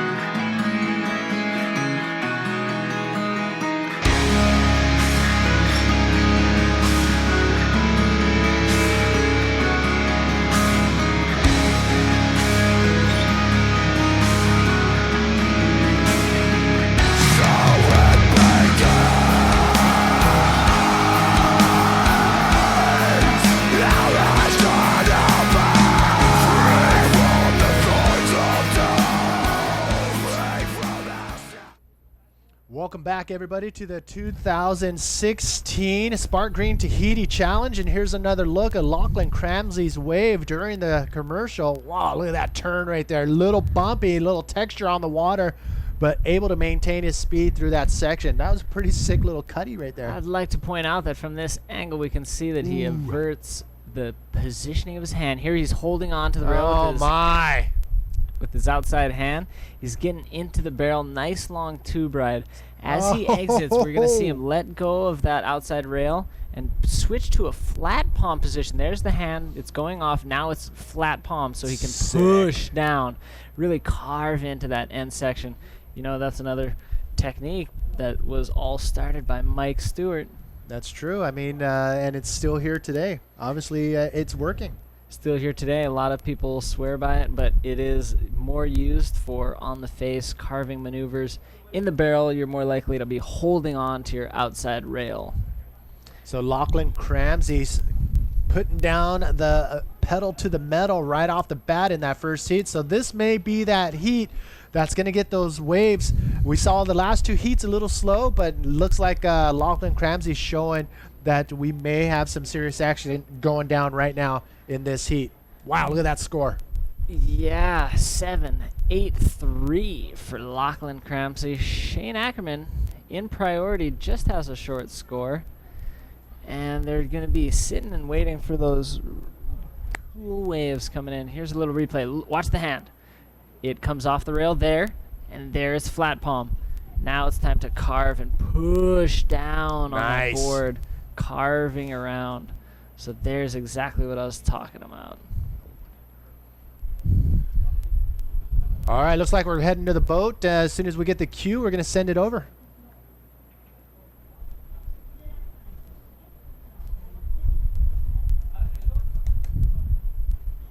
All right, no, well, I guess we're standing by. All right, we're standing by, waiting for Reva getting ready to interview the winner of the last heat, I believe. So standing by on that one. Yep, she'll be speaking French with the Frenchman, Maxime Castillo, sitting on the... Yes, Reva Tua is out on the boat right now, standing by, as we are too, waiting for some action to come in this heat. And... waiting patiently right now are the riders in this heat.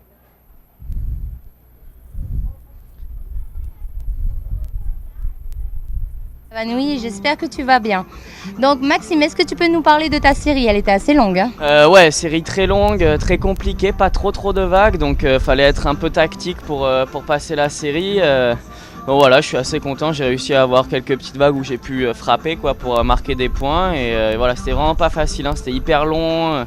À la fin, il n'y avait plus de vagues du tout, enfin pas évident quoi, mais voilà, je suis content, je passe au round 3, donc c'est le principal. Et voilà, je suis assez content, c'est cool.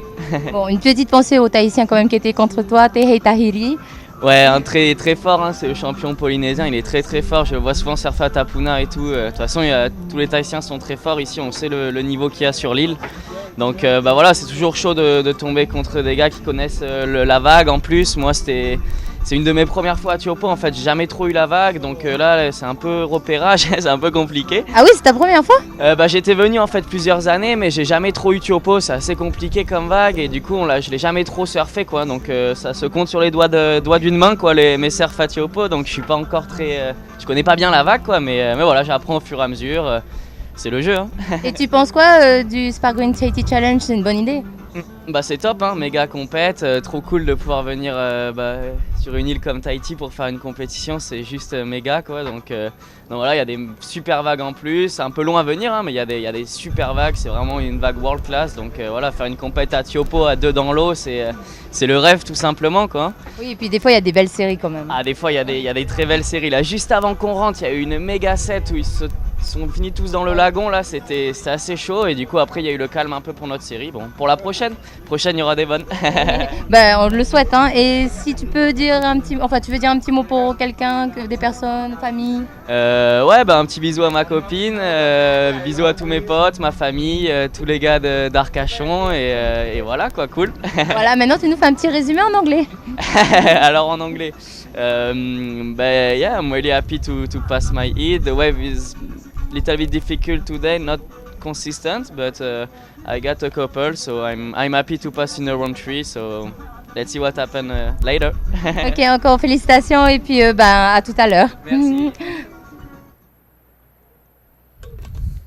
Wow, he's super stoked right now. Maxime Castillo winning that last heat, moving on to round number 3. So Congratulations to the Frenchman. Now out in the water again, 13 minutes remaining, and a little, like Maxime said, it's a little slow, a little inconsistent, but it's definitely contestable. Definitely contestable. We've seen some high scores being dropped throughout the day, and a pretty solid score dropped by Lachlan on his first ride with that nice long tube ride to a nice carve off the shoulder. So they're out there. It's just a matter of waiting, being patient, being in the right place at the right time, and we'll see who will come out of this heat and advance with Maxime and the rest of the crew into round 3.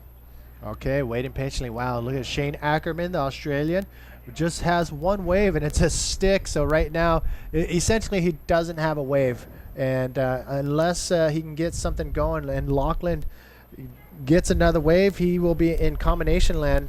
A little slow pace in these middle of the round heats, but again, it's we're working against Mother Nature right now. We did look at the forecast for next week, and it looks like we have some swell coming, but the winds are not in our favor. So we may even try to punch this out tomorrow if the waves, increase and the winds stay mellow.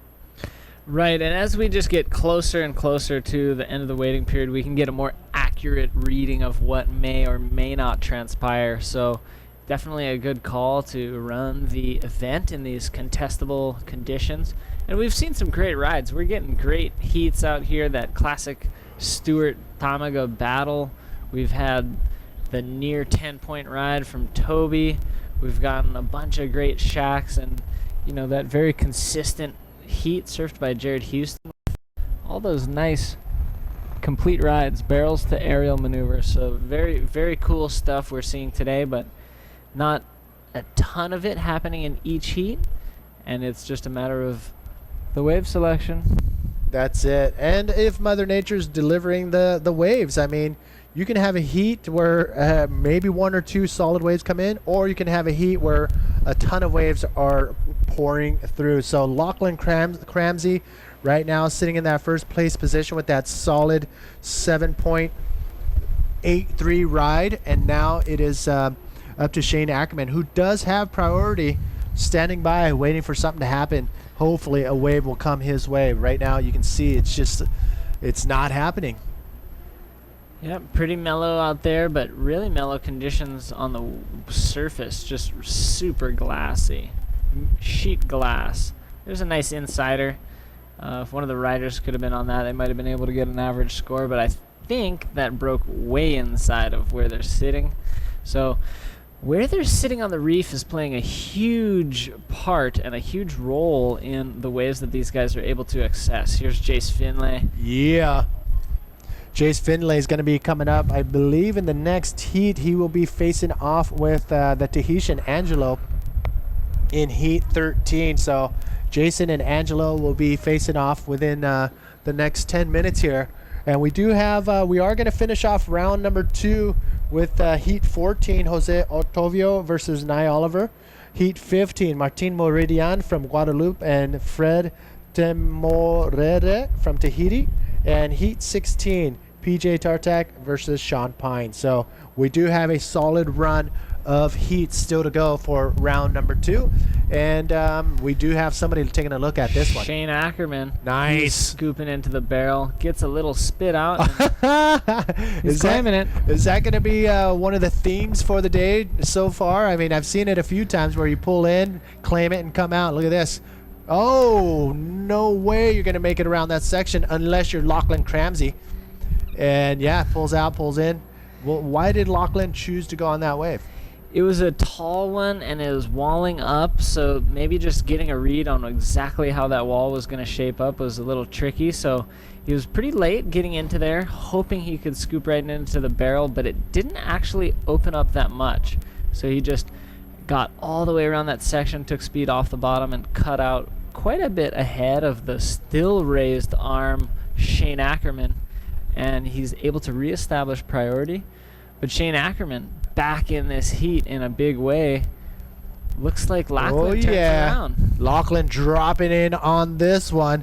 Oh, another in and out for the Mountain Creek State High School graduate. Paddles back out into the lineup. He knows what he has to do, and I think that he may have had priority and let it go. Here's another look of Shane's last wave. So from the tower angle, we can see that there was a moment there where he was in the barrel, but he felt like he was deep in there the whole time. Here's the water angle. It looks like he's getting the barrel of his life. And it may very well have been. He's claiming it like it is. He's amped, and he cuts out. He's going to make his way back out there. So he wanted to start the heat big, and in his mind, he did. 6.0 awarded for Shane Ackerman's first ride. So that puts the situation as Lachlan Cramsey still in that first place position with that first solid ride. Shane Ackerman now waiting for a wave that will serve up at least a 3.17. Look at that sky and scenery. Oh my goodness, magical. Magical, mystical, just so beautiful, gorgeous. This venue, we're just so blessed to be here. We've got a paddle. Here we go. Once again, Lachlan, is he going to hold on to this one? This could be a solid wave. Sneaks under the lip. Nice deep barrel. Comes out with a little bit of whitewash. Clears the water from his eyes and just not much there to work with after that, and kicks out of there. So that will be a solid. That's definitely going to be better than his 1.33 that you see there. His best two waves. Again, top two waves are scored, and the total will be the sum of those two. And whoever gets the highest score advances on.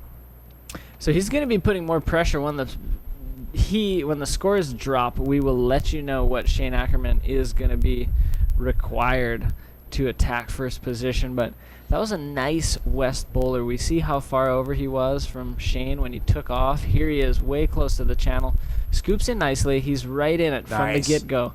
Now he uses his speed, uses his body to just control his placement and his speed. Now he's moving on into the inside section. Like you said, he's kind of shaking his head to get the water off. Again, there's the sick one. Nice section, some spit even. And if he would have went right up there, he might have been able to get a roll. But he opts to take it a little bit further, unable to get another maneuver. Cuts out, but he's still going to be awarded healthily for that. And with under 6 minutes remaining, the pressure is on Shane Ackerman. So Shane Ackerman right now with that, he's within striking distance with that 6-point ride that he had on his second wave. So Shane still has an opportunity to get back into the game. And here's another shot. Whoa. Oh, Lord. That's mystical. That was kind of mystical right there. But it was good. It was solid. So here we go. Quick update. The score has yet to drop, I think, for Shane's last wave. It's getting punched in as we speak. We'll be bringing it to you as soon as it lands. But the judges in that scaffolding you see on screen doing their job, scoring it accordingly. And there it is, 7-3-7. Just about a half-point difference between his first ride and that ride. Now he's got a 15.2 total, 9.2 required from Shane Ackerman, who's sitting with priority. 5 minutes remaining, totally doable if that wave comes in. So Shane Ackerman holding steady. Lachlan, he's no stranger to the competition arena. 2013 ended up in 13th place overall at the Pipeline event.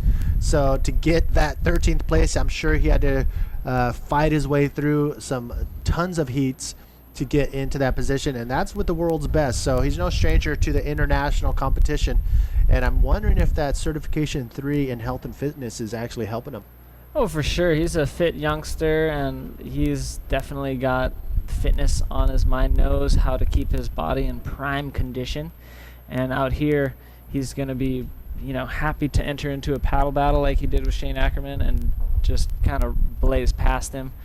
But also the awareness of how his body operates in certain situations. Very fit guy, very well practiced and well versed, and a very technical rider, Lachlan Cramsey.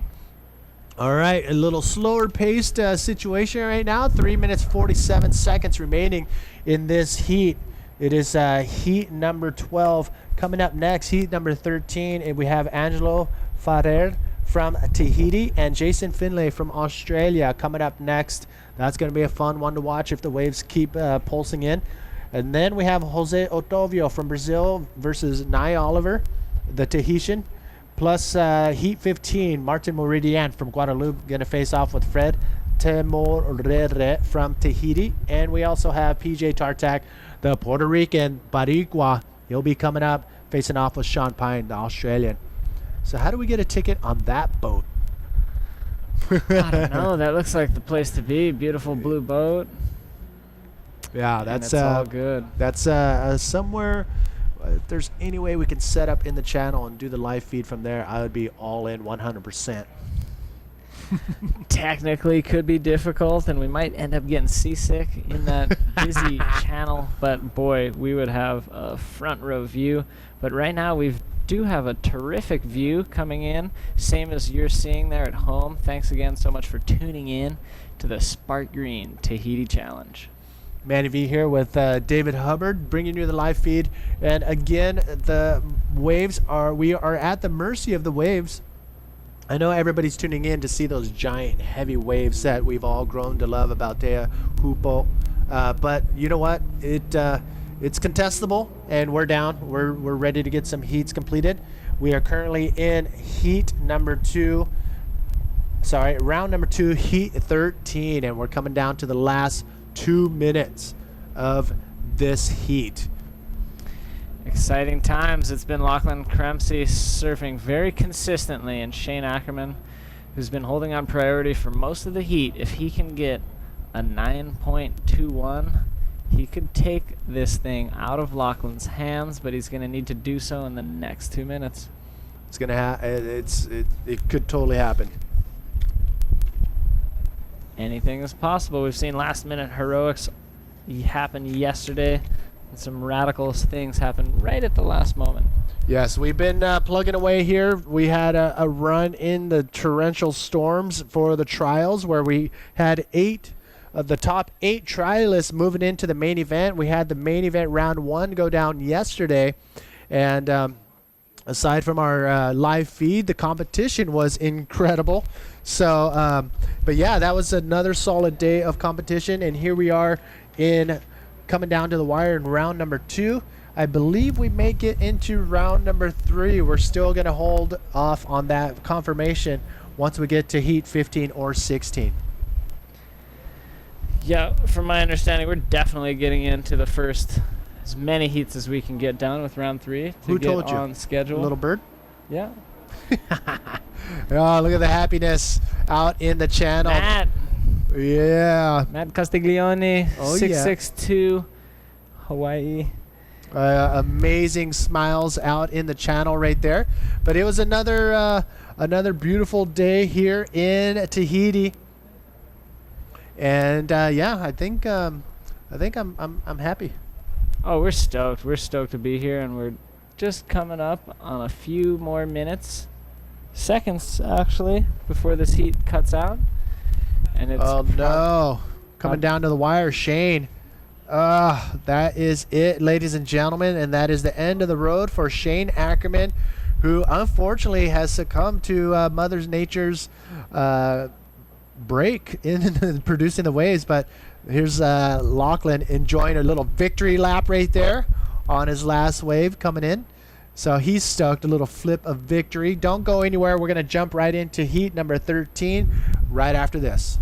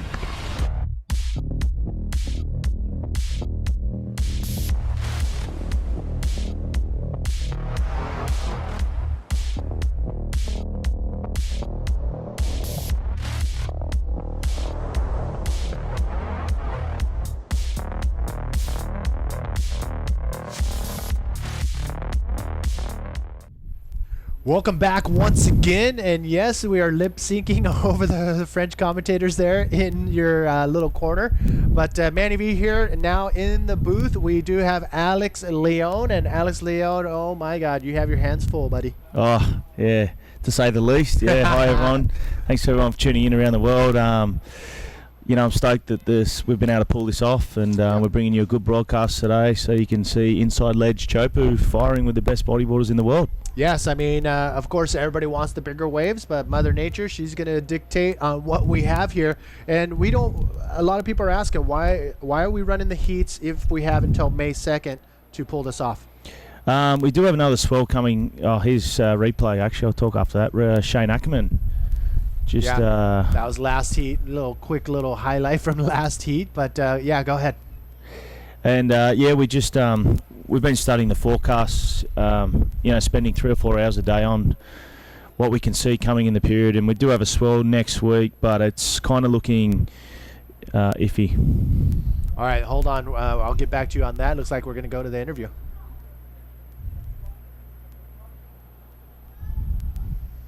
Ou peut-être pas. À toi. All right, so obviously we'll get back to the interview. Vainqueur de sa série. So, was it hard out there? Yeah, it's quite hard out there. It's really slow, and actually because the cloud cover, you sort of find it hard to actually see the lumps of wave coming towards you. But it's definitely fun waves when the sets come through, so it was good fun. Yeah, but you did it anyway, so that's good. Yeah, that's it.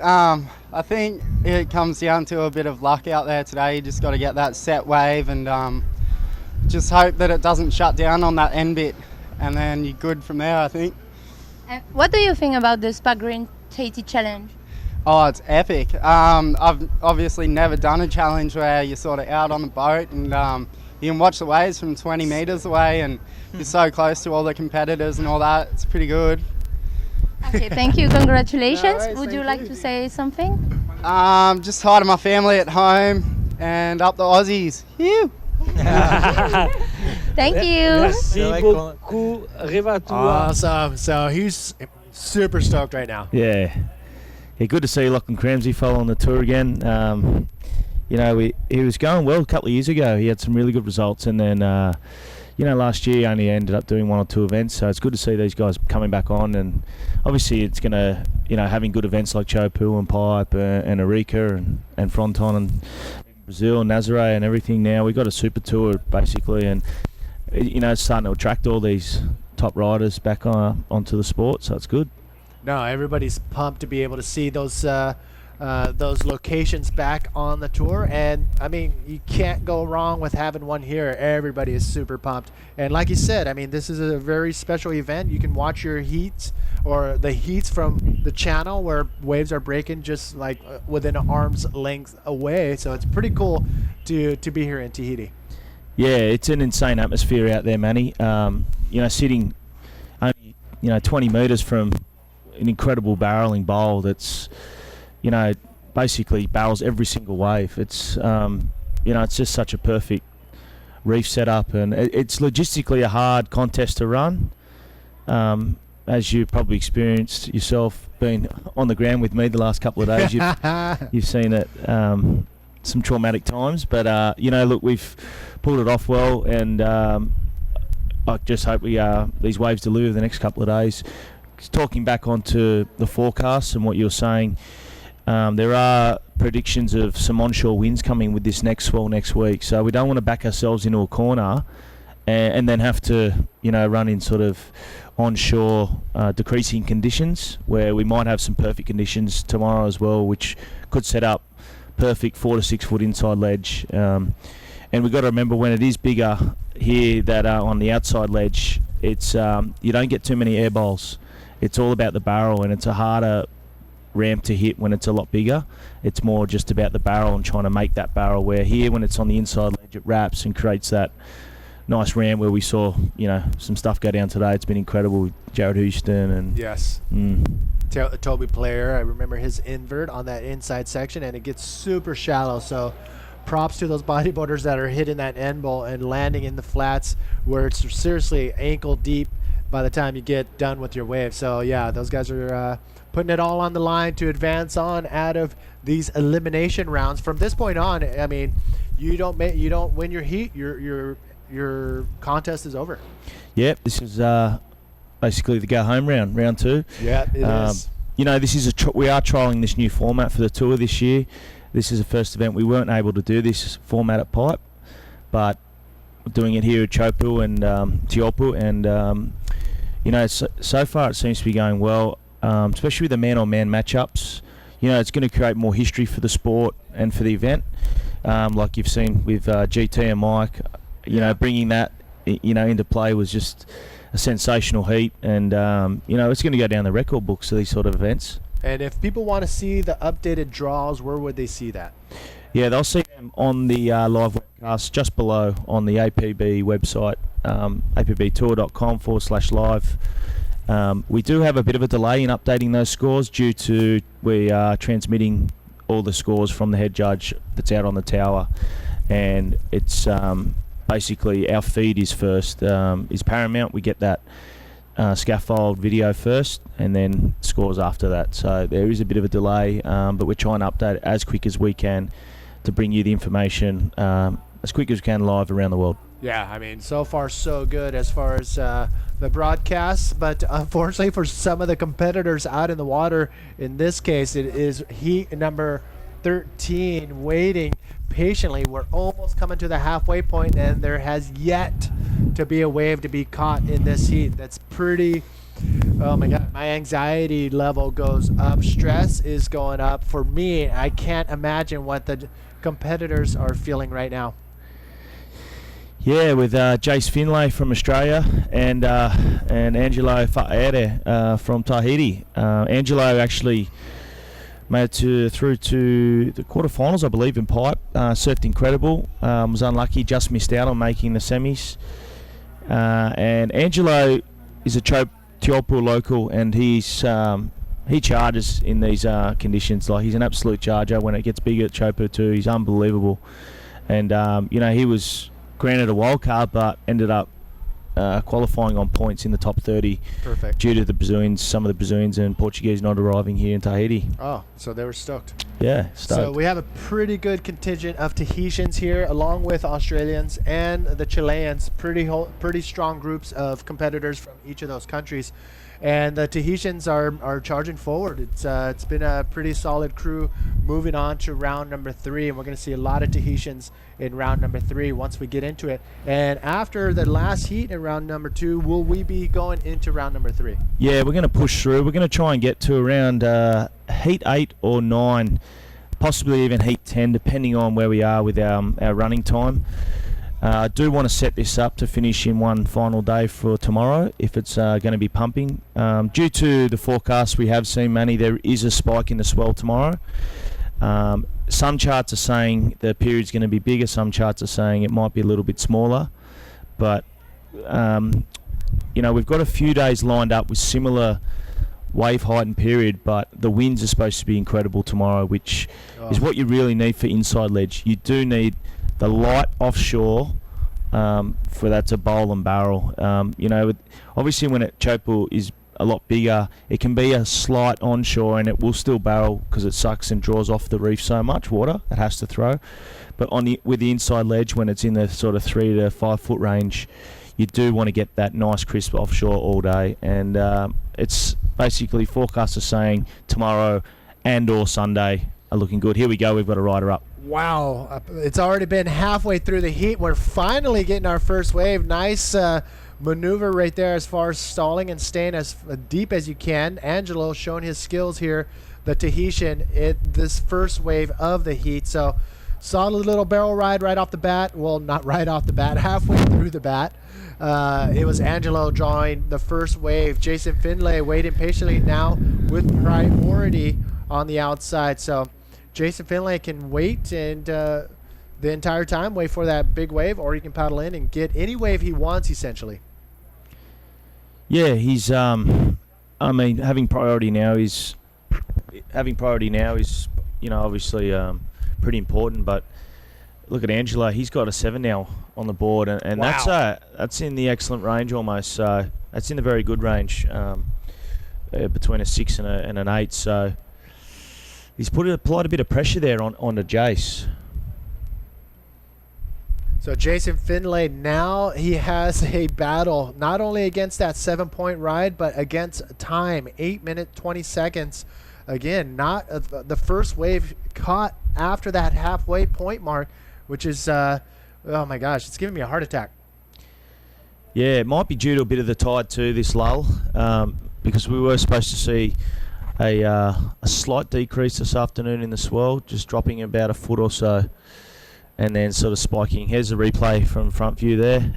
Angelo tucking right in that one nicely. I mean, he knows this reef as good as Tahure and better than anyone else. Yeah, that right there is proof of that. Nice clean turn back into the section. So the judges like that 7-point ride to Angelo for that first wave. Now Jace Finlay waiting patiently.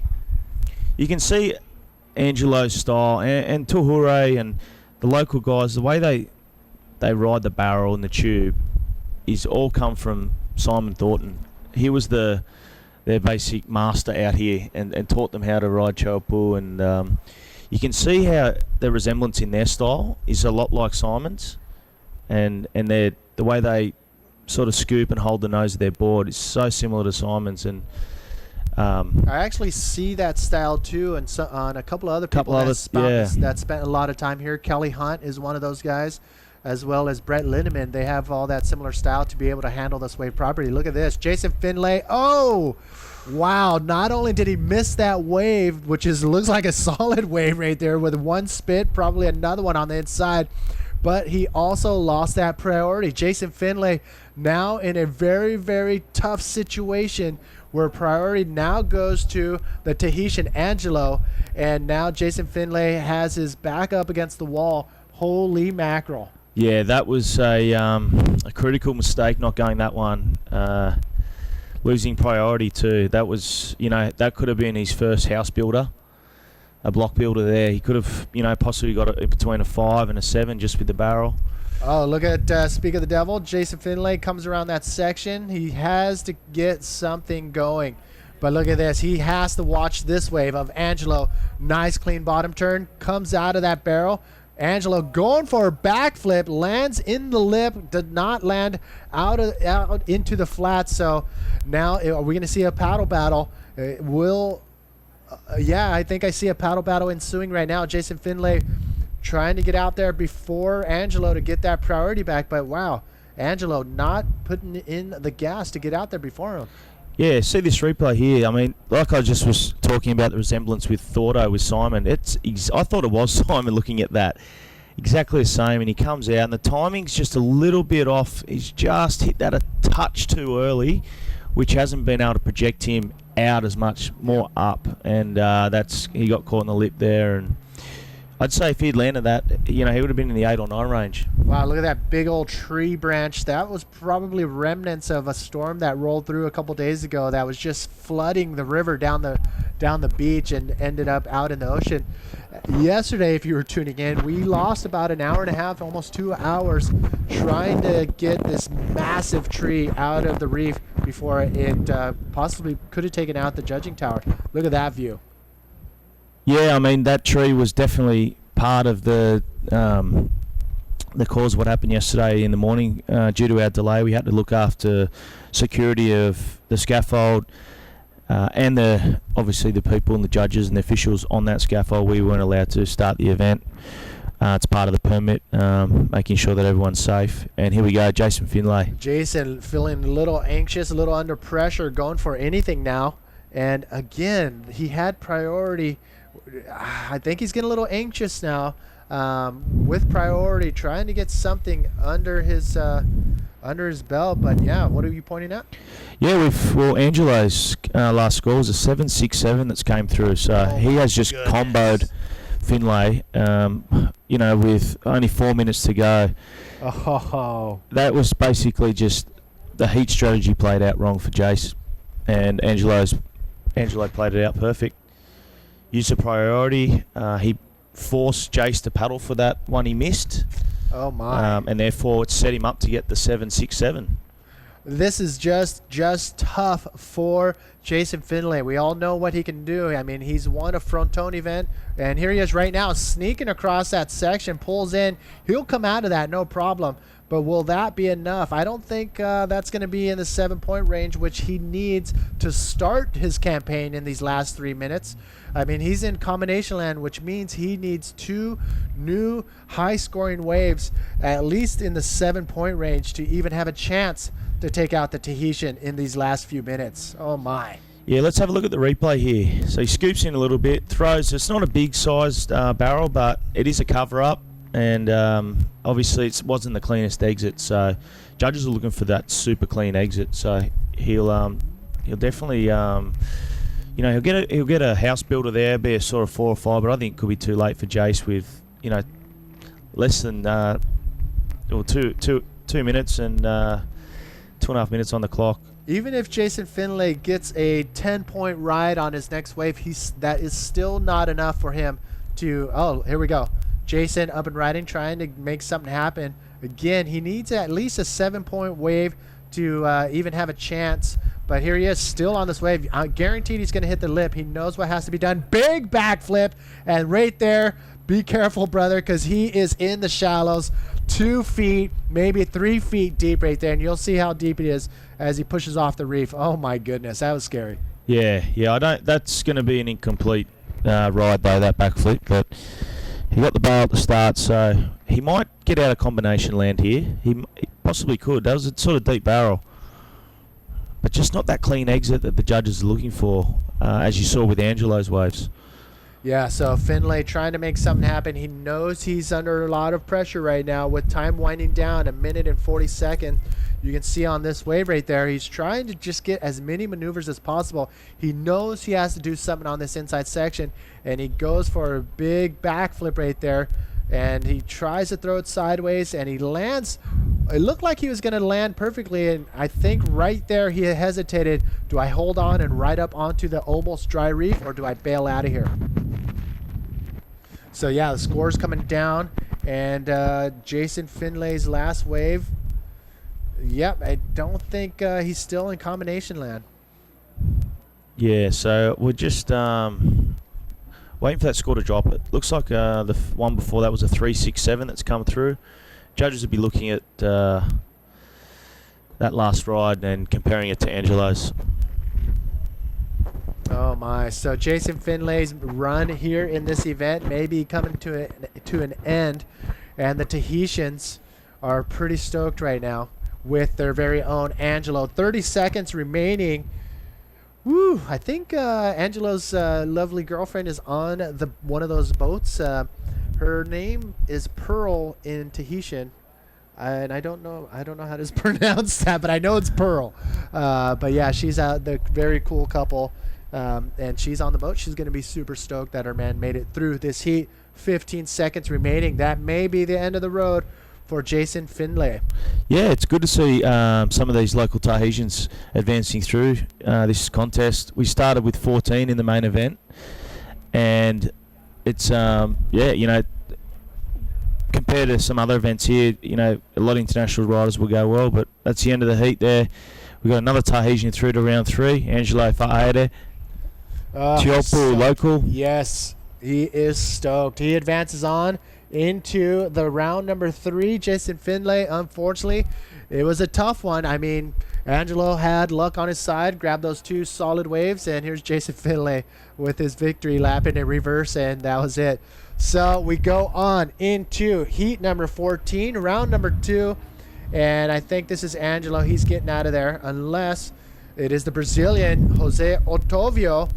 Yes, it is. He's starting his campaign solid with a barrel, a maneuver, and a roll, and another roll. Are you kidding me right now? The Brazilian coming out firing on his first wave right within the 30 seconds of that horn starting the heat. What? That is the perfect start you want.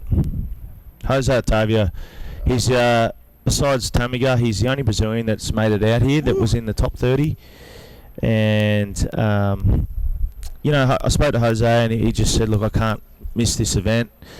I really want to go well in this event. I want to surf Tiopu all the time and compete. So perfect time came up for him. All right, here's one look before we go to commercial of Jose's wave. Oh my. As you can see, he puts his legs out, spreads them so he can slow down. And right here, he goes for a roll, perfectly timed, right under the lip. Lands perfectly, maintains his speed through that landing. And I thought he was done. That was the end of the road, I was thinking. But look at this. Sneaks under the lip and puts another roll under that wave right there. And solid wave for the 36-year-old from Itacoatiara, Brazil. Don't go anywhere. We're going to be back and see if Nye Oliver, the Tahitian, can fire back.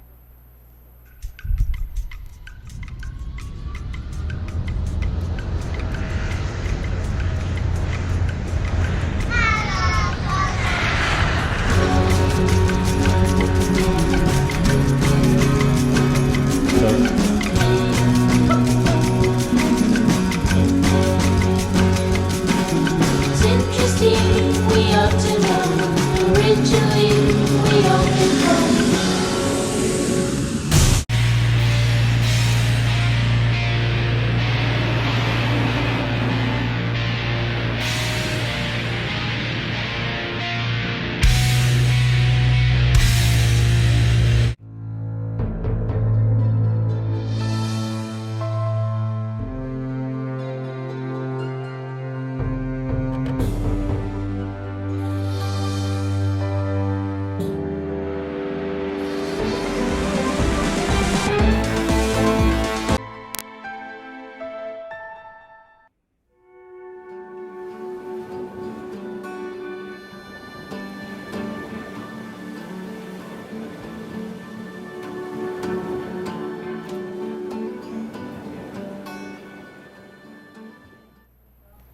Welcome back to the 2016 Sparkgreen Tahiti Challenge. Manny V here in the hot seat. We have Alex Leon, and let me tell you, that first wave of Jose Otavio was amazing. And we're going to see the scores coming up on your screen right there. Actually, there it is, a 7.5. It was a solid first wave for the Brazilian. Yeah, and then we see that previous heat winner, Angelo, out there from Teopu, taking down the Australian wildcard, Jace Finlay from Borley Point on the south coast of Sydney, south coast of New South Wales, Australia. Jace is going to be pretty shattered. I think it was basically, that came just down to competitive strategies there, using priority, and also they were unlucky. They did have a long lull. The first wave was ridden at the 9th minute to go, Mark. So yeah, that was a tough heat. Jason Finlay, unfortunately, there he is. Great sportsmanship right there, and good guy right there. One of my favorites on the tour for sure. But it was Angelo in the red jersey advancing on to round number 3. And wow, that first wave again from the Brazilian Jose Octavio. Well, one more little smile from Angelo. He's stoked. He's stoked, yeah. I mean, you know, joins his brother Tohure Henry now from Teopu as well, and they're going to get him up on the boat for an interview. It will be in Tahitian, I believe. So yeah, that's going to be pretty awesome. And you know what? I'm really stoked and pretty amazed that all these guys, all the Tahitians in the water right now, still in the competition, they're all big wave chargers, every single one of them. And it's pretty cool to see that they can hold their own in some of the smaller stuff, 3 to 5 feet. But look at this, out the back, Nye Oliver coming out of that barrel and gets out of there before that end bowl section hits the shallow reef. But yeah, I'm telling you, to see these guys hold their own in the smaller stuff too, very impressive. yeah, like we touched on before, Angelo was surfing backdoor really good at the pipe contest last month, and you know, he was unlucky to not advance in the semis. It came down to a really close score, but he basically he stamped his authority on the tour, and he's well known for obviously solid big 10, 12-foot choke pull, but he's basically what he did in Hawaii was incredible, and he's here to stay, definitely.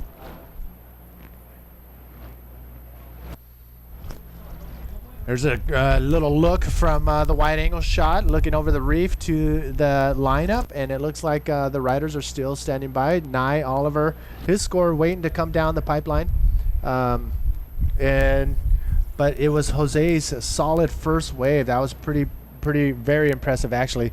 So again, we are crossing our fingers. We get some of that pulse that is lingering in the Southern Pacific to come up the coast here and hit this shallow reef where we're having this event, the Sparkgreen Tahiti Challenge. I think we got an interview. Here we go. There's Pearl and Angelo. Oui, encore un Tahitien qui se qualifie. Bon, félicitations à Angelo qui a été vainqueur de sa série. Alors Angelo, comment ça s'est passé? Bah, la série où on était, il n'y avait pas aussi vraiment beaucoup de vagues, du coup il fallait être chanceux de tomber sur la bonne vague. Et après voilà, comme par hasard c'est venu sur moi, du coup bah, j'ai essayé de profiter et bah, je vois que c'est passé, du coup bah, je suis content. Oui, c'est vrai que ta série était aussi longue. Hein. Ouais voilà, il fallait vraiment attendre, genre à partir de la 10e minute, c'est là que j'ai réussi à avoir ma première vague et bah, j'ai réussi à scorer ma première vague, du coup bah, j'étais un petit peu plus safe pour la suite, quoi. Bon, et ta chérie alors, elle se sent comment, contente? Ouais, je suis carrément contente. Félicitations, babe. Bon, encore félicitations, un petit mot en anglais? Ah bah, good luck for everybody. Ok, merci. Ok, thanks, Il a dit, ok, Maruru. Merci beaucoup. Well, congratulations to Angelo for another Tahitian making it into round number 3. So he's super stoked. And yes, that was Pearl Poi, I think. Poi was the Tahitian word for Pearl. So congratulations to you both. Now, here we are. Jose Octavio leading the charge with a 7.5. Nye Oliver getting a 6.5 on his first wave.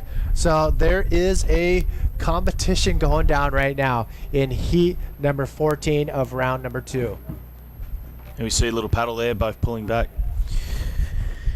Just you can see it getting pretty dark too, man. It looks like the cloud cover's come over from behind us on the mountains, and you know, it's another thing here in Tahiti is the weather changes that quick. I mean, within 5 minutes it can be pissing down rain, steaming hot, and then the sun comes over that mountain and the clouds are cleared. No, I mean, we were all happy. Everybody I've talked to was super stoked to be able to see the sun rise for the first time we've been here. So it's been raining, cloudy, but today very special, all super glassy, and it's everybody's amping to be able to ride some of the glassy barrels. If those waves come in their heat, again, Mother Nature's on the slower side, but the competitors are taking advantage whenever they can when the bigger sets roll through. And that was the case for these two riders, Jose Otavio in the red jersey and Nye Oliver in the yellow jersey. So Jose Otavio, he is no stranger in the competition arena, 5th place in Itacochara and Antofagasta, and he also has a 3rd and 4th place at the Arica Chilean Challenge. So he is definitely a contender out here in these type of conditions. So Jose Otavio leading the charge and with priority in his pocket. We're coming up to the halfway point in heat number 14. Woo! Oh my. So we are going to finish off round number 2 and go into round number 3. What do we got? What do you think there's... Oh, wait. Hold on. We're going to an interview, it looks like. Bon, il va nous raconter un peu sa série parce que, comme vous pouvez le voir, il s'est bien blessé. Hein. Non. Donc, il a été courageux, il a continué. Donc, il va nous raconter comment ça s'est passé. Bon, voilà, bon, la série a été lancée. Bon, on n'a pas vite commencé, les vagues n'arrivaient pas. Bon, après, on a eu un petit cafouillage sur la première vague. Bon, le copain s'est fait aspirer et moi, j'ai pris la deuxième vague et je ne suis pas passé. Donc, voilà quoi. Et je suis tombé et j'ai touché. Voilà, j'ai touché après les pieds et tout quoi. Ah ouais. Et j'ai atterri dans le lagon. Avec, bon, on est venu nous chercher. Comme par hasard, et le copain aussi était en même temps dans le lagon quoi. On est revenu, on est arrivé en même temps. Bon, j'ai perdu la priorité. Et bon, c'était vraiment chanceux quoi, parce qu'il n'y avait plus de vagues et il ne fallait même pas un point pour passer. Donc c'était vraiment beaucoup de chance pour moi et voilà, bon, c'est la compétition, je suis content aussi. Hein. Oui, c'est clair. En plus, attends, on peut revoir à quel point de Tiopo, voilà. C'est waouh. Les tatous gratuits. Et il a été courageux quand même. Un petit citron et bon, ça. Ouais, citron, beaucoup de citron. Bon, allez maintenant un petit peu en anglais. Ok. Okay, my heat is really difficult, no easy, huh? Because my first wave, I I put out the wave and I touch the reef because the waves are really west and after no waves, no. Yeah, it was hard. Yeah, really But you really were busy. lucky, Yeah. huh? It could be Yeah, worse. and after no nothing. Ok, thank you. Merci. Merci Félicitations encore. Oh my gosh! Somebody get him some Tylenol and some something else because I think we may be Wrap losing him up him in right cotton now. wool. Wrap him up in cotton wool. Oh my gosh! So there you go, a first-hand look on what could happen if you want to ride that wave all the way into the inside. I mean, he didn't even go for a maneuver on the inside. He actually cut out of the wave, and that was enough to take a little chunk out of his side. I think we got to get him up to the shore as soon as possible. That didn't look healthy at all. Yeah, we had a few grazers yesterday. We had one of the Chileans cut their head on the reef. Oh my gosh. And it was bleeding a lot, but it was only a surface cut, so there was no major damage there, and didn't even need stitches, but it was just a lot of blood with the water. And I mean, you've only just got to scrape this reef here, just the slightest little bit, and it will just open you up. Yeah, I would not want to touch the reef with any part of my body, that's for sure, because you know what? I want to go home in one piece. Yeah, well, Manny, sometimes Mother Nature has control of that. I remember, oh wait, here we go. I got a story to tell you. Nye Oliver, the Tahitian, needs a second wave, and this is his second wave right now. Nice spin, goes for an invert right there, and goes right now. He's just stressing, trying to figure out. Right there, it's like 1 feet deep. Out the back, Jose Octavio, the Brazilian. He's going to go for his second wave. Let's see how this thing lines up. He's going for a big maneuver right there. And he cuts out of there. I'm going to say it looked like he was going for a roll, but we'll see in the replay if we get it. But yeah, another wave for wave right there for both of the competitors. Man, straight into the shallows. Look at that. Oh my gosh. And this is the type of reef where right now he's tiptoeing on the tips of his reef right there. Any part of his heel touches that could totally slice him up. Here you see a replay here of Nye Oliver. Just trying to look at that bowl there. He thought he had it, and it just sort of backed off a little bit. He's allowed to do a forward spin in the pocket and created this nice ramp here. Here we see the front view. This will show us better. And nice invert there. And critical landing too, because he landed right in the V, and you can see how hard it is to maintain push in front of that whitewash. And Jose Octavio getting speed here, trying to hit the bowl. So the west bowl there coming in on him. It looks like he's hit this. Here we see the front view, and nice invert. That So he was did go nice for from an Jose. invert. Nice projection too, and a good tweak on it. The ball was above his head.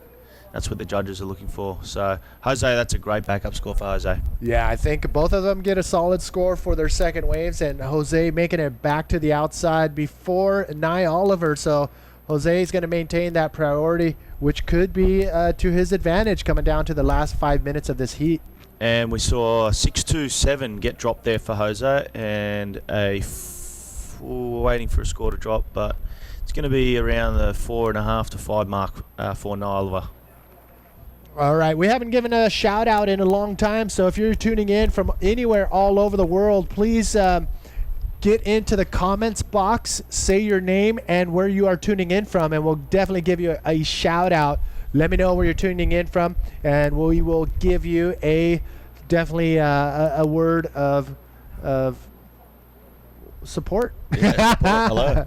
We do have, I just want to thank the sponsors too that make this event happen, especially Max and Bernadette and the Varel Surf Club in support of the Tahitian Surfing Federation. Allow us to permit here and the APB to come in and run this event, and they've just been amazing help. Logistically, all their coordination's been amazing, and then also the backup from the industry. We had Mez from ISS and Jared Gibson and Toby Player from Bodyboarding. Support these brands. They've been amazing backing us here and really believed in the APB. So it's good to promote these sort of companies inside our World Tour events now on our platform. And also want to thank the government here too, the Sports Minister Nicole, and the President of French Polynesia as well, Manny, and also Air Tahiti Nui and OPT. Yeah, without their support, this all wouldn't have gone down. And so, again, thank you. Big shout out to those that made it happen. I mean, a lot of work has been put into this, and the first time back in, 15 years? Yeah, it's been 12 years. Okay, 2004 was the last event we were able to run here. Yeah, so everybody is amping to be back here, and big shout out for everybody who's tuning in as well. We got Renan from Brazil. Oh my gosh, another friend, Ali from Brazil. We got Jolin from Greymouth. Thank you for tuning in. And we do have Arika tuned in. Bodoke, what up? And here we go, live action. The Brazilian up and riding. Support is coming in.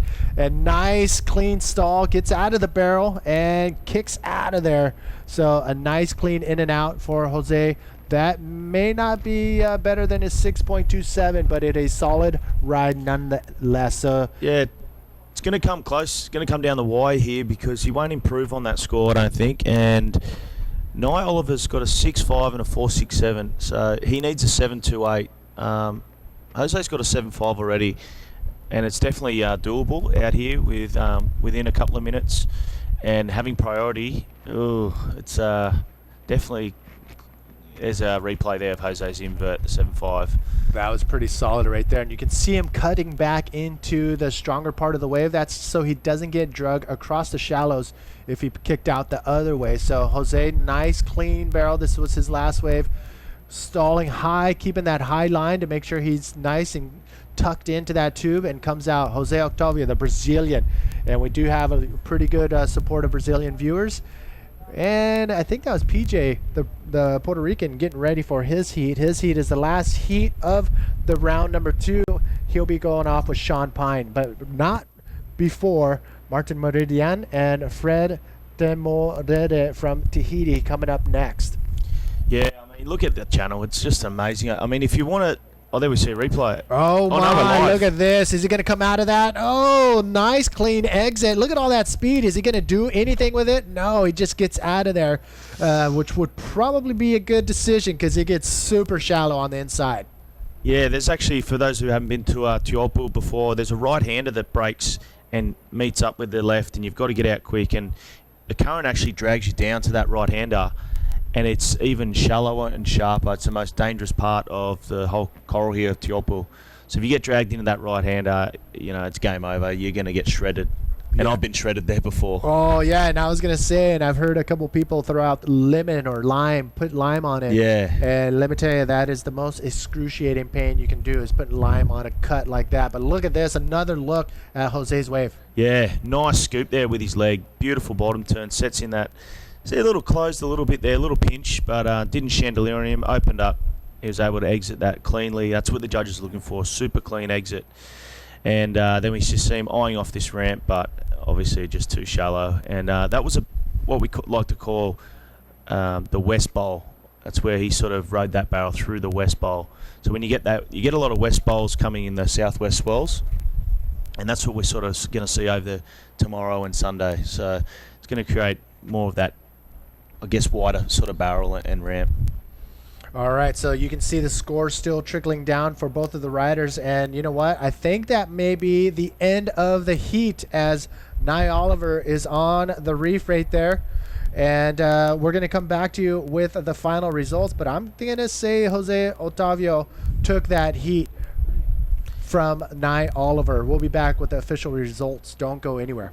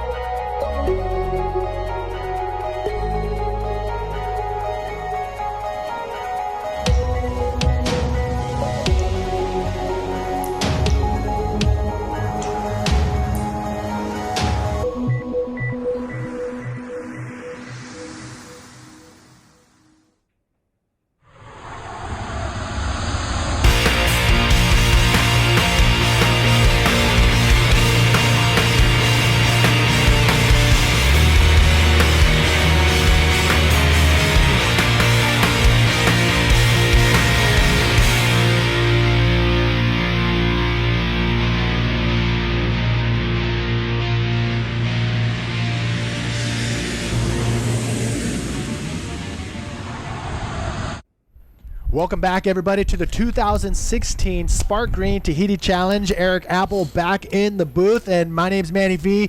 And ducking under this and getting caught inside, we have the two competitors in heat number 15 in red from Guadalupe, Martin Moridian, and in the yellow jersey, Fred Temorere, getting cleaned up. Yeah, my. so, it hasn't been the most consistent, but there are sets coming through every 10, 15 minutes or so, some legit waves. Yeah, and we saw that if there is a slow heat, there will be a heat following with some waves coming in, and both of these guys got caught off guard. And this is, like we were talking about, last heat. Let's take a look at a replay. I take that back. It looks like they did catch some waves. This is our rider in red driving through that barrel. Nice bottom turn, just kind of sticking it right there, scooping in. Now coming out, look at nice and trim, just good style. Beautiful cutback right there, old school cutback right there. Look at that in the bowl section. Nice. Man, that's OG right there. That was pretty sick. Once again, bottom turning through the section, looking for something, but just kind of hops out the back. Again, it takes a huge amount of huevos if you want to go big on the inside. Now this is our rider in yellow, Fred Temore, the Tahitian, bottom turning through a mean looking perfect chopu barrel. Look at that. That's as good as it gets right there, Manny. That is clean. Look at that. Not even getting touched by the lip. Was able to hold that line high and dry, but right there could have pitched on up, but he comes out clean. These are going to be some real scores. Solid. So quick shout out again. Here's another look, and he cuts out of that. Look at that set out the back. But again, these guys are stoked to be able to have waves right off the bat. But this is the consequence they had to pay for. Luckily for Martin, he was able to duck under that, but Fred took one on the head. So scores are going to drop. Again, I want to say what up to Jack Granger from New South Wales, Brian tuning in from Santa Cruz, and we got the Basque Country crew with Aritz, Portugal, Renato, and from Azores we also have people tuning in as well. So if you're going to say where you're from, please say your name as well. So look at that. We got an interview coming up. Maybe not. Still waiting for those scores of each rider, Martin and Fred. See, Jose. So, could you talk about your hit, please? That's our only issue right now. Was so far, a good hit because came a lot of waves. We were watching the last hit, few waves, and I said, maybe in the next hit we're gonna catch good waves. Yeah, maybe. And the waves came, and I did my first wave in the first minute, a good barrel, 2 rows. And I wait for another one. I kept that middle one, I made an invert, was a good wave too. Then I surfed a small one and he got the priority and catch a big one, and I said, oh no, he's gonna win with this wave. But he didn't make the barrel, and I catch another one, a good barrel too, and I passed. You were lucky, you had good waves. Yeah, I was lucky and catch good waves, but maybe in the next hit I'm gonna think about not to catch so many waves, but catch good ones. Okay. Okay, but we wish you the best. And you want to say something to Brazil? Yeah, I wanna say hello to my family, to my friends, everybody in Brazil that is watching the contest, and that's it. Let's go to the next round. Okay, congratulations again, and thank you so much. Obrigado. All right, congratulations to Jose Otávio, the Brazilian, and well, lucky for us, we get to go to Brazil, Itacoatiara, his home break in, I believe, late June. So that's going to be very fun, very exciting event to be at. Brazil, one of my favorites. Niterói, a great little area in Brazil, and Itacoatiara, one of the nice bays, nice beach breaks there. Awesome place. But we have some scores for Manny. Yes. Manny Fred Temore, the Tahitian, with an 8.0 on that opening barrel ride, came out with the cutback, and Martin, the rider from Guadalupe, with a 6.77. So a pretty good exchange to open up the heat. Both these riders getting on the board strong. Yeah, this was a repeat of what happened in that last heat. Straight off the bat, both riders clocking in some high scores, and it's going to be pretty interesting to see what's going to happen and what's going to unfold in these next 13 minutes. The guys were scrapping towards the end to get another high score, but they did get it, and they did get something in the 6, 7, 8 point range. So how was it? We saw your face out there. We'll get back to that. Look at this. Fred, the Tahitian, getting his second wave under his belt, but not much there. Won't be more than a 1 or a 2, but at least he has 2 waves now. You can see that from prior heats that Mother Nature could just absolutely go flat for, almost an entire heat. Yeah, definitely not the wave to lose your priority on, though, unfortunately. But so now Martin is going to be in priority. He'll have the first choice of waves. And yeah, man, you asked how it was out there. I went out and checked out another heat again, and it was interesting. The sun was out earlier. We were talking about great and postcard, picturesque day. Well, when the clouds came back on, that little bit of wind we had kind of died away again. So it was almost better to have the clouds come back on this afternoon instead of the sun staying on it and cooking the land and making the hot air rise and some onshore wind come. No, yeah, so far so good today as far as the weather, and the winds have been in our favor most of the day, which we'll take. It's the pulses of waves we would like to have more of, especially not for us, but for the competitors. But when they do come in, these guys are in luck. So for us too. Oh yeah, I like seeing the waves. No, that's what I mean. It's like, yeah, we want them, but it's the riders that would want them more so than anyone on the beach right now. So, again, heat number 15 out in the water, the Guadalupian versus the Tahitian in red. Martin Moirian going against the Tahitian in the yellow jersey. It is Fred Te Morere. Wow, look at the channel. So how was it out there in the channel while you were out there? Definitely amazing. Like I said, nice to get out there, jump in the water, talk to the boys, kind of get a feeling what's going on. Everyone's very relaxed, and everyone has the same feeling. Everyone's feeling like, hey, this is one of, if not the best APB event we've ever had. Everyone's stoked to be here and can't wait to come back. Yeah, it was pretty cool what Lachlan Cramsey said, the young Australian, talking about this being his first event where you jump off the boat, you're chilling in the channel. It's a whole different vibe when you get out into this type of contest arena. And everybody, like you said, is super stoked. Fred Moridian, solid 6.77, but look at that first wave from Fred. That is going to be the one to beat for our Guadalupean rider, Martin. Yeah, I mean, even if he just comes back with another 6 or 6.5, he's got to be feeling pretty good. Man, the water looks so inviting out there. I mean, I talked to a couple of Chileans, and they're like, yeah, we don't even think about bringing our wetsuits because they're in cold water pretty much year-round. So to be able to come across the Pacific to Tahiti, of course they're not going to bring their wetsuits. Well, I brought a long-sleeve jacket that I got from O'Neill, and I just got that so I could just watch out for, so I have a padding in case I hit the reef, but I definitely don't need it. As we take a look at Tahudai Henry getting ready to take on his own brother here in the first heat of round 3 coming up next. Yeah, that's going to be exciting to watch. Round number 3, we're going to see the riders that won in their first heats in round number 1 face off with the winners from round number 2. And we do have pretty stacked heats. We're going to try to get into all the way up to heat number 8 in round number 3. So that's going to be pretty fun. And if we do end up in heat number 8, we're going to see PLC facing off Toby Player in heat number 8. I mean, all of these heats are stacked. It's going to be pretty fun to watch. Oh my! Look at that, man! Can I just swim out there, please? give me like a 4-hour break. Yeah, it's insane. A lot of people are talking about, if the contest finishes here in the next couple of days, they're gonna change their flight and head home. I'm like, you guys are nuts. Who said that? A couple of different people are like, I gotta go home. I'm staying here till the last day. Exactly. 100%. I ain't going nowhere. I'm here to the 5th. Yeah. No, it's gonna be. If it does end tomorrow, we get pretty much a week in paradise.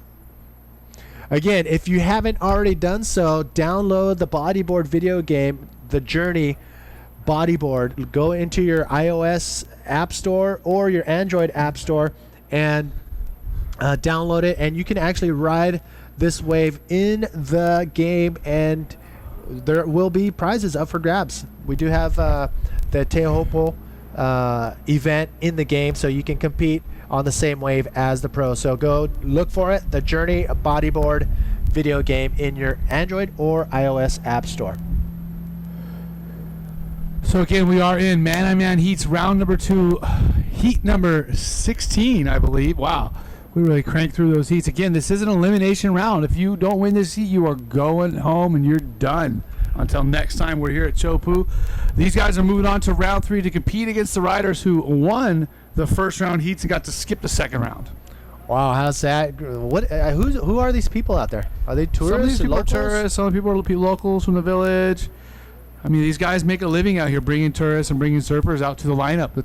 That's a water taxi, basically. Epic. I mean, that is worth every penny to go out there and chill out on the channel and see some of the world's best or the world's best bodyboarders competing in this amazing wave. Again, we all want those big waves, but in this situation, we're going to take whatever Mother Nature can deliver. Reason being, next week's forecast, there may be some waves, but the winds are not in our favor. So the event organizer, Alex Leone, making some very, very tough decisions as far as when to run these last 2 days of competition. Look at that. Definitely not that fun to be the one responsible to decide when we surf and when we don't.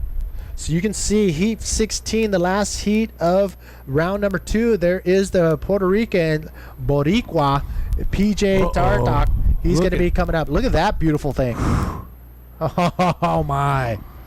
That was amazing. That was way on the inside. As you can see, the two competitors sitting way deep, waiting for the bigger stuff to roll in. But we saw this in heats prior. You wait too long. Look, we go. We got the Guadalupe rider, Martin, sliding in. Nice little scoop. Gets under the lip. Nice barrel ride. Short and sweet. He needed a second wave, and that's going to be good enough for him as far as having that second wave on his scorecard.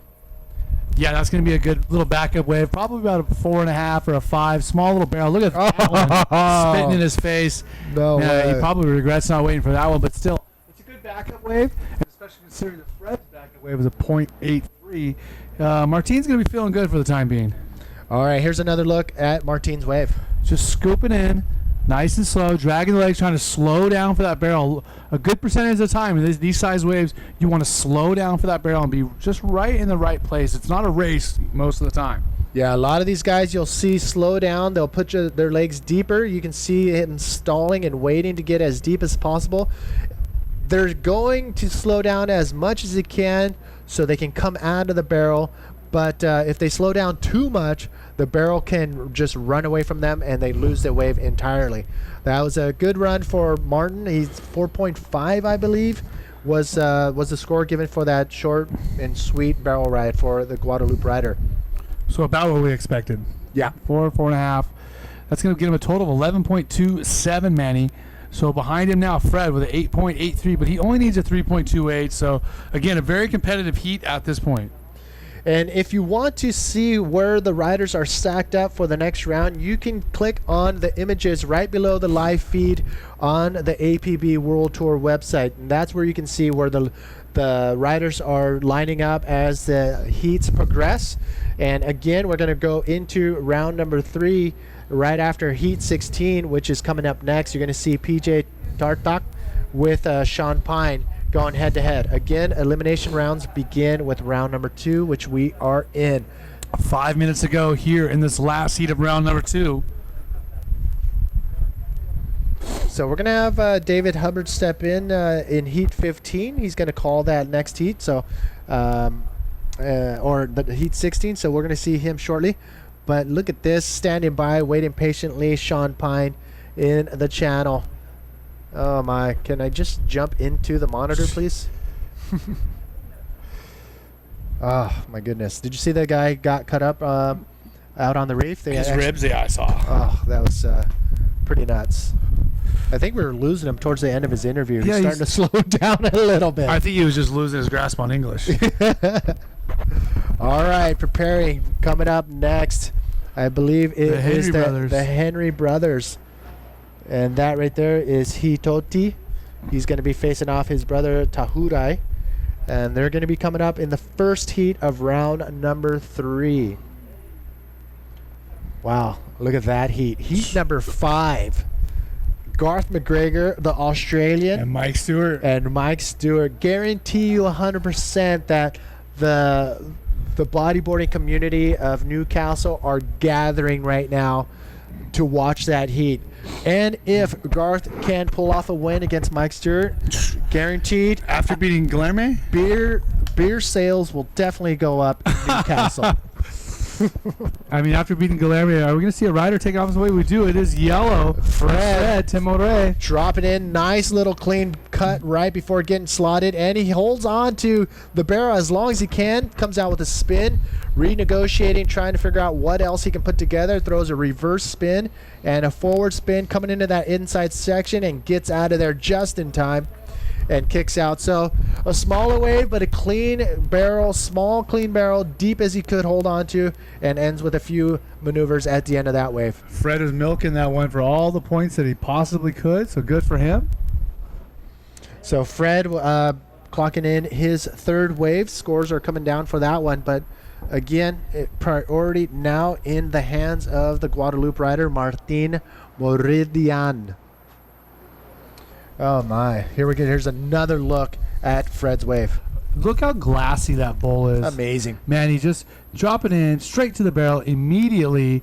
Good poise there. Shoulder dragging just a tiny bit, but still coming out the barrel clean right there. Very, very nice. No water on him as he exits the barrel, and that's a good thing to see. Throws a couple spins to try to get that extra half point or a point, and we'll see what score drops. It looks like he gets a 5.50, boosting up to first place. As we see another replay, a different angle, you can see how deep he really is. Looking smooth is Fred, but of course, being a Tahitian, he has the understanding and the experience here at Chopu, and it's paying off here at the moment. Yeah, I mean, he's looking good right now, taking that first place spot with 2 minutes remaining. Now it's up to the Guadeloupe rider.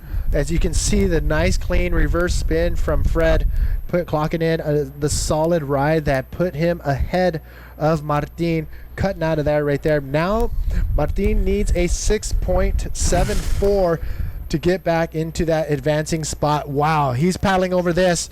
Out in the water, could be some sets rolling in. Hold on to your seats. Could be some of the biggest waves of the heat rolling in. 1 minute, 30 seconds remaining. What is going to go down? Look at this monster stomping in. It is Fred taking this one. Look at this. Dropping in. Big bottom turn. Bowling section. Ducks out the back. But again, he was in the lead. Remember that Martin needs a 6.74 if he's going to get up to that first spot, advance on to round number 3. But he had to take the wave to make sure Martin didn't. But look who's got it behind him. Oh my! Can Martin pull out a 6.74 out of that? No. What he did do is give priority back to Fred. Now Martin has his back against the wall. Can he pull out a 6.74 away from the Fred who has priority? I don't know, man. That's tough. With 45 seconds to go, it's not going to happen. That's not going to be a good enough score, unfortunately for him. So it looks like, unless something crazy happens the last 30 seconds, Fred Timore is going to move through. But there might be more sets coming in, Manny. Oh, my. And it is Martin paddling out. So let's take another quick look. 30 seconds to go. But Martin slides under the lip. Nice, clean barrel. But, oh, my gosh. Is that enough is the question. Well, got a quick little cover up, cut out, and this is the same wave, I believe. Look at this, just scooped right into that wave. Good poise, fully covered up. Is he going to come out? Look at that. Beautiful, coming out with the spit. Manny, this looks like a classic heat between these two guys. Unfortunately for Martin, it didn't work out, so the Tahitian is going to be moving on, and this is the Tahitian's final wave, Fred Timore. Oh, my. What a way to finish your heat. Just with getting into a bigger wave, not making anything out of that, but just be able to come down the face of the wave and finish off with that was, not a bad way to go. But this was, again, was this, the question is, was this... No barrel, really. Yeah, this was his last wave, and there was nothing there for him. And he knows right there that that was the end of his run. So that might be the end of the road for the Guadeloupe rider. That looks like it, unfortunately, for the man from the Caribbean. So, man, one more heat in this round. Manny Vargas joining myself, Eric Apple. We're having a great time here at the Sparkgreen Tahiti Challenge here in 2016. What a place to be at the end of the road. No better place to be and no better sport to be a part of than bodyboarding today. Yeah, it's going to be pretty exciting. Round number 3, which is coming up after this next heat. PJ Tartak, the Puerto Rican, going against the Australian Sean Pine.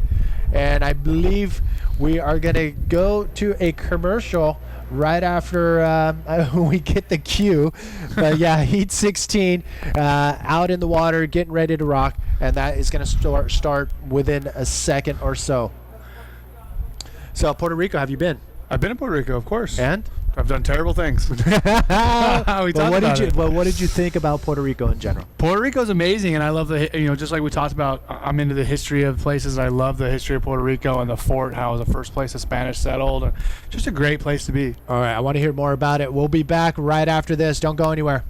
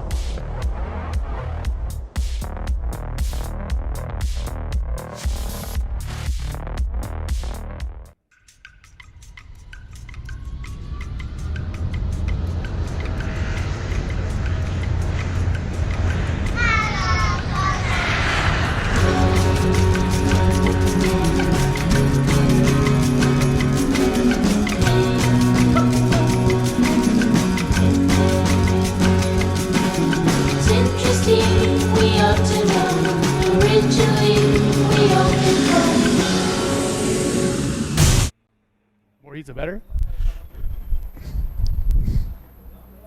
Welcome back here to the 2016 Sparkgreen Tahiti Challenge. My name is Eric Apple. On my left, the man, the myth, it's Manny V. Yo, yo, yo, and look at that. I wish I was out in the water. It's looking warm, but I don't want to be competing because these are some pretty trying times for the competitors, waiting up to half of their heat to catch their first wave. But if luck should have it, they would be getting these first solid waves right off the bat. So it looks like coming out of the water, it is Fred Temorere from Tahiti onto the boat. He is stoked. He advances on to round number 3.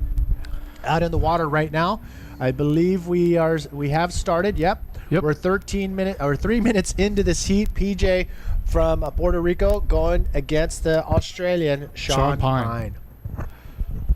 So I know PJ, he's super amped. He's so amped to be out here. The fellow Puerto Rican, Jorge Colomer, he was super bummed he didn't make it to the main event, but now he's on a boat or in the channel, guaranteed, watching and supporting his fellow Puerto Rican, PJ Tartak. Man, there really are some high-performance waves. I mean, we could ask for a Chopu to be 10, 12 foot and crazy scary, but these are very contestable conditions. And I think we should be content with these conditions, and maybe we might see a bump in the swell tomorrow or the next day, or if we might have to call off the contest for a little while and wait for some swell to come in later on, so be it. But thus far, we've been pretty blessed. So again, Pedro Tartak in the water, the man from Puerto Rico in the red, and Sean Pine in the yellow, the Australian. None of these riders have gotten a wave yet, although we've had almost 4.5 minutes click by. So again, like we talked about, there are some lulls out there, semi-inconsistent, but when the waves come, they really come. I mean, and these guys are putting it together, getting the longest barrel they can, and then ending with some maneuvers right when they exit or on that inside section. Some of the best waves ridden so far in my memory banks, guaranteed Toby Player. We saw him get a super deep pit and hit the lip at the end, but it looks like we're going to interview. C'était un peu difficile, il n'y avait pas trop de vagues dans ma série. J'ai eu de la chance de tomber sur une bonne au début de série et j'ai attendu ensuite une deuxième bonne. C'est que vers les 3 dernières minutes que j'ai pris ma deuxième vague. C'était pas aussi bonne que la première, mais grâce à celle-là, j'ai réussi à passer. Oui, ça va, t'as quand même réussi à passer, c'est ce qui compte, hein. Et puis ça va, quand même, il y avait des belles vagues. Oui, il y avait des belles vagues, mais il fallait bien se placer, les vagues bougent beaucoup, il y en a à l'intérieur, à l'extérieur. Et voilà, il faut juste avoir un bon placement et une bonne lecture de vague. Ok, d'accord. J'avais une question, mais j'ai pas bien entendu. Oui, Fred, il va être opposé à Jeff Hubbard, c'est son idole. Ah oui. Ah oui, tu vas être opposé à Jeff Hubbard, ton idole en plus. Ouais, mon idole. Ouais, ben, je suis tombé contre Amaury qui a été champion du monde. Ben là, je retombe contre un deuxième champion du monde, Jeff Hubbard. Bon, ça va être une belle expérience aussi. Et on verra bien comment ça va se passer après. Ça va, tu te sens pas trop... Enfin, je veux dire, t'as pas trop peur? Non, ça va. Ben, il faut relever les niveaux aussi pour arriver au top. Quoi. Bon, alors tu nous dis un petit peu une petite session en anglais? Yes, it was a hard hit. I can find a good one on the first 10 minutes. And the second one, but not better than the first. But it's enough to pass on the round 3. Yeah. En tout cas, encore bravo, hein, encore un Tahitien et tout, c'est super contre Jeff Hubbard. Génial. Voilà, Ben, merci. bravo encore. Merci, bravo à Fred Temorere. All right. Well, I think what I deciphered out of that is Fred Temorere is going to be going head-to-head with his idol, with Jeff Hubbard, in the next round. Here's another look at what went down during the interview. That was Sean Pine. Sean Pine, the Australian, finding a great barrel, exiting with a spin, big carve into a forward spin. Classic maneuver right there. Throwing that forward spin right there in the critical section, looking smooth. Here's another look from a different angle right there. Slides under the lip, deep pocket, comes out nice and clean with the spit. That was a solid wave right there for our rider Sean Pine in the yellow jersey, the Australian. Nice cut back into the power zone and goes into a nice spin. Now re-engages and knows there's not much more there, and he gets out of there. Look at that. Do you see the jet skiers pulling the tree out? And here's what went down for PJ, the Puerto Rican. He gets another nice little pit right there, slides down the face of the wave, not before throwing in a spin, comes down the face of the wave and ends his wave, I believe, with that right there. He's out of there. So we got some scores coming. Our first score for Sean Pine, the Australian, as we see the replay for Pedro. He does find the barrel there a little bit. Doesn't get too deep, but he's in the barrel there momentarily and then finds some spins afterwards. But, man, good size, real contestable conditions here, Manny. This is what we wanted to see. Yeah, I mean, these guys are lucky to be able to have some waves come in their heat in the early part of this heat because, as you've seen, a lot of the heats have been slowed down and not many waves delivered. But I have to say, a lot of people are chiming in and saying they are waiting for Garth McGregor versus Mike Stewart. That is going to be a fun heat to watch, and I'm pretty excited about that too. That's going to be heat number 5 and round number 3, and we will jump into round number 3 right after this heat out in the water. We have some scores. Delicious. We have some scores and we're ready. All right, we're ready. Sean Pine, 7.60. That's that wave we talked about. He came out with the spin looking real clean with that cutback in the forward 360. Pedro Tartak, not the best score, 3.77. He just got that quick little, I don't know, like I like to say, he flirted with the barrel for a second, got a spin in there, but wasn't really a deep barrel like the one that Sean Pine got. And the scores definitely reflect. So Pedro Tartak needing a 3.84 if he wants to move on into the lead. But again, each of these riders only has one wave. Right now the priority is with Sean Pine, who's in the lead. So there you have it. We are almost to the halfway point in this heat 16, the last heat in round number 2. And you saw the jet skiers pulling that tree branch out of the lineup and moving it down the beach towards going with the current so it doesn't come back here. But big shout out for everybody tuning in. If you are watching live, we do have a comments box. Put your name and where you're tuning in from, and we'll do our best to give you a shout out. Si estás mirando en vivo, por favor, pon tu nombre y dónde estás mirando en el país donde estamos transmitiendo, whatever. So there you go. PJ Tartak and Sean Pine out in the water.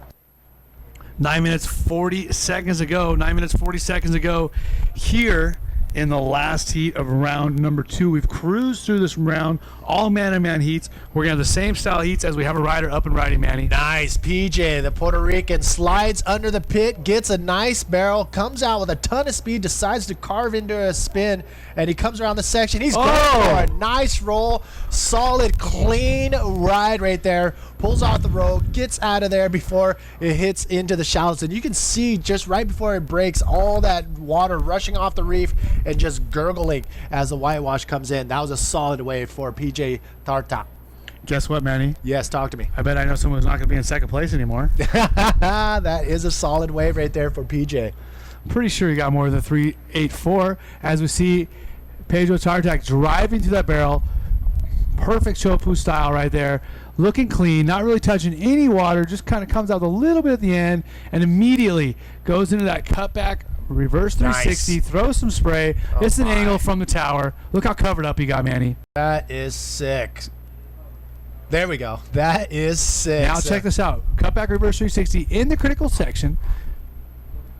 Sets himself up again and starts to drive. And remember, he had that roll on the inside. Did we just miss a wave? Look at that bowl section, man. Just draining across the reef right there. Another perfect wave. Was somebody inside there is the question. So we got a score for Pedro Tartak on a second wave, 6.33. That's going to give him an overall score of 10.10. So now Sean that. Pine, the Australian, in second place with a 2.51. Oh, look at these things marching in. These guys are stoked. They actually have waves coming in their heat, and it looks like 3, 4, 5 footers rolling. And right now, let's take another look at what went down for Sean Pine. I think this is his second wave, but he got a 2.0. I don't think he made it out of the barrel. Oh, man, but perfect drop right into the barrel. Yeah, look at that bull. Wow. Beautiful wave for Sean Pine. Unfortunately for him, he's not able to find the speed or the projection to clear that lip and make it out of the barrel, but it was looking good there for a minute. Oh my God, look at that thing just draining. That was pretty sick. So, I mean, he's no stranger to heavy waves, as he calls Shark Island his home. So he's going to get back out there and try to better that 2-point ride. Look at Jeff. Or, sorry. Look at Dave. Well, it's the beard, man. I'm telling you. With him as well. Yeah, so we're going to see Dave Hubbard coming up in heat number 2. And we're going to see Brahim in heat number 4 coming up in round number 3. Oh my goodness. So it looks like Ty Nettleton is loading up the fridge with tuies for Garth McGregor's heat coming against Mike Stewart. So yeah, the boys are rallying up. But wait a second, isn't it like 10 o'clock in Newcastle? I don't think it's quite that late. Do the Australians drink beer that early? Australians drink beer at 6 in the morning. So, all right, so yes, we have the Newcastle crew gathering up, getting ready for probably one of the more fun heats to watch during the day. Heat number 5, Garth McGregor going against Mike Stewart. That's coming up soon. Could you imagine the Cinderella story that would be for Garth to be able to take out Guilherme and Mike in My God, in that consecutive heats? Oh, there would definitely be a party. There would probably be a day named after Garth McGregor in Newcastle, Garth McGregor Day. I would definitely go to Australia just for that day. Guaranteed have some good times in Newcastle during Garth McGregor Day for sure. All right, here we go. 5 minutes and some change remaining. PJ is currently leading the charge right now with 2.51 needed from Sean Pine, and that is totally obtainable if the waves roll in. Oh my gosh. So yeah, I'm getting a word. It's 9 a.m. in Newcastle. It's 1:18 in Germany, according to Douglas Cockwell. What? The Cockwell's tuning in all the way from Germany. I forgot to tell you, Manny. We Yeah. talked about a birthday earlier. Yes. You know who else's birthday it is today? Talk to me. Former world champion Andre Botha. Oh, we wonder if Andre's tuning in. I bet he's watching. Happy birthday, Andre. Yes, happy birthday. Little goofball. And I just got word Jared Houston's birthday today as well. Yep. Well, we talked about that earlier, I think. Oh, I probably wasn't in the booth with you, but They were singing happy birthday to him on the boat, the Tahitians. Well, so I missed You everything. missed the party. Yes, happy birthday, Jared Houston, and yeah, he's your current world champion as of today. So he's got a title to defend. He's coming up in round number 3 as well. He's going to be facing off with, let me look for him. He's right here. I see him. We'll let you know when that comes. First, look at this. Paddling out the back. Sean Pine making his way to the deeper section. Oh, look at that. Waiting patiently. Boy. PJ, is he going to have a stab at this one? No, he lets that one go by. Would you let that go by if that was in San Diego or Orange County? I'd be paddling on that one 100%. Oh, my.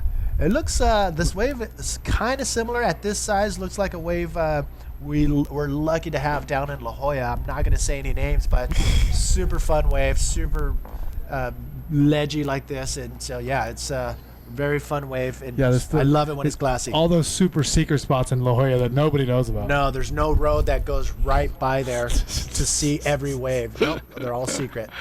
Oh, man, he's killing me. Don't anybody mess with Manny's secret spots. No, secret spots. There's a secret spot with a little palapa on the rocks. Perfect little fun wave. So again, 3.5 minutes to go. Pedro Tartak, the Puerto Rican, in first place, 10.10. And in second place, Sean Pine, the Australian, with a 7.60 and a 2.0. All Sean needs, though, is a 2.51. Yeah. So, man, pretty much any wave, he could definitely take the lead. Yeah, PJ's 3.77. Oh, here he is, Sean Pine. Sean Pine streaking across the bottom. Not much as a barrel on the takeoff, but a nice clean reverse on the top of that wave. He knows that's not going to be much, but it probably most likely will be better than his lowest scoring top 2 waves, which is a 2. So, yeah, not a bad wave for Sean.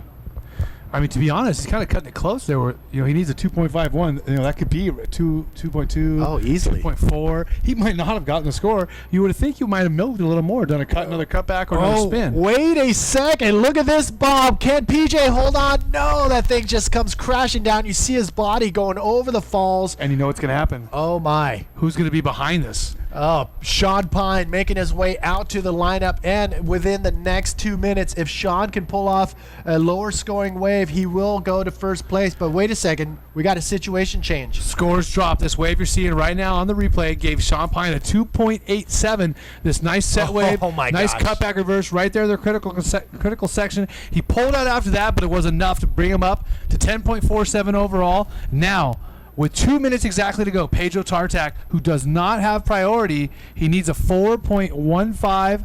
Again, Sean Pine in front of you, nice cutback reverse. That gave him a 2.87. Oh, my goodness. Will PJ be able to get back out there and fend off without priority Sean Pine? It's going to be very interesting to see. 1 minute, 40 seconds. This is where it comes down to the wire. Again, if Mother Nature delivers the goods, what's going to happen? Will PJ sneak in a smaller inside bowl like that? Or will Sean Pine give up a wave and let PJ take an insider? Let's take another look at PJ's bomb. No, this is Pedro Tartak taking off late, dropping it. Remember, he was in the lead until Sean got that 2.87. He went for it, had to go for that barrel. Didn't quite pay off for him. I don't think he had too much of a problem, though. Yeah, so PJ trying to make something big go down, but unfortunately, that thing just shut down on him. So he probably lost a lot of energy getting worked. Look at that. Board comes off, fin comes off. That's how much power is tucked into these waves. He's trying to get settled in. Man, he just got pounded on that one. Fin just dangling. Will he have enough time to get back out there? He may be able to turn around and catch an inside bowl. He only needs a 4.15. Can he do it? Man, gonna be tough. Fin dangling, board leash readjustment. Oh my, that was going in. 100% commitment for PJ Tartak, the Puerto Rican. So much respect, definitely, for the Boricua. Man, tough break for him. 20 seconds ago, Sean Pine has priority, so unfortunately for PJ, I don't think it's going to work out for him, but I think it all comes down to that first wave of Sean Pine. Sean Pine getting a great barrel, coming out with a spit, and bringing in a 7.60, and that's really what set the pace for the heat. PJ was chasing him the whole time after that.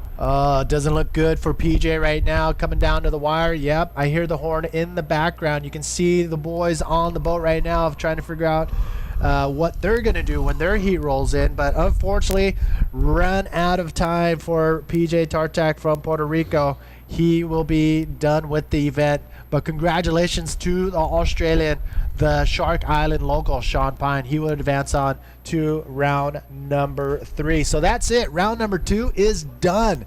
In the books. We're going to get the creator of the U-Riding bodyboard game, The Journey, in here, Mike Jagat. He's going to sit down with Eric Apple for a heat or two, and that'll give me time to sneak in a sandwich. There you go, buddy. Get some food in you. All right. I think if you guys are ready, let's throw it to a commercial so I can get out of here. When Manny's ready to go, Manny's ready to go. Look at this set wave coming through there, rolling through the barrel. Again, this next heat coming up will be round number 3. This is once again man-on-man heats. This is elimination. Commercial. Let's go to a commercial right about now.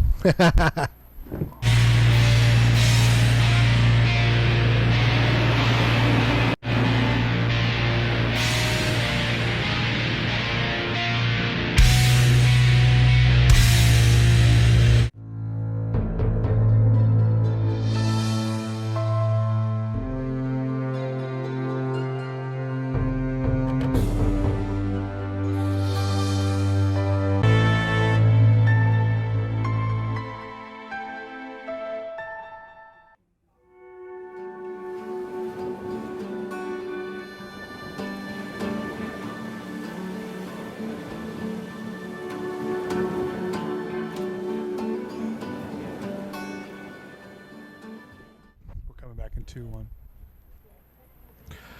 Well, welcome back to the 2016 Sparkgreen Tahiti Challenge. I'm one of your hosts, Eric Apple, joined by the creator of the U-Riding platform, Michael Jagat. Michael, welcome to the broadcast. Thanks. What Hi, do you everybody. think? What do you think about the action thus far today? Some great action around two man-on-man heats. We have some great waves.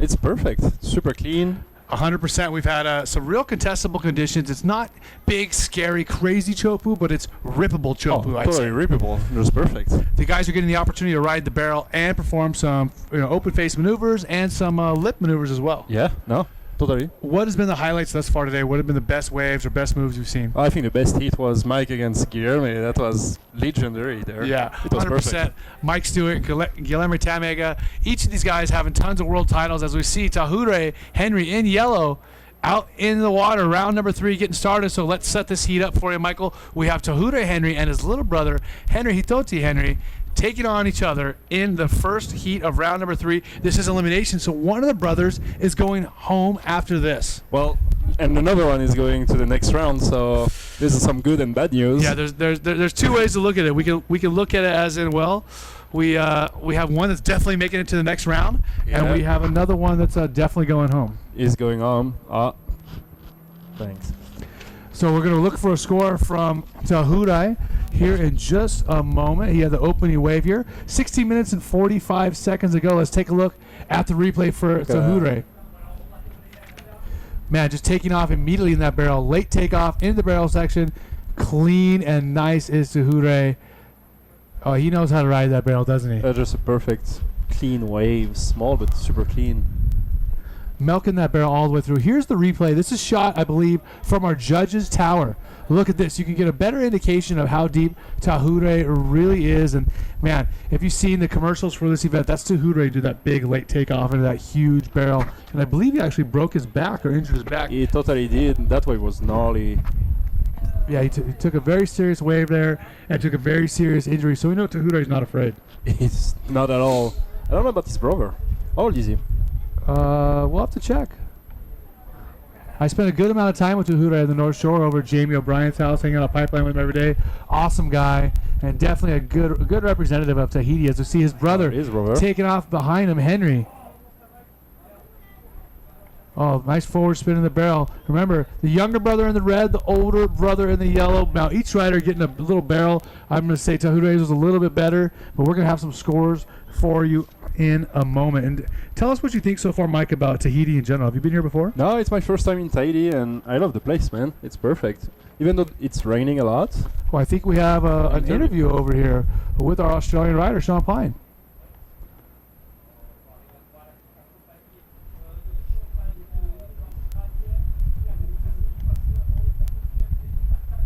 Sean's feeling good about himself. sa série contre le Portoricain. So, Sean, you're the last one for the round 2. How was it? Yeah, it was really nice. Clear water, and the waves were pretty fun. It was good. Enjoyed it. I really enjoyed it. Ah, okay, cool. And that's all? You have nothing else to say about the waves? Yeah, they were a little bit small, but there was still quite a challenge to negotiate like the barrel and make the most of the conditions. But that's surfing, so you have to do what you have to do. You are happy to be there? Yeah, I'm happy to be here competing, and yeah, looking forward to the future rounds. Okay, thank you. You want to say something? Yeah, I'd like to thank my sponsors, Mike Stewart Bodyboards, Emerald Bodyboard Shop, Agent 18, and Supers Fins. And yeah, they helped me get over here, and I appreciate their support. Also to the APB for organising the event, and Tahiti for hosting us, and all the other sponsors for the event. Really good, really happy. Okay, thank you so much and congratulations. Merci beaucoup, Eva. Well, thanks so much for that interview. Let's see some replays. What do we miss in between? This is Henry Hitote. This is Tahure's younger brother who made it through the trials. And look at this barrel. Now he came back with a much better wave, coming out with a spit and a forward spin right there in the critical section, as they like to say. So clean. Definitely a clean wave, definitely a clean break, and definitely a clean rider. Henry Hitote, he made it out of the trials. He went through a lot of heats to get there. And look at him now. There's a great angle, dropping in and disappearing from our view. Definitely knows the wave here. That's crazy. Well, I'm sure that could be said. I mean, they live just a few meters down the point over here. They know every single nook and cranny in this reef, I'm sure. So let's get some scores. Our first wave for Tahure was a 6.83, Mike. 6.83 for Tahure. Now, behind him, his brother had a 5.10 to start, and I don't think we have a second score for him, though. No, not yet. And Tahure is priority right now. Now, it must be interesting to spend so much time here at Chopu, spend so much time in real life looking at a wave that you put on your U-riding game. Yeah, it's it's kind of a dream, because we've seen that wave for so many years in video and pictures, and creating in a game and playing it in a game and coming here for the first time is so awesome to be here. Definitely awesome to be here. As we're taking a look at some of the graphics from the game. Tell us what we're seeing, Mike. Yeah, so that's basically the new feature we just released for this event. So it's first in the world where you can actually play the event. Everybody can play right now in parallel of the real one. So the idea is the guy who get the best score wins the event, the virtual event, and you have the whole waiting period to play. You have 20 waves of practice to get used to the wave, and then you have only 3 runs to get your highest score. And at the end, so we have some prizes at the end. And the great thing about that is if you run out of practice runs or competition runs, you can buy some in the game or watch videos to get some. And most of the revenue we're making from that is going to go back to the APB to fund the next event and move the sport forward. That's great to see that. It's great to see that brands that are investing in the sport that they're making money off as well. And right here, look at this. Tahure Henry, is that your rider? It gives you all the tips here for Chopu? Yeah, he's the local in the game at Teupo, and so he's giving you a tip on how to ride the wave. And you can also customize your avatar, and you can even buy the event jersey. And then you can play the wave. So we basically recreated the wave. It was from a John France run, actually a few years back, the perfect 10. And so far we have more than 6,000 players playing the events in the game. Great. And I think the highest score right now it's 63,000. I don't even know how that's possible, but they do it. Well, I'll tell you what, Mike. I'm not going to lie. I'm a little offended that I wasn't asked to be the local at the wedge. Oh, we're going to talk about that later over a wrestling match. Yeah, apparently everybody's angry about the wedge. Okay, check it out. This is Tahure in yellow. He's leading the heat so far. Nice barrel there. High and tight is Tahure. Finding that little head dip. Is he going to find another maneuver? No, he's going to head out the back.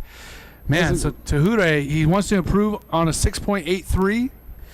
This is a good backup score for him. Not going to be the highest score, but still going to be something to put up there on the board and put him back in first place. But remember, his younger brother, Henry Hitote, he has priority now. Yeah, that was a really clean wave, but didn't really get that deep. Now Hitote now sitting out the back. He's going to take his time. He has 2 scores out there. He's going to wait and get a solid one. But look at this one from Tahiti. I mean, just what a beautiful, just oily, smooth wave, Mike. Just perfect. Just surfing that with your brother. Are you imagining yourself on that wave right now? Totally. Totally. If I could, I would go. Are you going to imagine yourself out there at 4 o'clock when we're done today? Yeah, probably. I'm with you.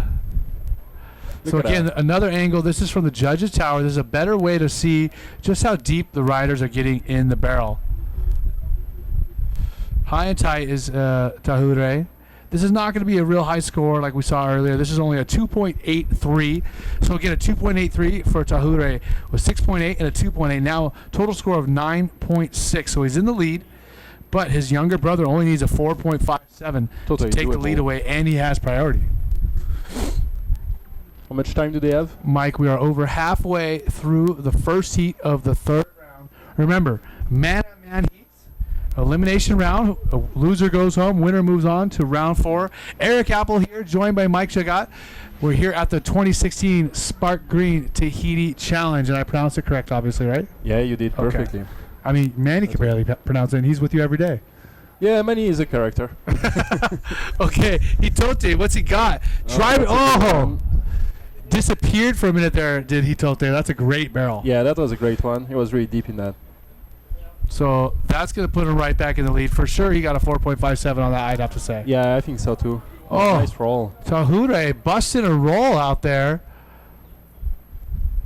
Man, he's going for it on a critical part of the wave, and it's dangerous out there on that inside section. If you hit that ledge or hit that lip, you are going to contend with the reef. No doubt about it. So hopefully we'll get to see some replays from that, and I'll let you know the scores as soon as I can as we take a look at the channel and all the water patrol boats, our TV boats, broadcast boats, and just some water taxis hanging out. Yeah, it's so hectic over there, you know, all the boats, they almost collide on each other. And it's pretty dangerous, you know, especially with your boogie board, like bodyboard, trying to paddle around them. Almost got killed yesterday. Well, we'll try to keep you safe, Mike. Okay, let's take a look at a replay. This is Hitote Henry driving through that barrel, completely disappeared, and this is from the channel. Imagine how deep he's going to look from the tower. This is it. Nice view, look at that. Oh, perfect line. So deep in the barrel, right? Look at that. He's very deep, like I said. He's coming out perfectly. That's going to be a good score. Well, we have a score for you. It is a 6.53, so that's going to put Hitote Henry in first place with 11.63. He's happy, and he's watching the replay of his brother who looks for this big roll. Boom! Nice for Tahiti, getting only a 3.83 because there's only one maneuver on that wave, and that's going to put him back up to first, so they're dueling first place. Tahiti once again with that roll on the outside. Heavy roll out there, but again, not much open face or barrel to offer, so he didn't get anything higher than a 3.83. So let's set us up where we are right now. In the lead, Hitote with a score of 11.63, and his brother Tahiti with a 10.66. Now Tahiti, he needs a 4.81 to move up into the lead, and he does have priority, Mike. And 6 minutes remaining. Totally doable. So, Mike, tell us more about where did the idea from the game come up? I heard you talking about from Mike Stewart's original game. Yeah. Oh, look at this is Hitote driving in the barrel. He's just so calm and just stalls it in there. Throws a nice 360. I'm actually kind of surprised even through a 360. These guys are just the barrel masters. Yeah, they are. Oh, that was a good wave. Do you think it's going to be better than his 5.1? It could be close. Could be close. He might improve on his lowest county score of a 5.10. So, again, you said you saw Mike Stewart's game? Yeah. Back in 1998 or something like that. Mike got his game on PC, and I used to play it, and I had fun with it. And I had some ideas on how to kind of make it better. And look at the replay. Just perfect. Yeah, Hitote Henry looking for that nice barrel. He wants to improve on a 5.10, and guess what? He does it. He does it. 5.27. So now 6.53 to 5.27, giving Hitote Henry the lead. 11.80. Behind him, his brother Tahiti with a 10.6. His brother needs a 4.98. As we see the replay again, look at that deep barrel. So nice. and Chopu is just amazing. All day long, Yeah. we're just talking about how perfect it is. Oh, yeah, there is no wind. It's just glassy. It's perfect, and nobody out. Or just your brother to just your brother to Just heckle you you. and your brother. How perfect is that? So nice. So let's set up the situation. 4 minutes and 40 seconds to go. Again, we have the Henry brothers. Good and bad news.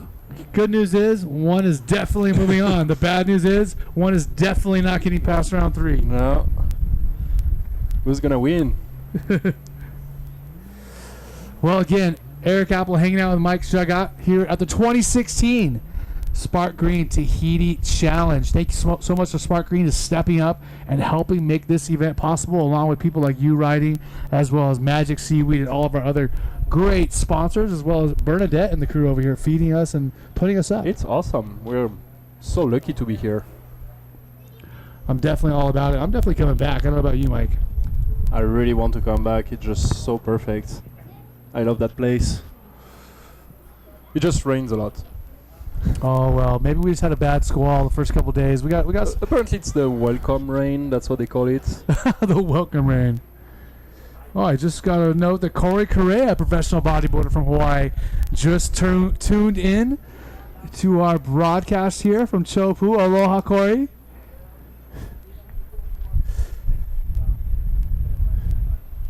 There's a view of the channel. Check out the posse out there on the water taxi, and man, those things are just so necessary here. Here, when you grow up in the village of Chopu, before you buy a car, you buy a boat. That's more important. Yeah, it is more important. There's water everywhere around you. Water everywhere, and not a drop to drink. No. All right, 3 minutes remaining. And Tauri needs a 4.98. A definitely attainable score. His first wave was 6.83, so we know he can get that kind of score. He just needs the wave to show up for him.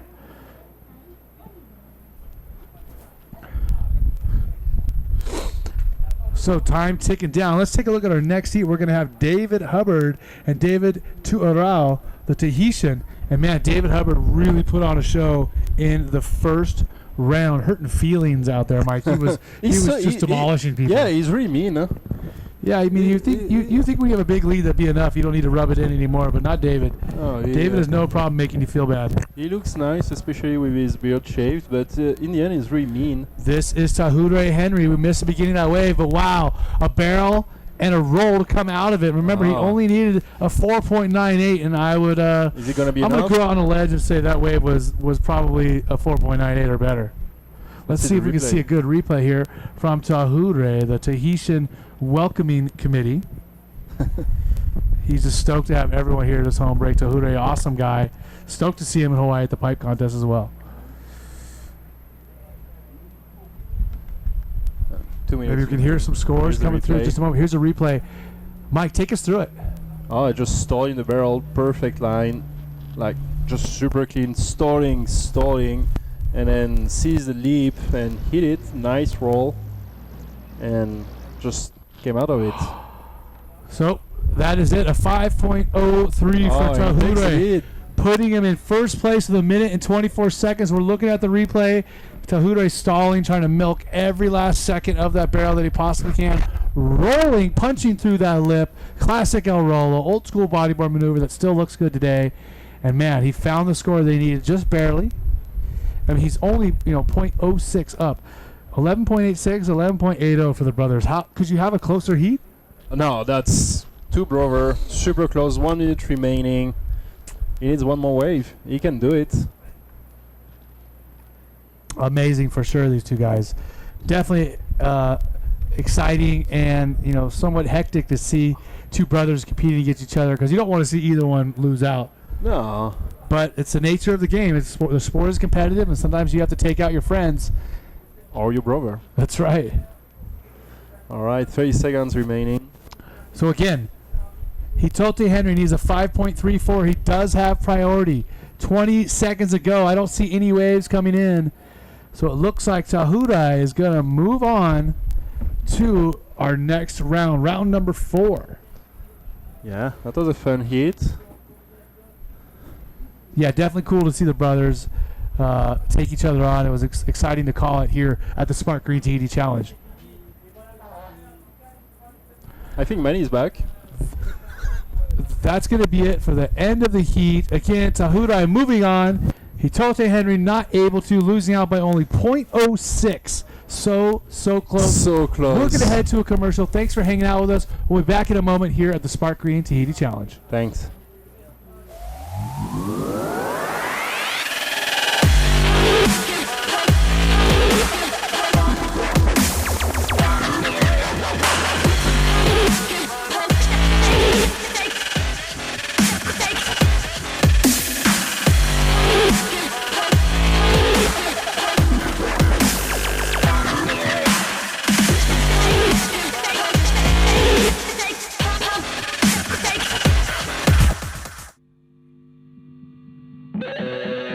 Shapes is definitely made for bodyboarding. That ledge is so thick. Like the waves are so big. Usually just so high on adrenaline.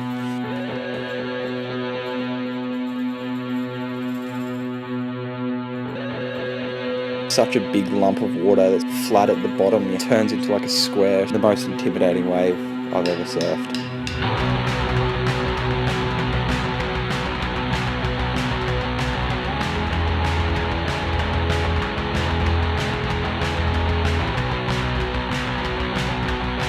It's so hard to maintain focus because it's just so big and scary. You're just kind of running on adrenaline.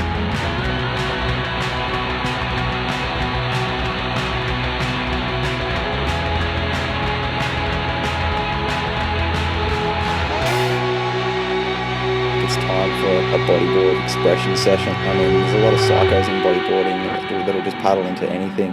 It's going to be pretty mind-blowing. There's going to be blood for sure. So we are back. Eric Apple, Manny Vargas, two of California's best, enjoying Tahiti with you. And we are excited. I think we might have had a wave from each of our riders while we were away at commercial. David Hubbard of Hawaii, who was just crushing it in the first round, skipped the second. He is back, as well as a Tahitian, David Tuarau. We have some scores from both of them. We're going to drop here in just a moment. Hopefully we can get a replay and show you what we missed. Yes, if you're even thinking about signing out, don't do it, because you're watching one of the most exciting bodyboarders in the water right now. David Hubbard, look at that line. Perfectly nice scoop under the lip.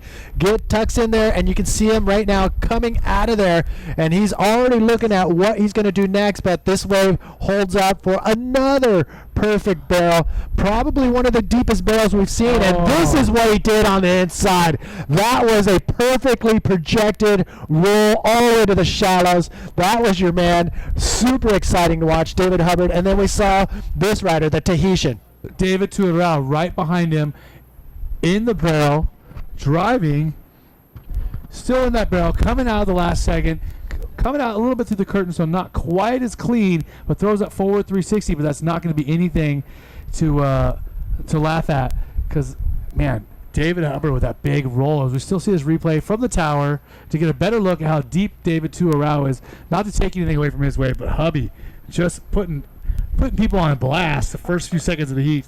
Coming out of that barrel, stalling, making it through basically two sections the barrel connected through, and he came out with an air roll, not an L roll. He had an air roll, busted it out, and man, he's going to have a real score here in just a moment. We can't wait to see it. Yeah, Tahurai Henry and the lovely Revatua are going to be getting the interview on lockdown in just a few. We're going to shoot to them, but oh my, that was pretty awesome right there. A wave exchange, but of course, man, Dub throwing it down. Here's another look at Dub's inside projection off this roll. Hits it perfectly, and look at that, from top to bottom, easily about 10 feet above the waters, the flats, and lands perfectly. You could not have landed any more perfect than that. That was simply amazeballs. You know what's weird, man, is for a minute, it looked like he was going to hit it late, because the whole wave started to come down. I was like, oh, he's going to be too late. He's going to punch through the lip.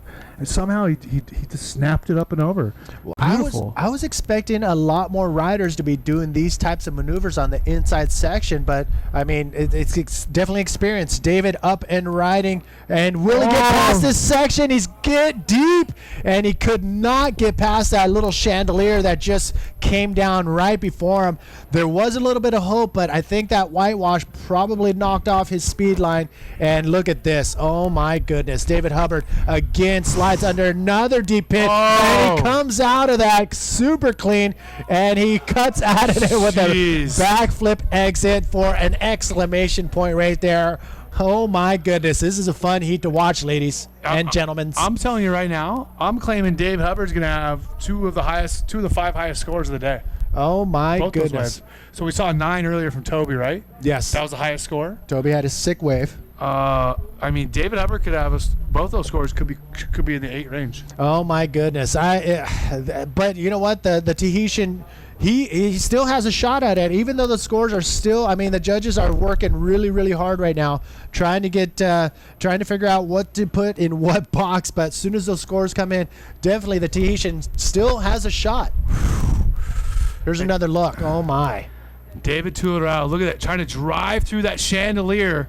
And you could see him there for a second. He was still going just too deep. The shockwave got him. We talked about how the shockwave affects your speed. Look at him trying to backdoor that chandelier section, driving through it. He did everything he could possibly do right. He just was too deep. Yeah, I mean, if he was just a second quicker, he could have made it out, as you were saying, Manny. But Manny, are you ready for these scores? Hold on, take a look at this real quick. Drive us through this one.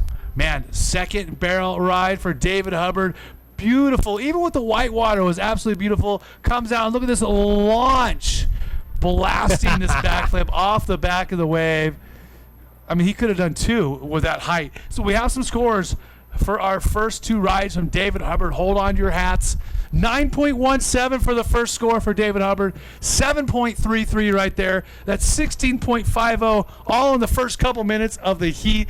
David Hubbard, he is picking up where he left off from round number 1, Manny. And it looks like some of the scores are coming down for the Tahitian. What do we got there? 5.67 for David Tuileau's first wave. 2.17. He is in combo land as we speak. He's got some work to do, and I think we might be having an interview with Tahiti Henry in just a moment. Man, that was insane. Oh my gosh. Way ahead of the Tahitian. Here we go. Amazing. The Henry brothers. Little cutie. Entouré, 2 frères. Donc bon, pour nous, vous avez tous les 2 gagné, mais pour le jury, non. Donc c'est Tahiti qui est vainqueur de cette série. Ben oui, j'ai gagné la série. Ça n'a pas été facile du tout. On n'a pas eu beaucoup de vagues dans notre série. Je pense qu'il y a une série sur 2 aujourd'hui où il y a des bonnes qui passent. Donc on n'a pas eu cette chance avec mon frère. Donc l'échange a été un peu médiocre, quoi. J'ai pu prendre la meilleure vague de la série. J'en ai profité. C'était ma première.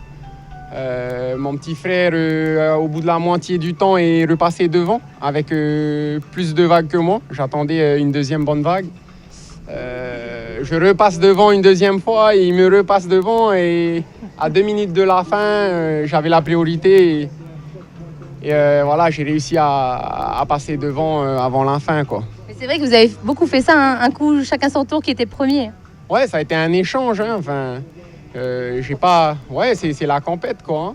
Hein. Après, j'ai bien dit à mon frère, pendant la série, on reste frères, mais voilà, on se donne pas de cadeaux, quoi. Hein. Et il avait très bien compris. Et je pense que si la bonne vague lui était tombée dessus, je pense qu'il aurait fait la même chose. Donc, je tiens à féliciter mon petit frère. Je suis vraiment, comment dire, super proud de mon petit frère. Je suis carrément content pour son parcours, du premier hit des trials. Je suis un grand frère très fier aujourd'hui. Et Popo et Anna. Nous aussi, bon, il te tient un petit mot quand même. Merci beaucoup. Bah ouais, non, ça s'est joué à pas grand chose et je pensais pas que cette vague allait venir 2 minutes avant la fin. C'est arrivé de nulle part et il a eu la priorité. Bon, voilà, c'est la compétition, c'est comme ça, hein, mais je suis content d'avoir été jusqu'au 3e round. Je suis sorti des trials où c'était vraiment dur. J'ai réussi à me qualifier directement pour le 3e round. Et voilà, c'est beau parcours pour moi. J'espère avoir une wildcard la prochaine année. Bon, et vous pensez quoi du Sparkgreen Tahiti Challenge? Ben, pour l'instant, tout va bien. Hein. Franchement, j'ai rien à reprocher aux organisateurs. Hein. C'est dommage qu'on n'ait pas pu avoir des conditions énormes comme la Billabong a pu avoir il y a 2 ans, parce que c'est vraiment là où tu vois le bodyboard à son état pur, quoi. Hein. C'est des vagues où les surfeurs ont plus de mal à aller, où ils doivent peut-être se faire tracter, et nous, on arrive quand même à les prendre. Bon, des fois, on se prend de grosses gamelles, mais ouais, on espère que dans les années à venir, on aura de meilleures conditions, quoi. Mais là, tout va bien, ça se passe bien et c'est cool. Bon, tu peux nous faire vite fait un petit résumé en anglais de ce qui s'est passé? I was competing against my little brother for the first time. It felt kind of weird, but it was all good. I told him in the heat, let's just do the best out of we can do, you know? And then, so yeah, a couple times I got first in the heat, and then he passed it in front of me a couple times, and then at the last 2 minutes before the end of our heat, I got the wave that made the difference. So I got first and made through the round 4. En tout cas, merci à tous les deux. On est très heureux pour toi déjà, et toi, tu as quand même fait un beau parcours. Donc, merci. Okay, so we are back from our interview. Thank you, Arevatua, with the Henry brothers, Hitote and Tahure. Man, it's a great story to see these guys. And as we see a replay, look at David Hubbard showing some drop knee style right there, man. You and I can appreciate that. Well, I was talking to him earlier before he took off to get ready for his heat, and the one thing he did mention is having fun. And he's so far ahead right now of the Tahitian that he opted to get up drop knee in his heat, even though he knows very well that it's written in the rule book as of today that he will not get scored for that wave. But obviously he didn't care. He wanted to get pitted on the knee while he had a chance. He's pretty far ahead. Let's bring everybody up to speed as far as the scores are concerned. So David Hubbard has 2 great scores, 9.17 and a 7.33, a total of 16.50. David Tuileral, a 5.67 and a 2.17. He's hanging out in combo land with 8 minutes to go, and that's where nobody wants to be. No, combo land essentially means he needs a whole set of new 2 waves to be even in contention to take that first place spot away from David Hubbard. I mean, he needs a better score than a 9 and a better score than a 7 to even think about snatching that first place spot away from Dub. So yeah, he's stoked. David Hubbard is pretty amped right now, and all he can do right now is wait for the bigger stuff. And with priority in the Tahitians' hands, it is really up to Dave to, pick off any wave that the Tahitian does not want. Well, we talked about it earlier. David Hubbard was absolutely killing it in the first round of the competition, and he literally just picked up where he left off, right back at it. Just absolutely hurting feelings out there with that first big roll. And then just to rub it in like, hey, I'm so far in the lead, I'm going to get a drop knee barrel.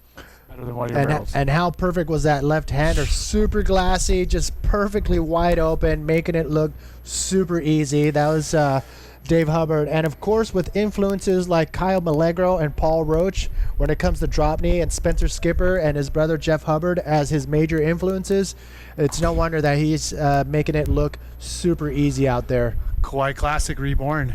Oh, my gosh. Oh. Trying to remember if I can remember all of the riders of Kauai Classic. Give me a second. Let's see. Chris Tenberg, Kyle Milagro, Chris Burkhart, Harry Antipala. Yes. And Jeremy Olson. Oh, there's one more. There is? Yeah. Oh, if you're going to say it, I'm going to know it. Jason Brown. Jason Brown. I wouldn't have remembered it on my own. Once you said it, I knew it, but I wouldn't have remembered it on my own. Yeah, they were led with Bob Sato behind the camera and coaching to make these a formidable force back in the 90s, late 80s, early 90s. The Kauai Classic. That was a pretty awesome crew of bodyboarders that were way ahead of their time when it came to doing aerial maneuvers and drop maneuvers. And yeah, it was a pretty exciting time in bodyboarding with the Kauai Classic. Yeah, those guys were a force to be reckoned with for sure. All right, taking a look at this one, it looks like David Hubbard once again opting to go on drop knee. He will not get scored for this wave, but do you think he cares right now? Nice. Look at this. Oh, my goodness. Are you kidding me? Oh, so I think he's setting precedence right now of let's get drop knee back into the books as far as being scored in this open division. So it's going to be pretty interesting to see what's going to happen in the meetings after this event. But for sure, there's a drop knee world tour where he will definitely throw his hat into the ring with the likes of, former drop knee world champions Damian King and Cesar Bauer. So it's going to be pretty fun to watch. Look at this. Look at this. David How Hubbard perfect is that? Setting up crisp and clean in the barrel, petting the kitty, no hands on the rail, comes out with a hack that, we were talking about hurting the other riders' feelings. This cutback hurt my feelings, man. I'm upset. Does it have to be so good?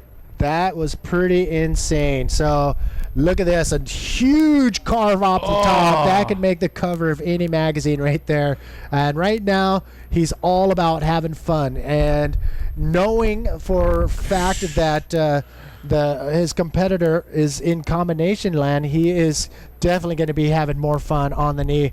I don't think he's going to catch another wave prone if I'm right. He's going to keep drop kneeing because it's so perfect to drop knee right now. I can't believe it. Paul Roach would be having a heyday out there as well. Oh my goodness! Look at this. Yep, it looks like David Tuarau. He got a wave during that little break right there, but just too deep and wasn't able to get out of there. Here's another look. Look at this. This is from the tower. You can get a good idea of how deep he really is, but you can tell already he doesn't have the projection and the speed to drive through that, although the barrel did stay open. So maybe if he got into that wave a little earlier, it would have happened for him, but just not able to quite do it, is he, Manny? No, and you know what? Right now, I think David Hubbard is just entertaining the viewers right now. It's just watching perfect drop knee skills in the mix, knowing that he will not be scored is all about having fun. And you can see the riders coming up in the next heat. Alex Uranga. Oh, actually, hold on. No. That is 25 seconds remaining. I think 3 minutes, 25 seconds. Oh, sorry. What was I looking at? 3 minutes, 25 seconds is what I wanted to say. But now we're coming down to 3:10. And you know what? It's going to be a tough battle for David Ruau to come out of this combo situation. Oh, my gosh. Unless two perfect bombs come in and he's on both of them. Otherwise, he is pretty much the end of his event unless something miracle happens right now for the Tahitian. Well, we're waiting for some scores to come through, but I don't think it'll really matter. I don't think David Tuarau is going to get anything that's going to make a difference at this point on that last barrel. Not able to come out of it. He does have 2 minutes and 30 seconds for a last-minute, prayer. If anything, we saw it with PJ Tartax and Puerto Ricans. He wanted to make sure he left the event in good standing and just charged this monster wave, knowing that there was no chance of him making it out. So it would be. What are you laughing at? The orange life vests. I know they're exactly the same size as the kids wearing it. They basically each have their own raft tied around their neck. So they really don't need the boat. So this is it.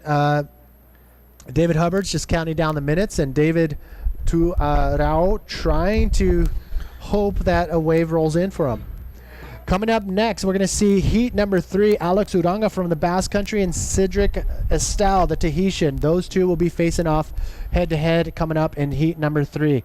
And again, I'm hyping it up because I know Newcastle is wide awake. They're gathering in the city square on the big screen to watch their very own Garth McGregor and Mike Stewart go to head-to-head. Here's David Hubbard. Oh, is David going to get up? Oh, a little bit late on this one. Look at this. Oh, look at the pose in the barrel. Oh, come on. Oh, my goodness. Looking back, that's his way of claiming. He doesn't have to put his hands up. He's just got to look back and say, yep, thank you very much. But wait a second. Nice. The Tahitian coming out of a barrel of his own. Is he going to hit the lip on the inside? No, he ended up cutting out. Woo! David Hubbard is on fire. He is en fuego, as you would say. Oh my goodness, he is definitely going to be one to reach because I mean he's the one looking super comfortable right now, like no problem. And I'm still tripping out on the lack of the beard. Look at this replay. Hubby driving, back arched, head up. Look at the smile on his face. You know he's grinning inside. A little bit of water splashing back at him, but it didn't quite matter, did it, Manny? I thought he was gone right there, but somehow he just got in front of that foam ball and was able to get pushed out high and tight and coming out of that barrel from the super deep. Pretty much just disappeared behind the foam ball. Look at that. And was able to come out of that thing and just, you know what, seal the deal with this long, deep barrel. Rob Fellish, I see you, brother. Thanks for tuning in from California. Yes, our boy Dub is throwing it down like no other. That was pretty insane. Sick little claim look back.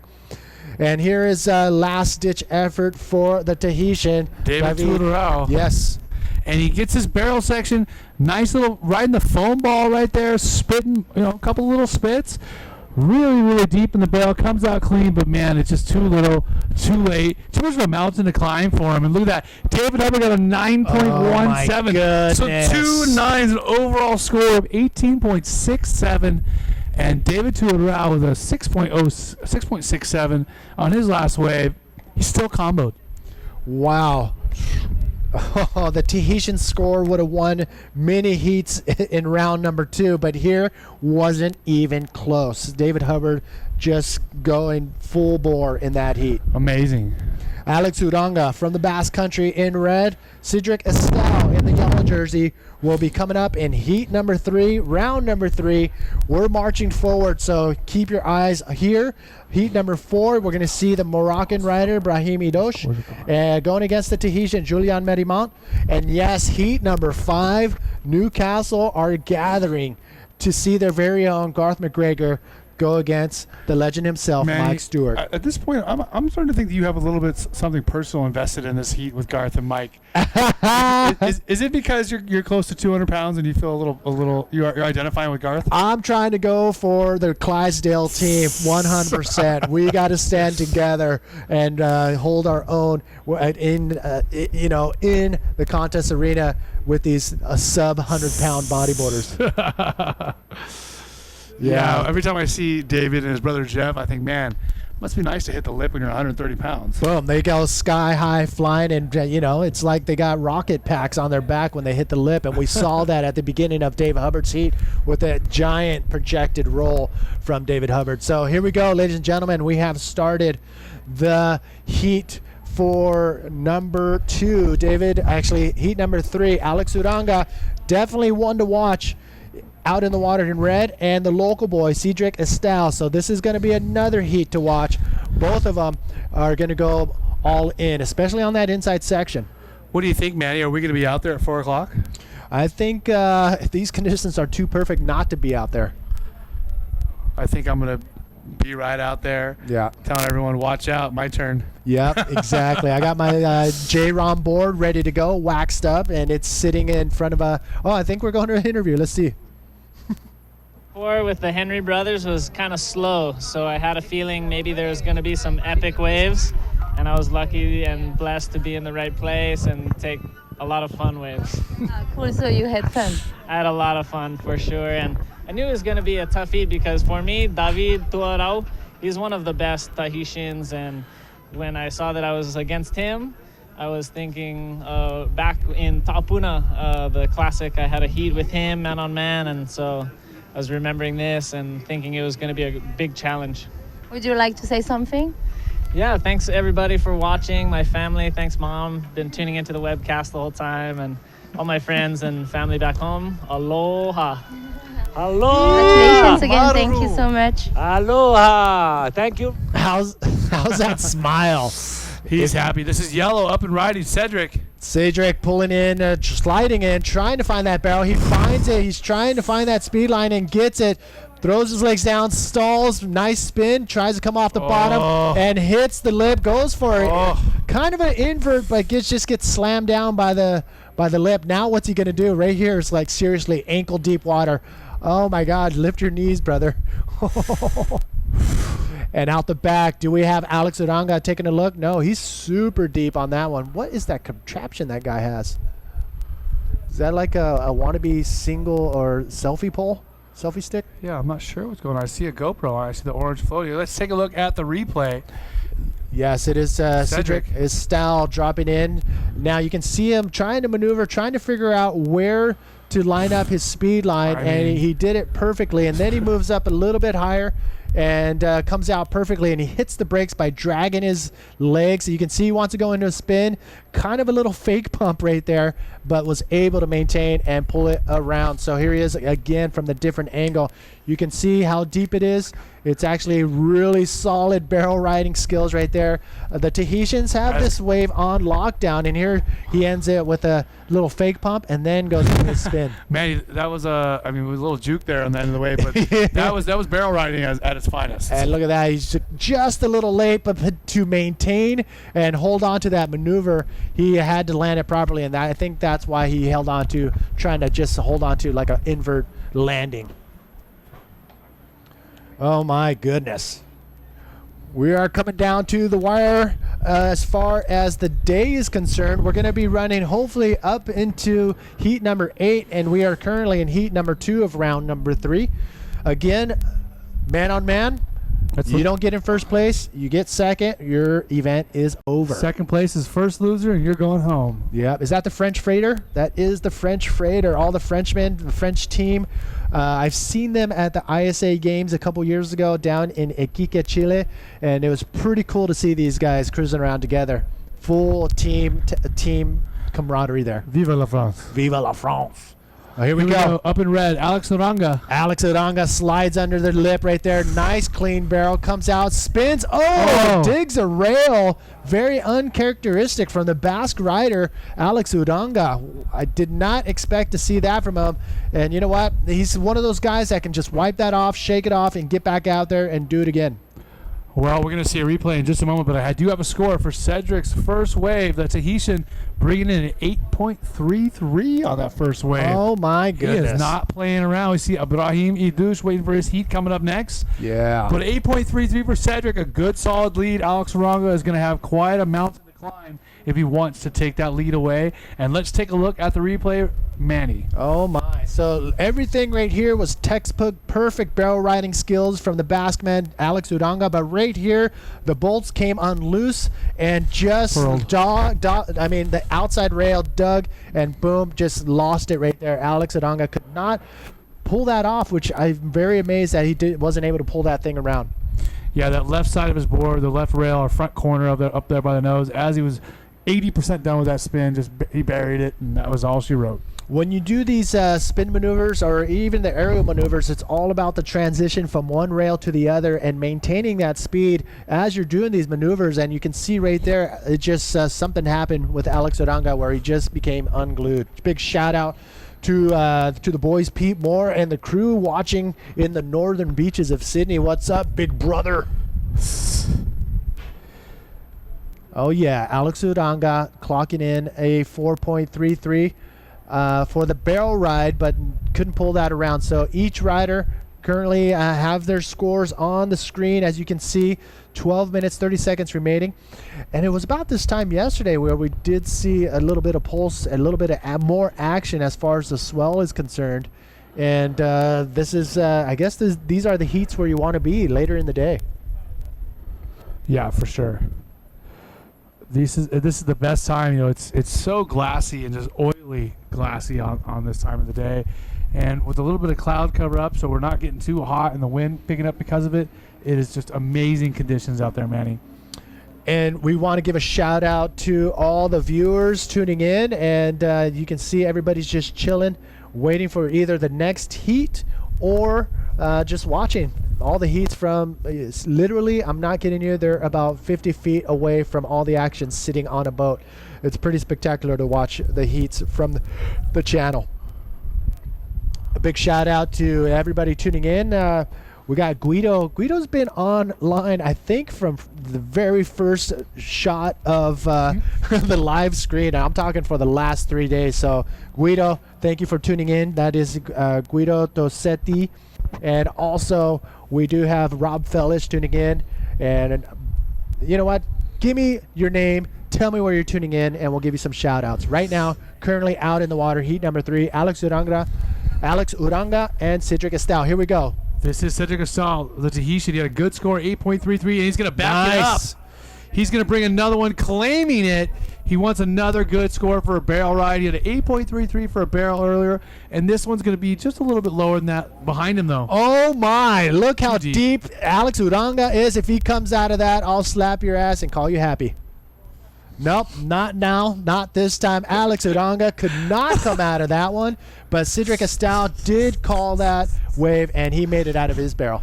Now he's getting caught inside Alex Uranga. Can he get out of there? I just want to talk about where you're going to stop me again. Oh, yeah, FCC. Oh, boy. Look at the wave behind it. Oh, my gosh. Look how glassy that is. And nobody was on that. Take us through this one. Man, Cedric driving, perfect trim, no drag whatsoever, just absolutely pushing through that barrel, full speed ahead, and then right there, slows it down just a little bit, puts on the brakes, comes out, looks at the judges, says, "What's up?" That's right. Look at this. Look how deep I was. And immediately lets them know, I'm on it today. I want a backup score. I want something close to my 8.33. I want to send Alex Uranga back to the Basque Country with a third round loss. Look at this. He doesn't want to go home, not unless he gets a deep barrel and makes it out. And here he is trying to do that, but not in that case. Just way too deep to come out of that. So, Killer Built, what's up, brother? We know you're tuning in. Nels from Long Beach is saying, what's up? Nels? Not that Nels. There's only one Nels. Well, this Nels is in Long Beach. It's not the one you're talking about. We have Argentino. We do have Rob Fellish, yes, and a few other writers or viewers. Geronimo, all the way from Uruguay, Puerto Rico, tuned in as well. So you guys keep on giving us support and tell us where you're watching from and any other comments you want to put on there. So keep it clean, keep it happy. Here we are live from Tahiti. That's right. Eric Apple, Manny Vargas, waiting for our scores. Waiting for a second wave score to come through for Cedric Estel. Second wave score for Alex Uranga, only a 1.83. He took off way too deep. It was sort of hopeless, but a big wave and some big cojones nonetheless. But remember, Cedric Estel with an 8.33. He's about to get his second score. Oh, and my look goodness. At this, Manny. An 8.60. What is going on out there? The Basque rider Alex Uranga just getting shot into combo land, which means he needs 2 fresh new waves to even be considered for that first place spot. And that is something you never want to have when you're competing, especially here in this event. And he only has 8 minutes remaining. Yeah, going to be a tough task for Alex Uranga to come back from this. And, you know, we've really seen this so far. It seems like a lot of guys, I mean, well, the Henry brothers, he was a little bit different, but a lot of heats guys just pull away and are gone. I mean, look at Ben Player, look at David Hubbard, right now Cedric Estel, Sean Pine the same way. He really just crushed it in his heat. So, man, it's just like either you're in tune with the ocean or you're not. I mean, it's a lot of it has to do with luck, too. I mean, the wave, oh, my God, I can't get over this view right here. I love this camera angle. Sorry, ladies and gentlemen. But that pretty much puts you here with us that we're in paradise at the end of the road at Teahupo, and it is amazing. So now in the water, 7 minutes remaining. I'm telling you, man, this is somewhere you definitely want to be if you ever get a chance to come out here. Well, we got all these shout-outs going all over the world, all over these other countries. But how about USA? Let's give a shout-out to Shauna in Florida who's watching us. She's digging the action. She thinks Tahiti is beautiful, and the waves are as well. And it looks like we might have a little bit of wave action going on. Is it going to be something that Alex Uranga can build on? Well, he's got a shot. If he can get a solid ride right now, ooh, you can see the winds coming in out the back, little texture on the outside. Say it. I mean, I'm just saying what I'm seeing on the monitor, but there is a little texture on the outside. But Alex Uranga, he does need to get a solid wave right now, or he may be just ticking down the seconds to the end of his event. Oh, and it's a shocker for these guys who win that first heat in round number 1, advance on to round number 3, and then lose in round number 3. So, very painful. Definitely tough. Again, 6 minutes remaining. 6 minutes, 20 seconds. Alex Uranga hanging out in Combo Land. I'm pretty sure that's the same place David Tuarua is. Tuarau. Maybe they can hang out with each other so they're not bored. Yeah, probably have a hinano while they're at it out in the channel. All right, we are getting closer to the end of heat number 3. Coming up next in heat number 4 from Morocco, Brahim Irosh, and from Tahiti right here down the road, Julian Merimont. So they're going to go head-to-head within the next 6 minutes. So very, very fun event. I mean, fun heat coming up, as well as heat number 5. I've been hyping this heat up all. You are pretty excited about it since it was created. Well, I think I'm going to hang out. We have 5 minutes left. I'm going to hang out for one more heat. I'm going to stay with you, and then we'll let our last heats winner, David Hubbard, come in for our final 4 heats of the day with you, Manny. Are you sure? I don't mind taking the next 30 heats off. Whatever you want. I know what you're doing. You're trying to get those last heats off. Go home, grab your board, grab your fins, and wait in the channel. Oh, it doesn't matter. And wait I'll for paddle that. out there late and burn you anyway. I'll see you out there once this heat, the last heat of the day, is over. But yeah, we are in heat number 3, and counting down last 5 minutes. It's still possible for Alex Uranga. He doesn't need a miracle, but he does need Mother Nature needs a miracle to deliver. I don't know, man. Watching him do what he did back in Reunion in 2011 was amazing, coming all the way from the trials to take the entire event. So I can see what this guy can do, but you're right. Cedric Estal is pretty far ahead. 4.5 minutes to go. 4.5 minutes to go for Alex Uranga in Combo Land. And Manny, if you want to bail early, you can. I don't care. I'm a giver. Oh boy, you know what? Let's go to a commercial if we have 5 of them ready. Just joking. All right, we do have 4 minutes remaining. Dub is smiling, standing by, but we do have a possibility for the Basque rider to pull this off. Standing by. Look at that view again. I love this shot.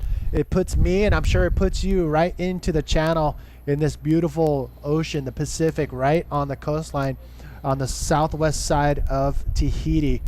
Oh my gosh. Amazing. Look at this. Alex Uranga. Now you can see how anxious he's becoming, trying to look at anything and everything. But man, he's got a tough battle now with only 3 minutes. It's not looking good at all. He needs a miracle, just like I said. Oh my goodness. Man, I would love to be out there. I will be out there shortly. We will be out there in a little bit, buddy. We have, let's see, if we, I know Alex Leon wanted to get at least to heat number 8 in round number 3, and we have time to do that. It's just a matter of, will I have time to get my board and paddle out there by the sun goes down? We'll be just fine, buddy. Well, I think Mike Jagat and I closed shop out there 2 days in a row, and it's coming in at dark is not the funnest thing. Look at this, the Tahitian Cedric Estal finding a nice little cover up. I'm wondering if that was a smart move because he had priority, and if he could have fended off Alex Uranga for the next 2 minutes, that would have been a sure shot. But now he left Alex Uranga all by himself on the outside. With 2.5 minutes to go, is Alex Uranga, even if he's the only person out there, the probability of him finding 2 8s is slim to none, buddy. No, we've seen it happen. He would catch a solid one right now, and on his way back out, easily can clock in another high-scoring wave. So that is totally possible. Another look at Cedric's wave right here. Nice clean barrel on the smaller side. I'm gonna hold to that. I think he should have stayed on the outside and held off Alex Uranga from being out there all by himself. But this, I got to say, this wasn't a bad wave at all. Especially getting a nice clean barrel all the way through the inside. Wow. So we'll see. I mean, time will tell. As you can see, that little texture of wind coming in on the outside, getting closer to the lineup. So how about this for a story? 6.67 on the last wave for Cedric, and it doesn't even come close to mattering for him. Oh, my gosh. I mean, 8.3 to 8.6 for Cedric. He's not playing around. He's up there in David Hubbard land. Man. What do you do? If you're Alex Uranga and you got a minute and a half, I guess you just sit and wait and hope for a set to roll in. We'll see what happens. Heat number 4 coming up next, waiting patiently in the channel. You hope for a set to roll in. You hope to get an interference on Cedric and to get a 9. Which is all possible. It has to happen all at once. Oh, my goodness. It's totally doable. And that's the one thing, you brought that up, is the priority, and using the priority. You can actually use that priority in your advantage and use it to cause a penalty on somebody else if that other person doesn't have an idea of what is going on. That could have happened earlier in the heat. I talked to the Chileno who had the opportunity to do that and advance on, but he did not understand the whole priority system to a T. Yeah, definitely important to understand the rules of whatever game you play. Luckily, we have a little bit of pulse, a little bit more action coming into the last few heats of the day. We are going to move into heat number 4, followed by 5, 6, 7, and 8 for sure. And then we're going to be making the decision if we move on to heat 9 or beyond. I'm pretty sure we're not going to past heat 8 no matter what today. Okay, I didn't get that memo. Pretty sure. Not a guarantee, but I'd be very surprised. All right. Well, I heard 9 and 10 were a possibility, but we'll see. Okay. Confirmation will come around heat 7 or 8. Oh my gosh, that's it. That's it. Horn has run. Ronga, the man from the Basque Country, is sent packing, comboed by Cedric Astal with an 8.6 and an 8.33. That is probably not what you want to have on your resume. Getting comboed in the early heats of a big event like this. Especially somebody with the likes of Alex Uranga from the Basque Country. All right, ladies and gentlemen, it was Cedric Astal, the Tahitian, moving on to round number 4, and it is Alex Uranga who will pack his bags and I guess either chill out or head home back to Basque Country. So next heat in the red, Brahim Idouche, the man from the Kingdom of Morocco. And he is, speaking of the kingdom, he's supported by the king, actually, which is a great thing to hear. And then Julian Mirimot, the Tahitian. So another local Tahitian versus a foreign rider. And this is going to be quite a battle as we see Mike Stewart getting ready to take on your hero, Garth McGregor, in the next heat. Oh, my gosh. I'm actually getting super excited right now to call heat number 5. That is going to be coming up after this heat. Garth McGregor going against Mike Stewart. If you are watching from Australia, give me a shout out here in the comments box under the live feed on the APB World Tour website. And let me know you're watching. Let me know you're supporting your boy Garth McGregor coming up in Heat 5 against the legend himself, Mike Stewart. Okay, so right now we're going to throw it to commercial before we get to our first waves from this heat. We'll be back with more action from the 2016 Sparkgreen Challenge. I hear Eric going, fuck is on?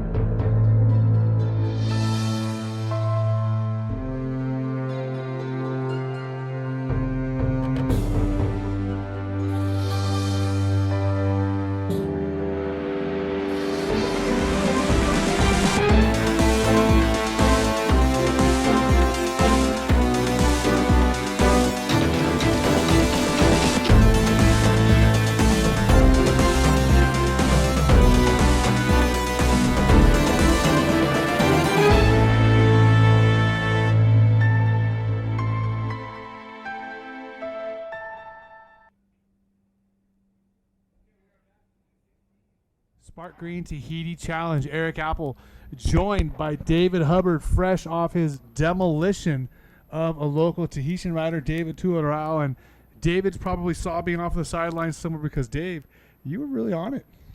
Hey, well, I watched the Henry's heat, the brothers, Hitoti and Tahure, and I saw that it was pretty slow. So I had a feeling, hey, there could be some killer waves coming up in my heat. And lo and behold, they were. I just was blessed to be on the right ones. The proof was in the pudding, and the cream rises to the top. Boy, but I had such a fun time. I got a couple good waves right off the bat, and then I figured, hey, now it's time to enjoy these conditions. I tell you, it was sheet glass out there, some perfect barrels. I was just thrilled to be a part of it. Well, you didn't just enjoy it. We enjoyed watching you. I'll tell you, I had a big smile on my face seeing you drop me those barrels and come out with a big hack on one, just absolutely tearing the wave apart. Everyone here on the point was screaming for you. Let's see if we have some rides out the back. Yeah, it looks like Brahim has started this heat, but he's getting cleaned up as we speak. We'll wait for scores to drop. Potentially, we'll get a replay. But this will be an interesting one. Two French speakers, Brahim and Julien. They're going to be going head to head for the next 16 minutes to see who can take it down. Here's a replay of Brahim's wave. We see that he's pretty deep. Wow, way behind that section. Way up that point, driving through there. I mean, he did everything right. He was just too far back, don't you think, David? I think so, too, especially by the time that hit the end bowl. He would have needed to be 50 more yards in front of that. Here we see him screaming through that pit. Yeah, he took off way up the point there. He's got a 1.83 for that barrel attempt. Not a complete wave. That's why he got such a low score. But anyways, an opening wave for Brahimi Douche. And now we have a ride for his competitor, Julien Midamont. We'll probably see the replay since we missed the live during the replay, but Julien getting his score on the board with his first ride, and we'll see if we have a little bit of a back and forth battle between these two. It's already shaping up that way. Tell me, since I was on my way in, how did that battle with Cedric and Alex go? Did Cedric just use his local knowledge and get some of the better It wasn't waves? even close. Alex was, unfortunately for him, he was comboed. Okay, here's Julien's wave. Scooping on in, getting a tight little barrel. Let's see what he does on this end section. He's eyeing it up. Here's the bottom turn. He's gonna find a lip. Whoa, look at that invert. Nice. That was cool. Yeah. So flirting with the barrel there a little bit. Not quite very deep. He's kind of set up right there, but he decided to outrun it and go for that invert air, and it looked like it was a successful one. We're going to have a score for him on his first wave here in just a moment. It looks good from there. Yeah, that was nice. That was critical and very well timed, and he was able to ride out of it cleanly. So definitely Julien Mirmont getting the best of the initial exchange in this heat. We are 6 minutes into this heat, just under 14 minutes to go here in our fourth heat of round number 3. This is an elimination heat. Looks like we have an interview with Revatua.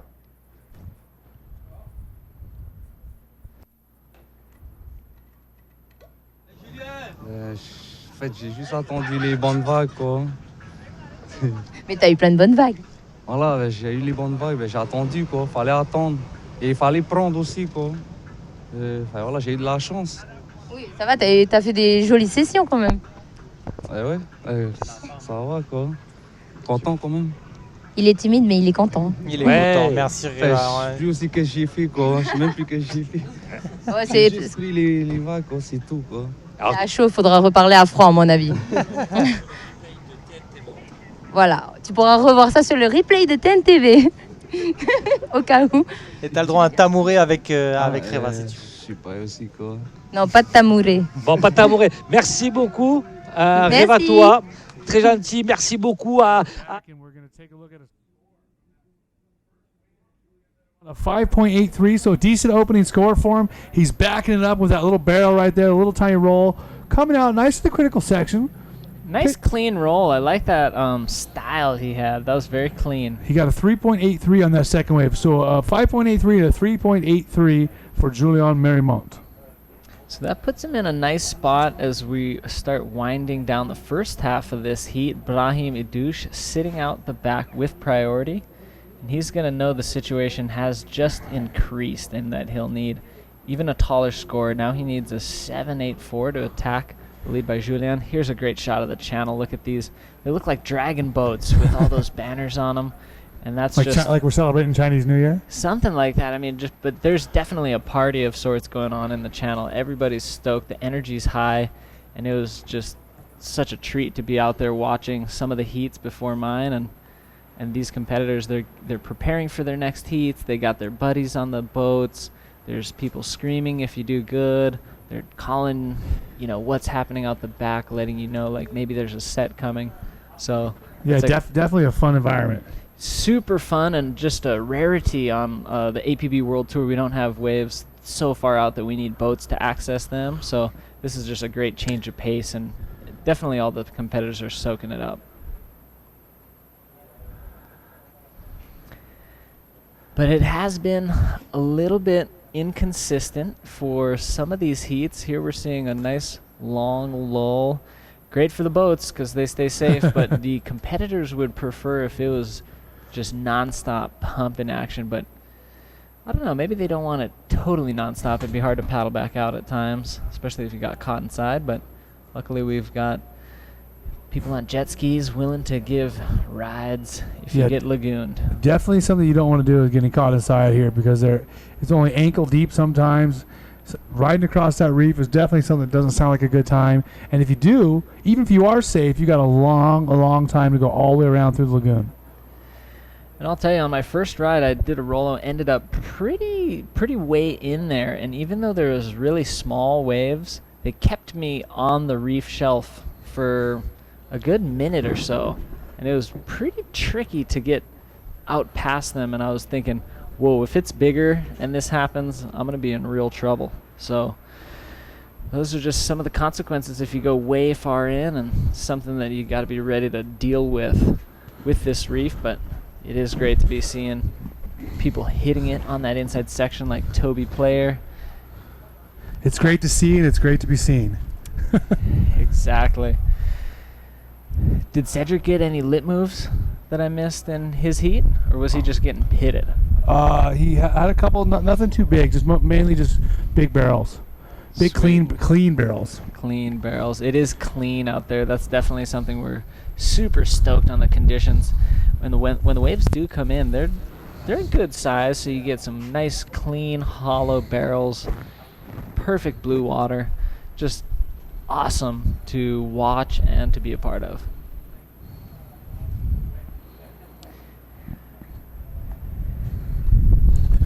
So again, we are looking at 9 minutes and 10 seconds ago here in the fourth heat of round number 3, man-on-man competition, elimination round.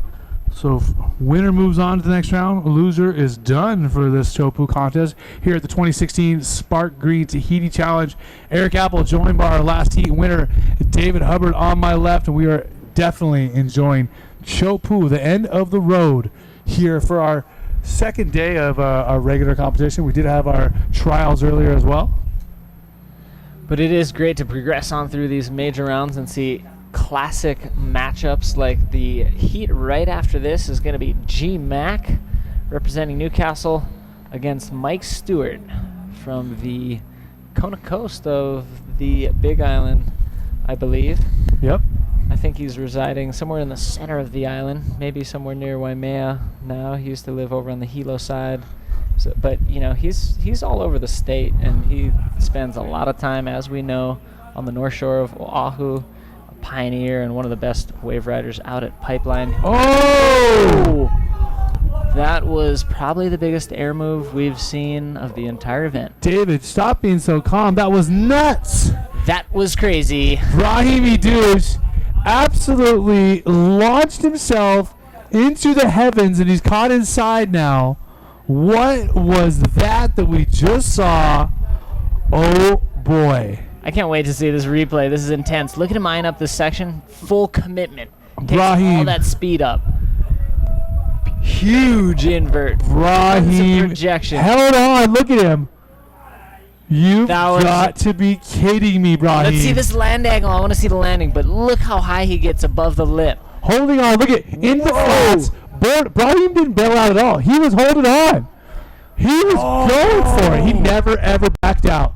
Brahim, was if insane. there's an award for the biggest cojones, Brahim just won because he just went for it bigger than anyone we've seen all day long. That was amazing. He deserves this jet ski ride. He's going to get out the back, take a breather, check his ribs, because, boy, he came down hard. He free fell at least, I'd say, 17 feet.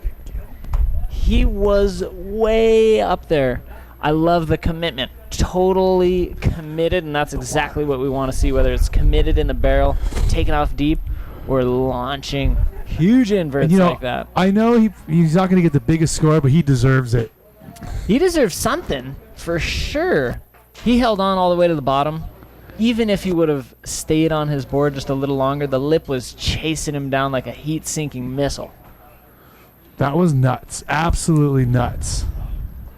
It was crazy. Julian Mermont, again, with a 5.83 and a 3.83. He's in the lead. Total score 9.66. Look at the replay again. Look at this commitment. Perfect timing. This is the poster for the next event, I think. That's got to be the poster for the next event. I hope that gets on the front page of the Moroccan Times, because that was insane. I mean, we can't play this replay enough. Keep rolling it, boys, because this is something massive, the biggest thing we've seen in this event thus far. He gets way out, way above the lip, right there. Look at how big that wave was. That was a huge set wave. He held on all the way. That was major commitment, and I hope he's awarded for the commitment on that wave. I think the judges are having a good think about it, and they want to, of course, if he would have rode out of it, it's a perfect score. You know Probably what? a 10. But Scores coming in 5.0 for Brahimi Douche, and that's a pretty good score for a non-complete. They scored him for the fact that he just drove through that lip, blasted all the way, and he held on to the bottom. He was planning on landing that right away. He wasn't going to just bail the board and try to take the safe route. no, not at all. And holding on all the way until the flats was pure commitment, and that was just super well ridden. And for an incomplete move, I think the highest score you can get is a 5, but totally well deserved, because that was the biggest move we've seen thus far in the 2016 Sparkgreen Tahiti Challenge. So Brahim, with that 5.0, he needs a 4.67 to get in the lead, just under 5 minutes ago. So, it is possible. It could be done. Here he is. He's on the paddle back out. He seems okay. He's got a big grin on his face. Oh. Julian deep. Well, Julian definitely going to improve on that 3.83 with that perfect barrel right there. Going to make it even harder for Brahim, who needs a 4.67. And who's going to have priority is the next question.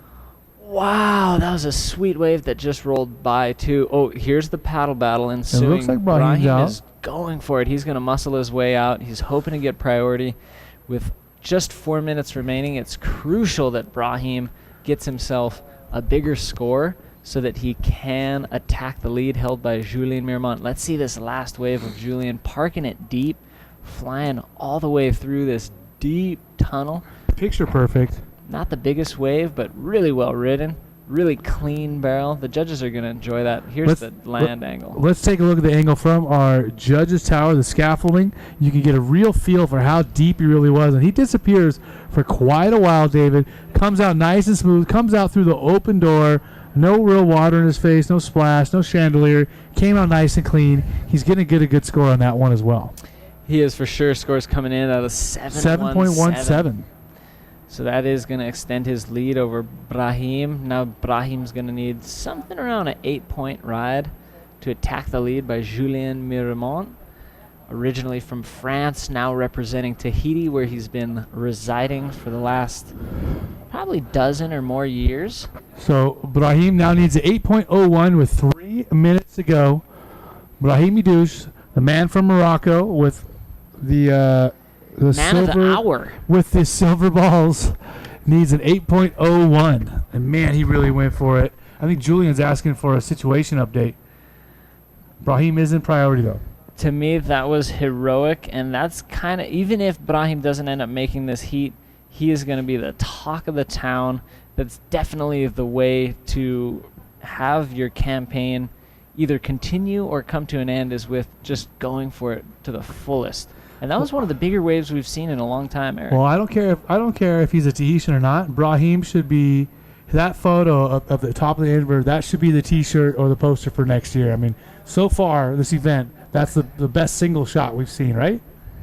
I'd say so. I mean, that was at least a 6-foot awesome barrel right behind him. So the barrel alone was super picturesque and beautiful. But then there's a human perched above the lip. Well, Brahimi douche, big invert. The only other thing I could think of that could somehow compete would be this one guy that did a drop knee hack that was pretty big, had a pretty big spray. That might be in contention as well. Well, you know, I don't know. That was even more incomplete than Brahim's wave. 0 points, but Brahim getting the 5. That was so cool. Full commitment. I can't talk about it enough. Hopefully we replay it every heat. Just on and on and on. Wouldn't mind seeing that over and over. I hope that'll be in the highlights, like from every angle, like 13 times, because that and Toby's wave for me were just what this event's all about. So I just got to update. It looks like we are going to go all the way to heat number 10 possibly. Yep, I think we'll have enough daylight to push through as far as we can on this round. Here's the boys in the boat. Imagine what it was like from the channel to see that just a little ways away from you happening in real time in real life, and just thinking, whoa, what are the consequences of this going to be? But Brahim makes it back out in one piece, gets priority, only needing an 8:01 to make it on through this heat, but there's less than a minute remaining, so his heroic status has already been secured with that big move. But with last minute heroics, he could continue his campaign. If nothing comes in the next 30 seconds, he's going to just have to live off the high of that ride for the rest of the time here. Definitely insane. Man, congratulations to Brahimi Douche. Even like you said, if he doesn't make it to the heat, congratulations anyways, because he just showed everybody what he is made out of. Yeah, that was unreal. That was super cool. People are absolutely frothing all over Morocco. So I hope that picture makes the front page of some of the newspapers over there. Even over here, hopefully that makes the front page of the Tahitian newspaper, because that was insane. Looks like that heat is over. Final standings do side with Julien Miramont, but the heroics do go to Brahim Vidouche. Yeah, unfortunately for Brahim, he wasn't able to find another set wave to do something amazing on. So he's going to be sent packing. And Julien Miramont from Tahiti going to move on with a total score of 13 into the next round. And now we're ready for the heat that Manny Vargas has been talking about all day long, Garth McGregor and Mike Stewart. And maybe we'll bring that to you after a short commercial break.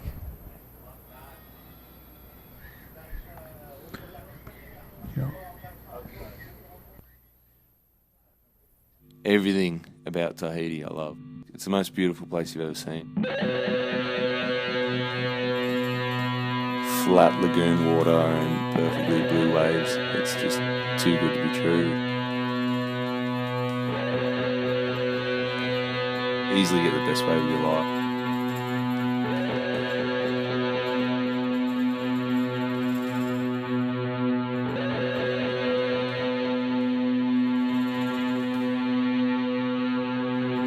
This is the year, without a doubt.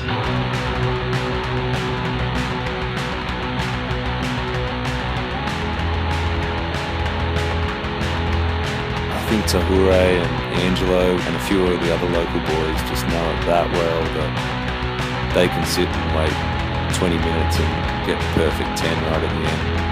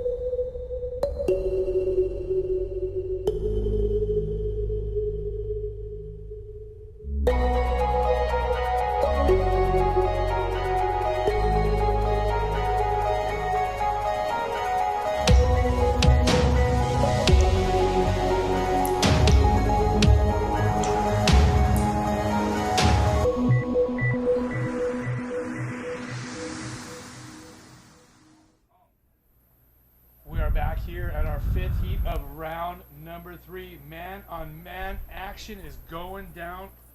As we speak, we are back again. Garth McGregor taking on Michael Stewart here in the 5th heat of round number 3. Eric Apple joined by David Hubbard, and this is a heat that a lot of people have been waiting for because Garth McGregor took down Jeremy Tamiga in the first round to skip round number 2 and end up right here. And Mike Stewart had to take down GT to get back into round 3 this heat. And I was wondering where Manny went, and he said he wanted to watch this heat so bad. I thought he meant here in the booth, but nope, he's in the channel. He's going to watch this live and direct in person. But there we have the winner of the last heat, Julien Miramont. Maybe Remy Revatua going to have an interview with him in just a moment. Again, earlier, Mike Stewart and Jeremy Tamiga had a classic battle. Mike with his just classic riding. I mean, Mike, his riding looked like it could have been from 1988 because he was on top of it then and he's on top of it now. Yeah, just so cool to see, but also the commitment from GT and just the prowess, like they said later and Manny overheard, bringing the best out of each other. Take it away, Revatua. Ça fait trop plaisir. Je suis trop heureux, je suis soulagé. C'était un hit difficile avec Brahim. J'ai pas vu ce qu'il a fait, mais apparemment il a tapé un énorme air, donc je suis content. Dieu merci, il a pas replaqué quoi. Donc Parce qu'il est tombé de 3 mètres. voilà, c'est ça. Apparemment tout le monde, j'ai entendu tout le monde crier. On attendait le score pendant longtemps. J'étais là, ça va être un gros score. Et donc du coup, non, je suis trop content. Voilà, il a pas replaqué. Heureusement pour moi, j'ai eu 2 bonnes vagues. Voilà, ça m'a permis de. Oui, apparemment, tu as fait un beau tube. J'ai un beau tube à la fin, un invert aussi au début, mais moins gros que Brahim, mais un joli invert. Voilà, ça suffit, et tant mieux. Maintenant, round 4. Maintenant, round 4, bon, un petit mot en anglais. I'm so happy, for sure. It's a good win for me. It's a good performance to go to the round 4 of main event. So I'm stoked. I surfed some good waves today, and I'm ready for tomorrow to get some more. Et à un moment, tu as levé les bras, c'est vrai. On était tous là en train de regarder qu'est-ce qui se passait. En français? En français. Le problème, c'est que en fait, quand tu es les deux ont pris une vague. Après, il y a la bataille pour les priorités. Donc, j'ai ramé à fond. Et pour moi, j'ai dépassé Brahim. Je suis arrivé en premier au pic, mais ils ont donné la priorité à lui. Donc, je ne sais pas pourquoi, mais peut-être qu'ils ont considéré qu'il était avant moi, peut-être par rapport au bol ouest. Mais non, normalement, voilà, même les collègues sur le bateau ont fait des signes aussi. Parce que, voilà, normalement, quand tu rames comme ça, c'est une bataille de rame. Et j'ai profité que Brahim était fatigué de sa vague. J'avais vu qu'il avait fait le tour. Donc, je me suis dit, je vais l'avoir à la rame. C'est ce que j'ai fait. Et après, ils disent la priorité au rouge. Donc, j'étais un peu dégoûté, quoi. Mais bon, ça va, il n'y a pas eu de vague à la fin, heureusement. Parce que la priorité, elle aurait pu me permettre de vraiment gagner sans problème à la fin, de gérer, de ne pas le laisser prendre de vague. Voilà, mais bon, c'est passé quand même. Oui, il y a le karma, t'as vu, t'as gagné quand même. Voilà, Tu veux faire un petit mot à... Moi, je fais un petit mot à Rowena. Voilà, un petit mot à ma chérie qui doit regarder. Et puis à tous ceux qui me soutiennent, les collègues, bien sûr, la famille en métropole. Je suis trop content. Voilà, j'espère que je vais continuer jusqu'au bout. En tout cas, félicitations encore. Merci. Bravo Julien, merci beaucoup. Merci, Merci pour Revatua. Thanks, Revatua. Talking with the previous heat winner, Julien Miramont. I wonder if they talked at all about Brahim's wave. Either way, Julien's going to get a replay of that just so he knows how big his competitor went and how much Brahim wanted it. He was willing to fully commit. Yeah, that was 100% in all the way. Can't wait to give Brahim a handshake after that and tell him how awesome he is. That was so awesome because I definitely saw a lot of competitors kind of pretending as if they were gonna hit some lips, but he wasn't pretending at all. There was no facade. He just fully committed. He eyed it up, commitment from the start all the way to the impact. And yeah, like I said, I couldn't watch or talk about that wave enough because to me, just like how you mentioned, that's the iconic image thus far of the Sparkgreen Tahiti Challenge. For sure, for sure. But G-Mac and Mike yet to have a ride. Well into this heat. We're almost to the halfway point without a ride. So I guess that's just characteristic of today where one heat kind of has some smokers and the next kind of slows down. I guess the good news about that would be maybe Ben Player and Manea Fabish might get a cranking heat. Man, can't believe it's been this long. I mean, it's got to be tough for these guys to sit out there for almost half your heat, not a wave has been ridden. And correct me if I'm wrong, is there a rule where if no rider gets a wave for 10 minutes or a certain amount of time that we extend the heat? That rule hasn't been confirmed and enacted in the APB yet, but heat restarts are being explored. Competitors have brought them up. Our event organizers are exploring that issue, and that's something we might see on the 2017 APB World Tour. Right now it is 2016. We're at event number 2, the Sparkgreen Tahiti Challenge. We're seeing some of the best riders in the world battle it out. Mike Stewart and G-Mac just sitting patiently, waiting out there. Man, Mike Stewart, Garth McGregor, Australian versus the Hawaiian. Like you said, Mike Stewart originally from Kona side on the Big Island, and for those of you who don't know, Hilo is pretty much as slow as it gets from the islands of Hawaii. I mean, you could say that Kauai is pretty slow as well, but the Big Island over there is pretty slow. They're definitely rootsing, and there's a lot of people from either side, Kona or Hilo, who haven't been to the opposite side of the island. They say that about 2.5, 3 hour drive is too long. You know, the Big Island though is so exciting because a lot of people have been all over Hawaii and they've seen all kinds of stuff over there, but man, you've never really experienced or seen Hawaii until you've seen lava hit the ocean and you see new parts of the island being created, because it is growing by a couple of acres every year. And when you see lava flow, that's one thing, but when you see it on the beach and you really see the explosive steam and all that stuff, and you see new countryside being created there in the lava fields. We talked about mana before, but that's some real mana when you see Earth being created. That is definitely a sight to behold, and definitely what a lot of people fly to Hawaii to do. Yeah, I went to the Big Island to see nothing else but that. I mean, that's what I was most excited for. It's funny, our friend BJ Penn is constantly hitting me up on the Big Island, saying, come to the Big Island, come and train. Well, I haven't made it over there for BJ yet, but I did make it over there to see I've been over there to see the lava flow in the ocean. Yeah, Hawaii formed by volcanic activity, and so was Tahiti and most of French Polynesia, but a long time before the volcanoes in Hawaii became active. And we still have active volcanoes there, but no active volcanic activity in French Polynesia. Still really exciting. Really exciting. Yeah, fact check that. Google that right now. I know it's been a while, but I wonder how long it's been. It would be great to find out specifics and bring to you as much cool information about this amazing venue that we possibly can. There is downtime in some of these heats. We're under 9 minutes remaining in this heat in the water. And again, yet to be ridden. No waves for Mike Stewart or G-Mac. Well, I wouldn't be surprised if we extended this heat. And that is I'm not sure what would have to take place. I did just hear a horn in the background. I wonder if that was... I bet they're restarting the heat. That's it. They are restarting the heat. Okay. I guess it's 12 minutes or, I don't know, what was that, 11 and a half minutes in? So start it over. Okay. We do have restarts. I guess they're happening in 2016. This is great news.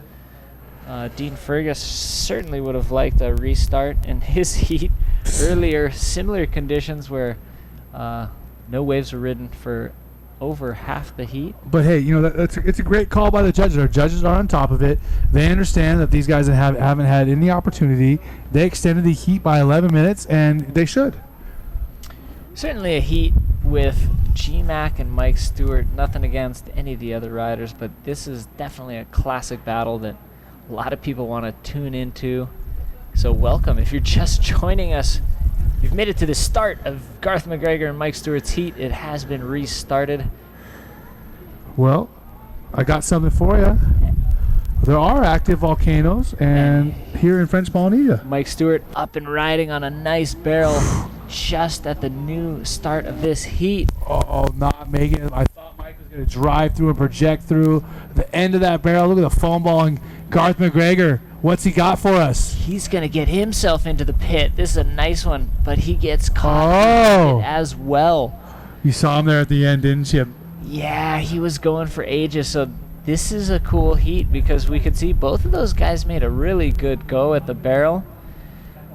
Just getting word that once we get within 8 minutes of the termination of a heat, if no waves have been ridden,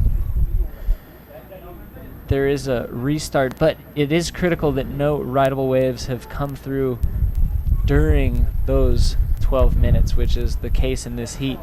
So here's Mike Stewart on his first ride. Look at him hit the gas. He's gunning it. And the first section puts whitewater in front of him, and then it just continues to do so. He's unable to get any smooth water, but I bet he was in there for ages. So what do you think this is as we see the replay of Garth? Now, Garth, his barrel seemed a little bit more makeable. He had that first chandelier, and then look how clear he was again. At that point, I thought he was going to make it, but the barrel just outran and look him. how fast it went right at the end. You see he's still in there, Yeah. but by that time he's quite a ways behind. Hitoti just grabbing his head. Here, look at this wave just starts getting so hollow, and he just gets caught behind it. That section is what got him. So, David, do you think the swell is slowing down? Are we hitting a high tide with a lull? Are we just a little off time with a regular lull here? Are the waves going to turn back on, you think? Well, I think maybe this is just how this day of competition has been going. There's definitely some solid waves out there, but there's definitely some inconsistent patches. So I guess that's what Mother Nature's throwing at us today. I'm sure there's intricacies with the tide and the time of day as well as the lunar phase, but it's hard to tell. I'm not an expert at the Well, let me see if I can take a look at Magic Seaweed, one of our sponsors right here, and check out the tidal report. We do see an increase in size according to them for tomorrow. Today they're calling 6 to 9 feet. Tomorrow they're calling 7 to 10. Just so you know, a week from today they're calling 9 to 14, and the day after that 10 to 15. But we're keeping an eye on that wind, and the official forecast sponsor, Magic Seaweed, bringing us the goods, keeping us well informed so our event staff can make the ever so important call after we get through probably up to the 10th heat in round 3.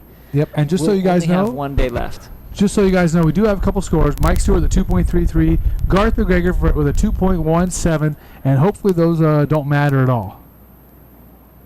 Interesting the way that was dissected. More than a stick being offered to both those guys. They did travel, and they're so close. The scores became virtually almost the same, just about a 0.15 separating them. So interesting that they deemed Mike Stewart to have gained more points. Yeah, because I thought that Garth traveled a little bit further.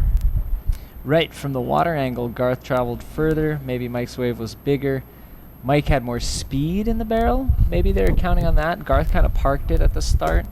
Either way, the judges are doing a great job from that scaffolding, and they've been hard at work all day. We still have got a few more heats to go before we sign off, but that won't happen until we finish at least heat 9 or 10 of round 3, which will leave us the rest of round 3 and the rest of the event to run whatever day that we decide to run next, which could be tomorrow. We'll see. We're going to be looking at Magic Seaweed tonight. We're going to be looking at the conditions in the morning, and we're going to be making that call with the help of our official forecast sponsor, Magic Seaweed. So right now we do have a tide that is dropping. It's dropping from 12:47 all the way down to 6:48 tonight. Tide's going to be going down. So we have a receding tide, so that could be part of it.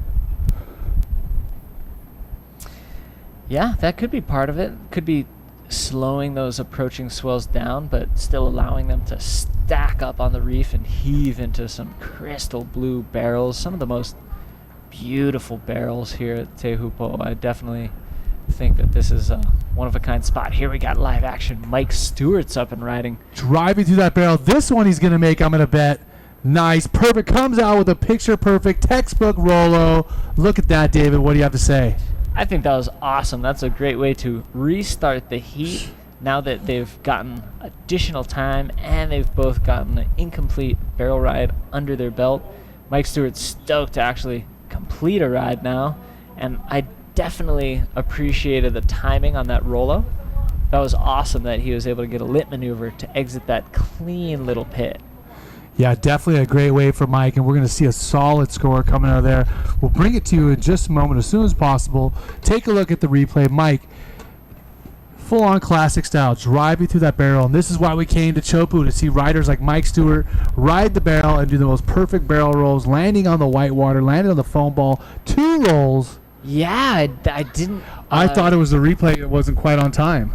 Right, I thought there's a little delay in the replay, but a double roll, well, not consecutively, but consecutive Rolos on the wave face afterwards. Here it is again. Nice pump. You see him leaning very far forward, leading with his head. The barrel master himself finding an edge to get up there, sticking to the roof. And that's the first one. He did follow it right up immediately with the second one. Look at the second one. Boom. And that brought Mike Stewart an 8.0 on that wave. Riding that wave as good as could be done. Man, Mike Stewart really taking advantage of all the Pacific just had to offer right there. Yeah, taking a commanding lead out in front of Garth McGregor. That was great. Good way to get on the board with that 8, putting pressure on Garth to match it with another 8. A little bit more he'll need. But Mike Stewart's going to be searching for a backup because he doesn't want to end that heat with the 2.33 on his scoreboard. But it is so slow that if he doesn't get another scoring opportunity, he might have to. Garth now raising his hand, hoping for a situation update. Well, he does need an 8.17. I know he can't hear me, but just so you know, and our fans at home know, the bodyboard fans all over the world, Garth McGregor, the giant killer, the giant killer, who took out Guilherme Tamega earlier the other day, is looking for an 8.17 if he's going to get back in the lead and move on to round number 4. Yeah, this is exciting. Now we're into round 3. Round 4 is going to feature 8 heats. David, let's talk about 2. We might be going all the way through heat 10 here in round number 3. After that, we have a couple more heats to finish up this round. Then we'll have only 8 man-to-man heats at round number 4. Then we're into the quarterfinals. That's right, quarterfinals, semis, and finals. It looks like we have a consolation final here at Chopu. Right, and I think also, we're typically going to be calling that the final and the battle for first and second the grand final. So after the semifinals, we'll go into not only the final for third and fourth, but the grand final to determine the event champion and runner-up. If we potentially go through heat number 10 today, could we finish up in just one more full day? Exactly, and that's why they want to push through as much of round 3 as they can, because if they notch a little bit more than half of round 3 out of the way, we'll be able to finish up in just one more day. And we'll be making sure to let you know on the morning show tomorrow morning if that will take place tomorrow, or if we're going to wait a little bit longer in our event period. That'll be decided with the locals and the event organizer with the help of our forecast sponsor, Magic Seaweed. There you go. So, wow. Great to know that we only have one full day left after today, which means that these guys will be able to be patient and pick the times they want to compete, right? Right. We want to put the riders out in the best conditions, and it will be 20-minute heats most of the way through, potentially all the way, but if we have enough time at the end of the final day, maybe we'll boost the semis and or finals with a little bit more time. Just did get word because of this delayed restart. We are just going to be going up until heat number 9 today in round 3, leaving heats 10 through 16 of the third round for the next day of competition. We've now reached the halfway point in this heat. Mike Stewart's going to be going for his backup score, trimming on this small insider. Opts not to floater that section. Thought he might do a prone floater, but he just cuts out, and he's going to get out the back. David, I don't want to correct you, but I will. We're at the halfway mark, the second time in this heat. Remember, the only time so far this event that I know of that we had to restart a heat. Yeah, and that was one of the first times I've seen it in. I think it actually has happened before in APB history. No, but I've seen it in this event. But I don't think I've ever personally been at an event where it was happening, and definitely the first time in this event. Definitely a historic moment, just like GT and Mike's heat was historic. So is G Mac and Mike Stewart in this heat. Leave it to Mike to just make everything historical and something memorable. I guess anything involving Mike is historical because he is a piece of history living with all the mana of the sport, transferring it on through his demonstrations in the water as well as his conversations on land with some of his friends and his team riders. So it is great to have Mike Stewart here at the Sparkgreen Tahiti Challenge. For sure. Garth McGregor is holding priority. He's waiting patiently. I'm sure he remembers the preceding 12 minutes that offered him nothing, as well as these last 12 minutes of the heat that are actually counting as this active heat.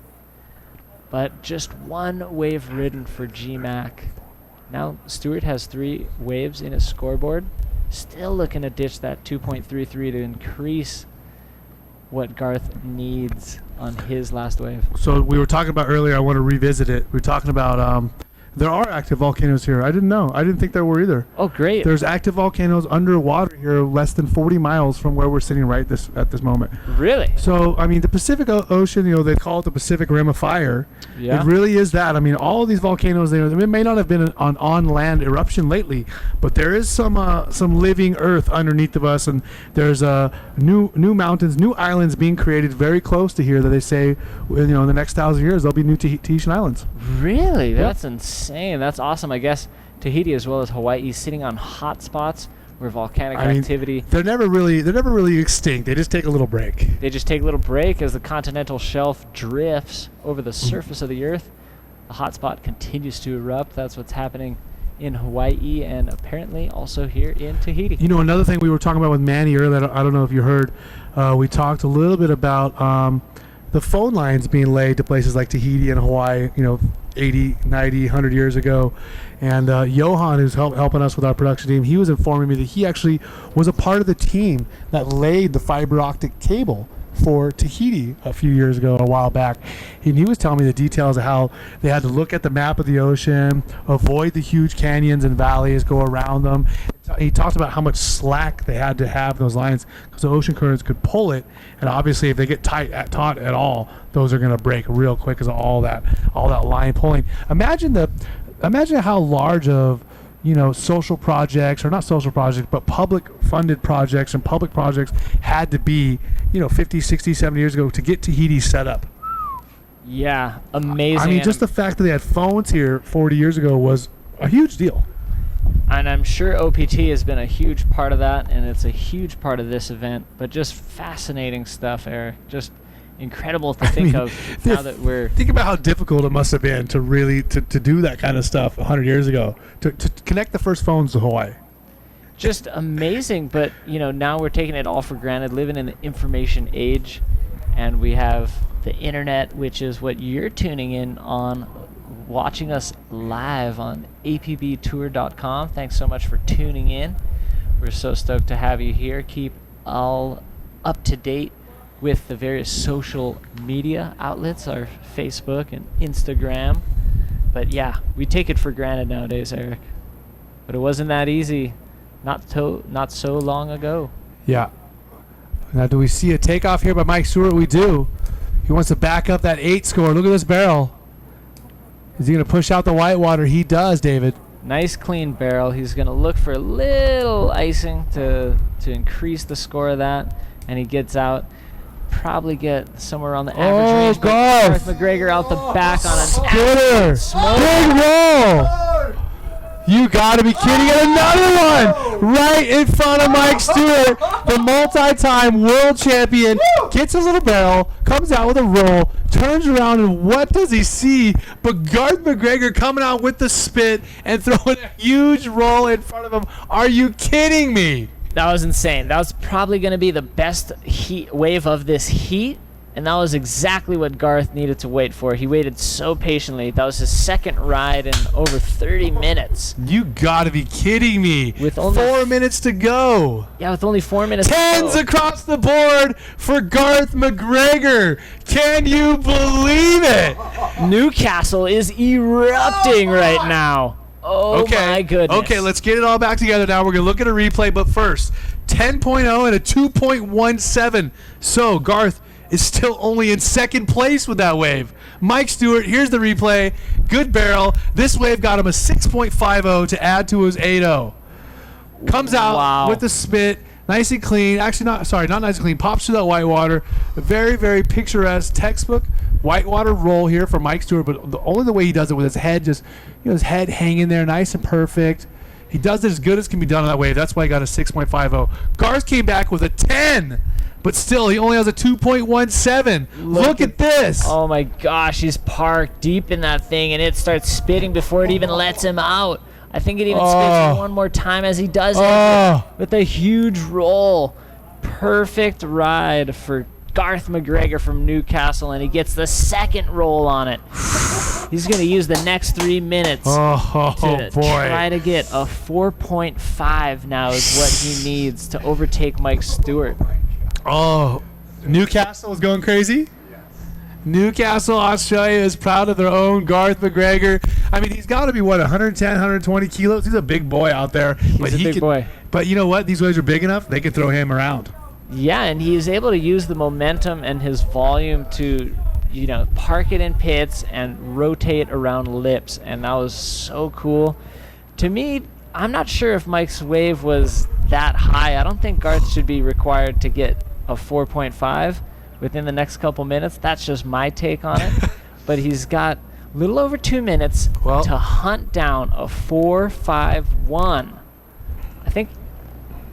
I think a 4.5 would do it. I think a 4.5 and he'd win. Well, they would tie and he'd have the 10 on the count back. Here's the thing, David. It's the best two waves, not the best one wave. So, and we have seen riders in heats with the best wave not advancing, so that does happen on occasion. G-Mac getting out the back under 2 minutes remaining. He just needs to fish out a 4.51. Stewart's going to want to increase his 6.5. He has priority. And this heat is becoming an instant classic, one that will go down in history. And remember, we went 12 minutes without a wave. There's Johan right there. We went 12 minutes without a wave in the beginning of this heat, had a restart, and it came back with waves like these. Can you believe it? Look how dark it is out there. It's starting to get dark. Clouds are starting to form. The wind has changed. It's putting a little bit of texture on the waves, but huge pits are not being shut down. Still awesome conditions out there for our riders in these heats. 1 minute remaining.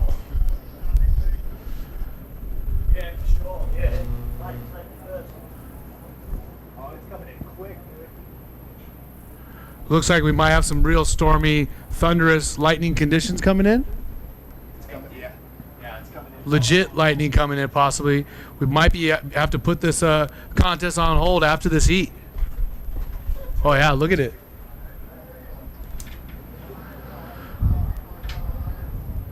We have 30 seconds to go, so we can finish this heat, and that could be it for the day, possibly. We will wait and see. We just got word we will be putting the event on hold before we get into Heat 6, and we are not sure exactly how long we'll put it on hold before the event gets called off for the day, but stay tuned while we count down this historic heat. Wow, I think in the long run... Look at this. Just storm all of a sudden... Seconds ago, it was glassy and smooth. Look at this. It is a full-on storm here now. We are going to put this contest on hold for sure. Mike Stewart going to win that heat with a total score of 14.50, but not for lack of trying from Garth McGregor, who got a 10 in front of Mike and almost took out his second giant of the contest. Wow, that was a historic, epic heat. Just one for the books. So cool to watch. Such a privilege to be here in the booth with you, Apple, watching that heat go down with the restart all the way to that perfect 10 ride, all the way to that photo finish where this event just turns into a blustery mess where the sea comes alive. Yep, for sure. So I don't know what's going to happen with the rest of the competition for the day, but I wouldn't be surprised if we're on hold for the rest of the day. I'm going to jump out of the booth. Manny Vargas is going to come back and join David and close down the show, whether it's in a few minutes or a few heats, but most likely in a few minutes. And stoked to be here with you guys. Eric Apple here at the 2016 Sparkgreen Tahiti Challenge. Happy to be checking out some amazing surf. Amazing. Yeah, thanks so much, Eric, for the calls. And we will be going to a commercial break. Stay with us right after this.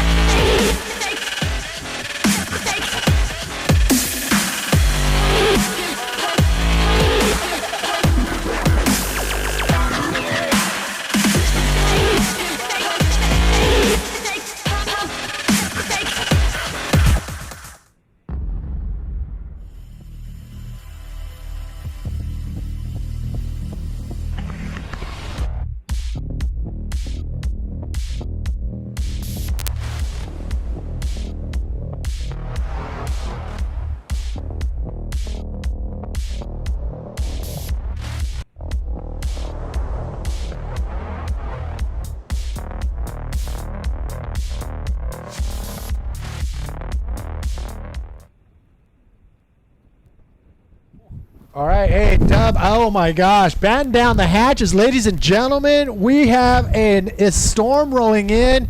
Wow, out of nowhere, you can see the black cloud just coming over the mountains. And wow, look at the fierce winds. We need to make sure everybody is safe. And oh, you can see it right now. Hold her down, hold her down. Ladies and gentlemen, this is the 2016 Sparkgreen Tahiti Challenge, and I think we're gonna, you know what, we're gonna be holding off, I think. But right now, you know what, if we can hold our breath for a second and see some of the highlights that went down. This is cool. Hey, let's just get back to the action. I mean, there's plenty of action on land, but we had plenty of action on the water today. Oh my goodness! I'm gonna shut everything down as far as the computer screens and everything. They did start the heat. Okay. These are replays. These are replays. Woo! Hanging in there. Wow. This is amazing. A full-on squall coming in from the northeast, and it is crazy right now.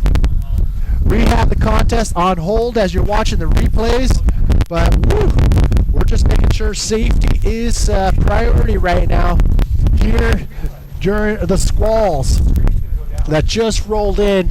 Wow, I think we've seen it all on this at this event, and it's only been about 4 or 5 days. Woo! So hang in there, take a look at some of the insane barrel riding that went down today. I was interested to see some of this myself. So.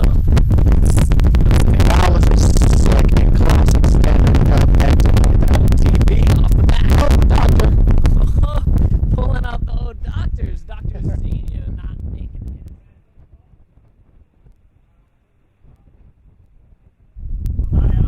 I'll tell you one thing, it ain't glassy like that anymore.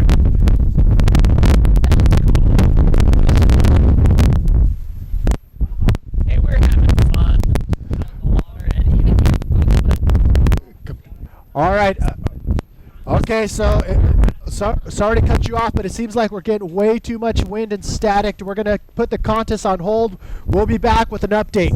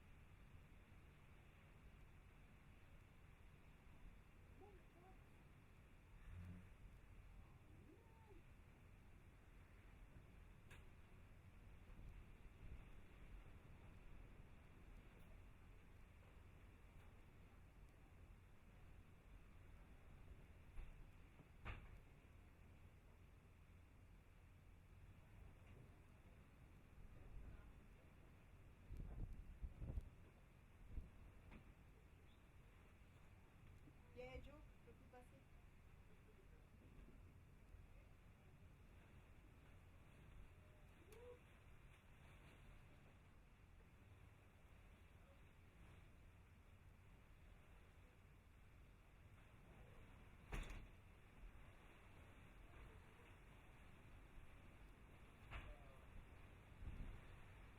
Oh, we got?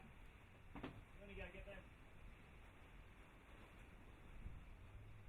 We go out there and try to help those guys on the boat, on the tower.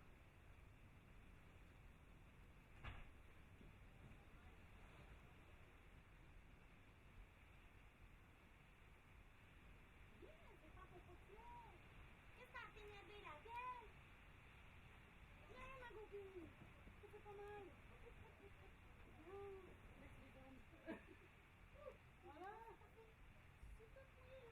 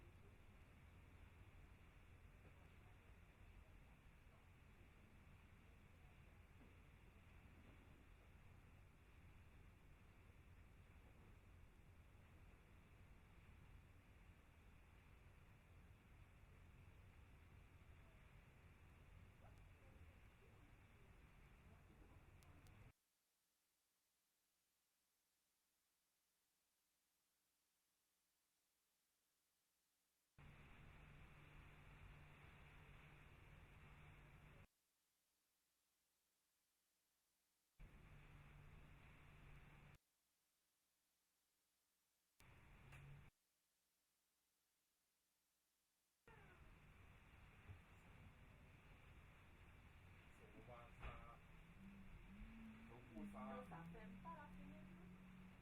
Forcément, c'est le vent. On peut pas enlever cette table jaune? On en a plus besoin. Par là, tu nous as mis le manger. Attends. Et là, tu as le câble à l'intérieur. Je sais pas si tu peux faire.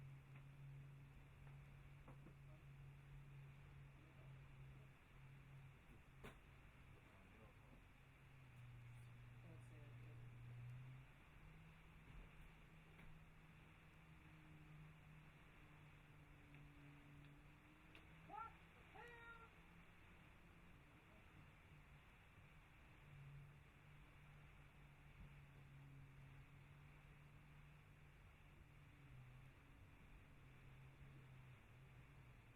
Voilà. C'est ça. Bon, il faut pas qu'on...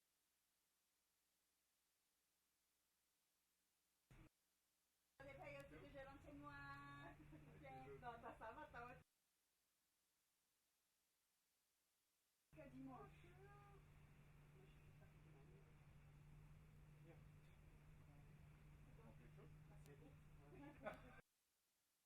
C'est bien mouillé, mais putain de merde. C'est bon quoi.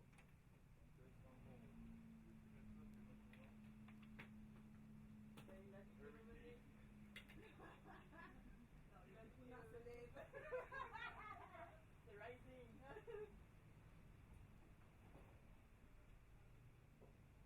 Chérie, on va bientôt faire tous les rideaux là.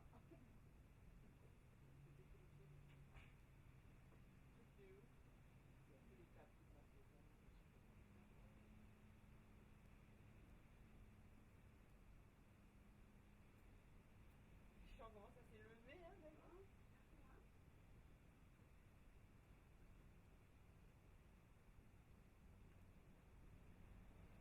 Je vais te laisser dehors, dis donc. Je peux éteindre la cam?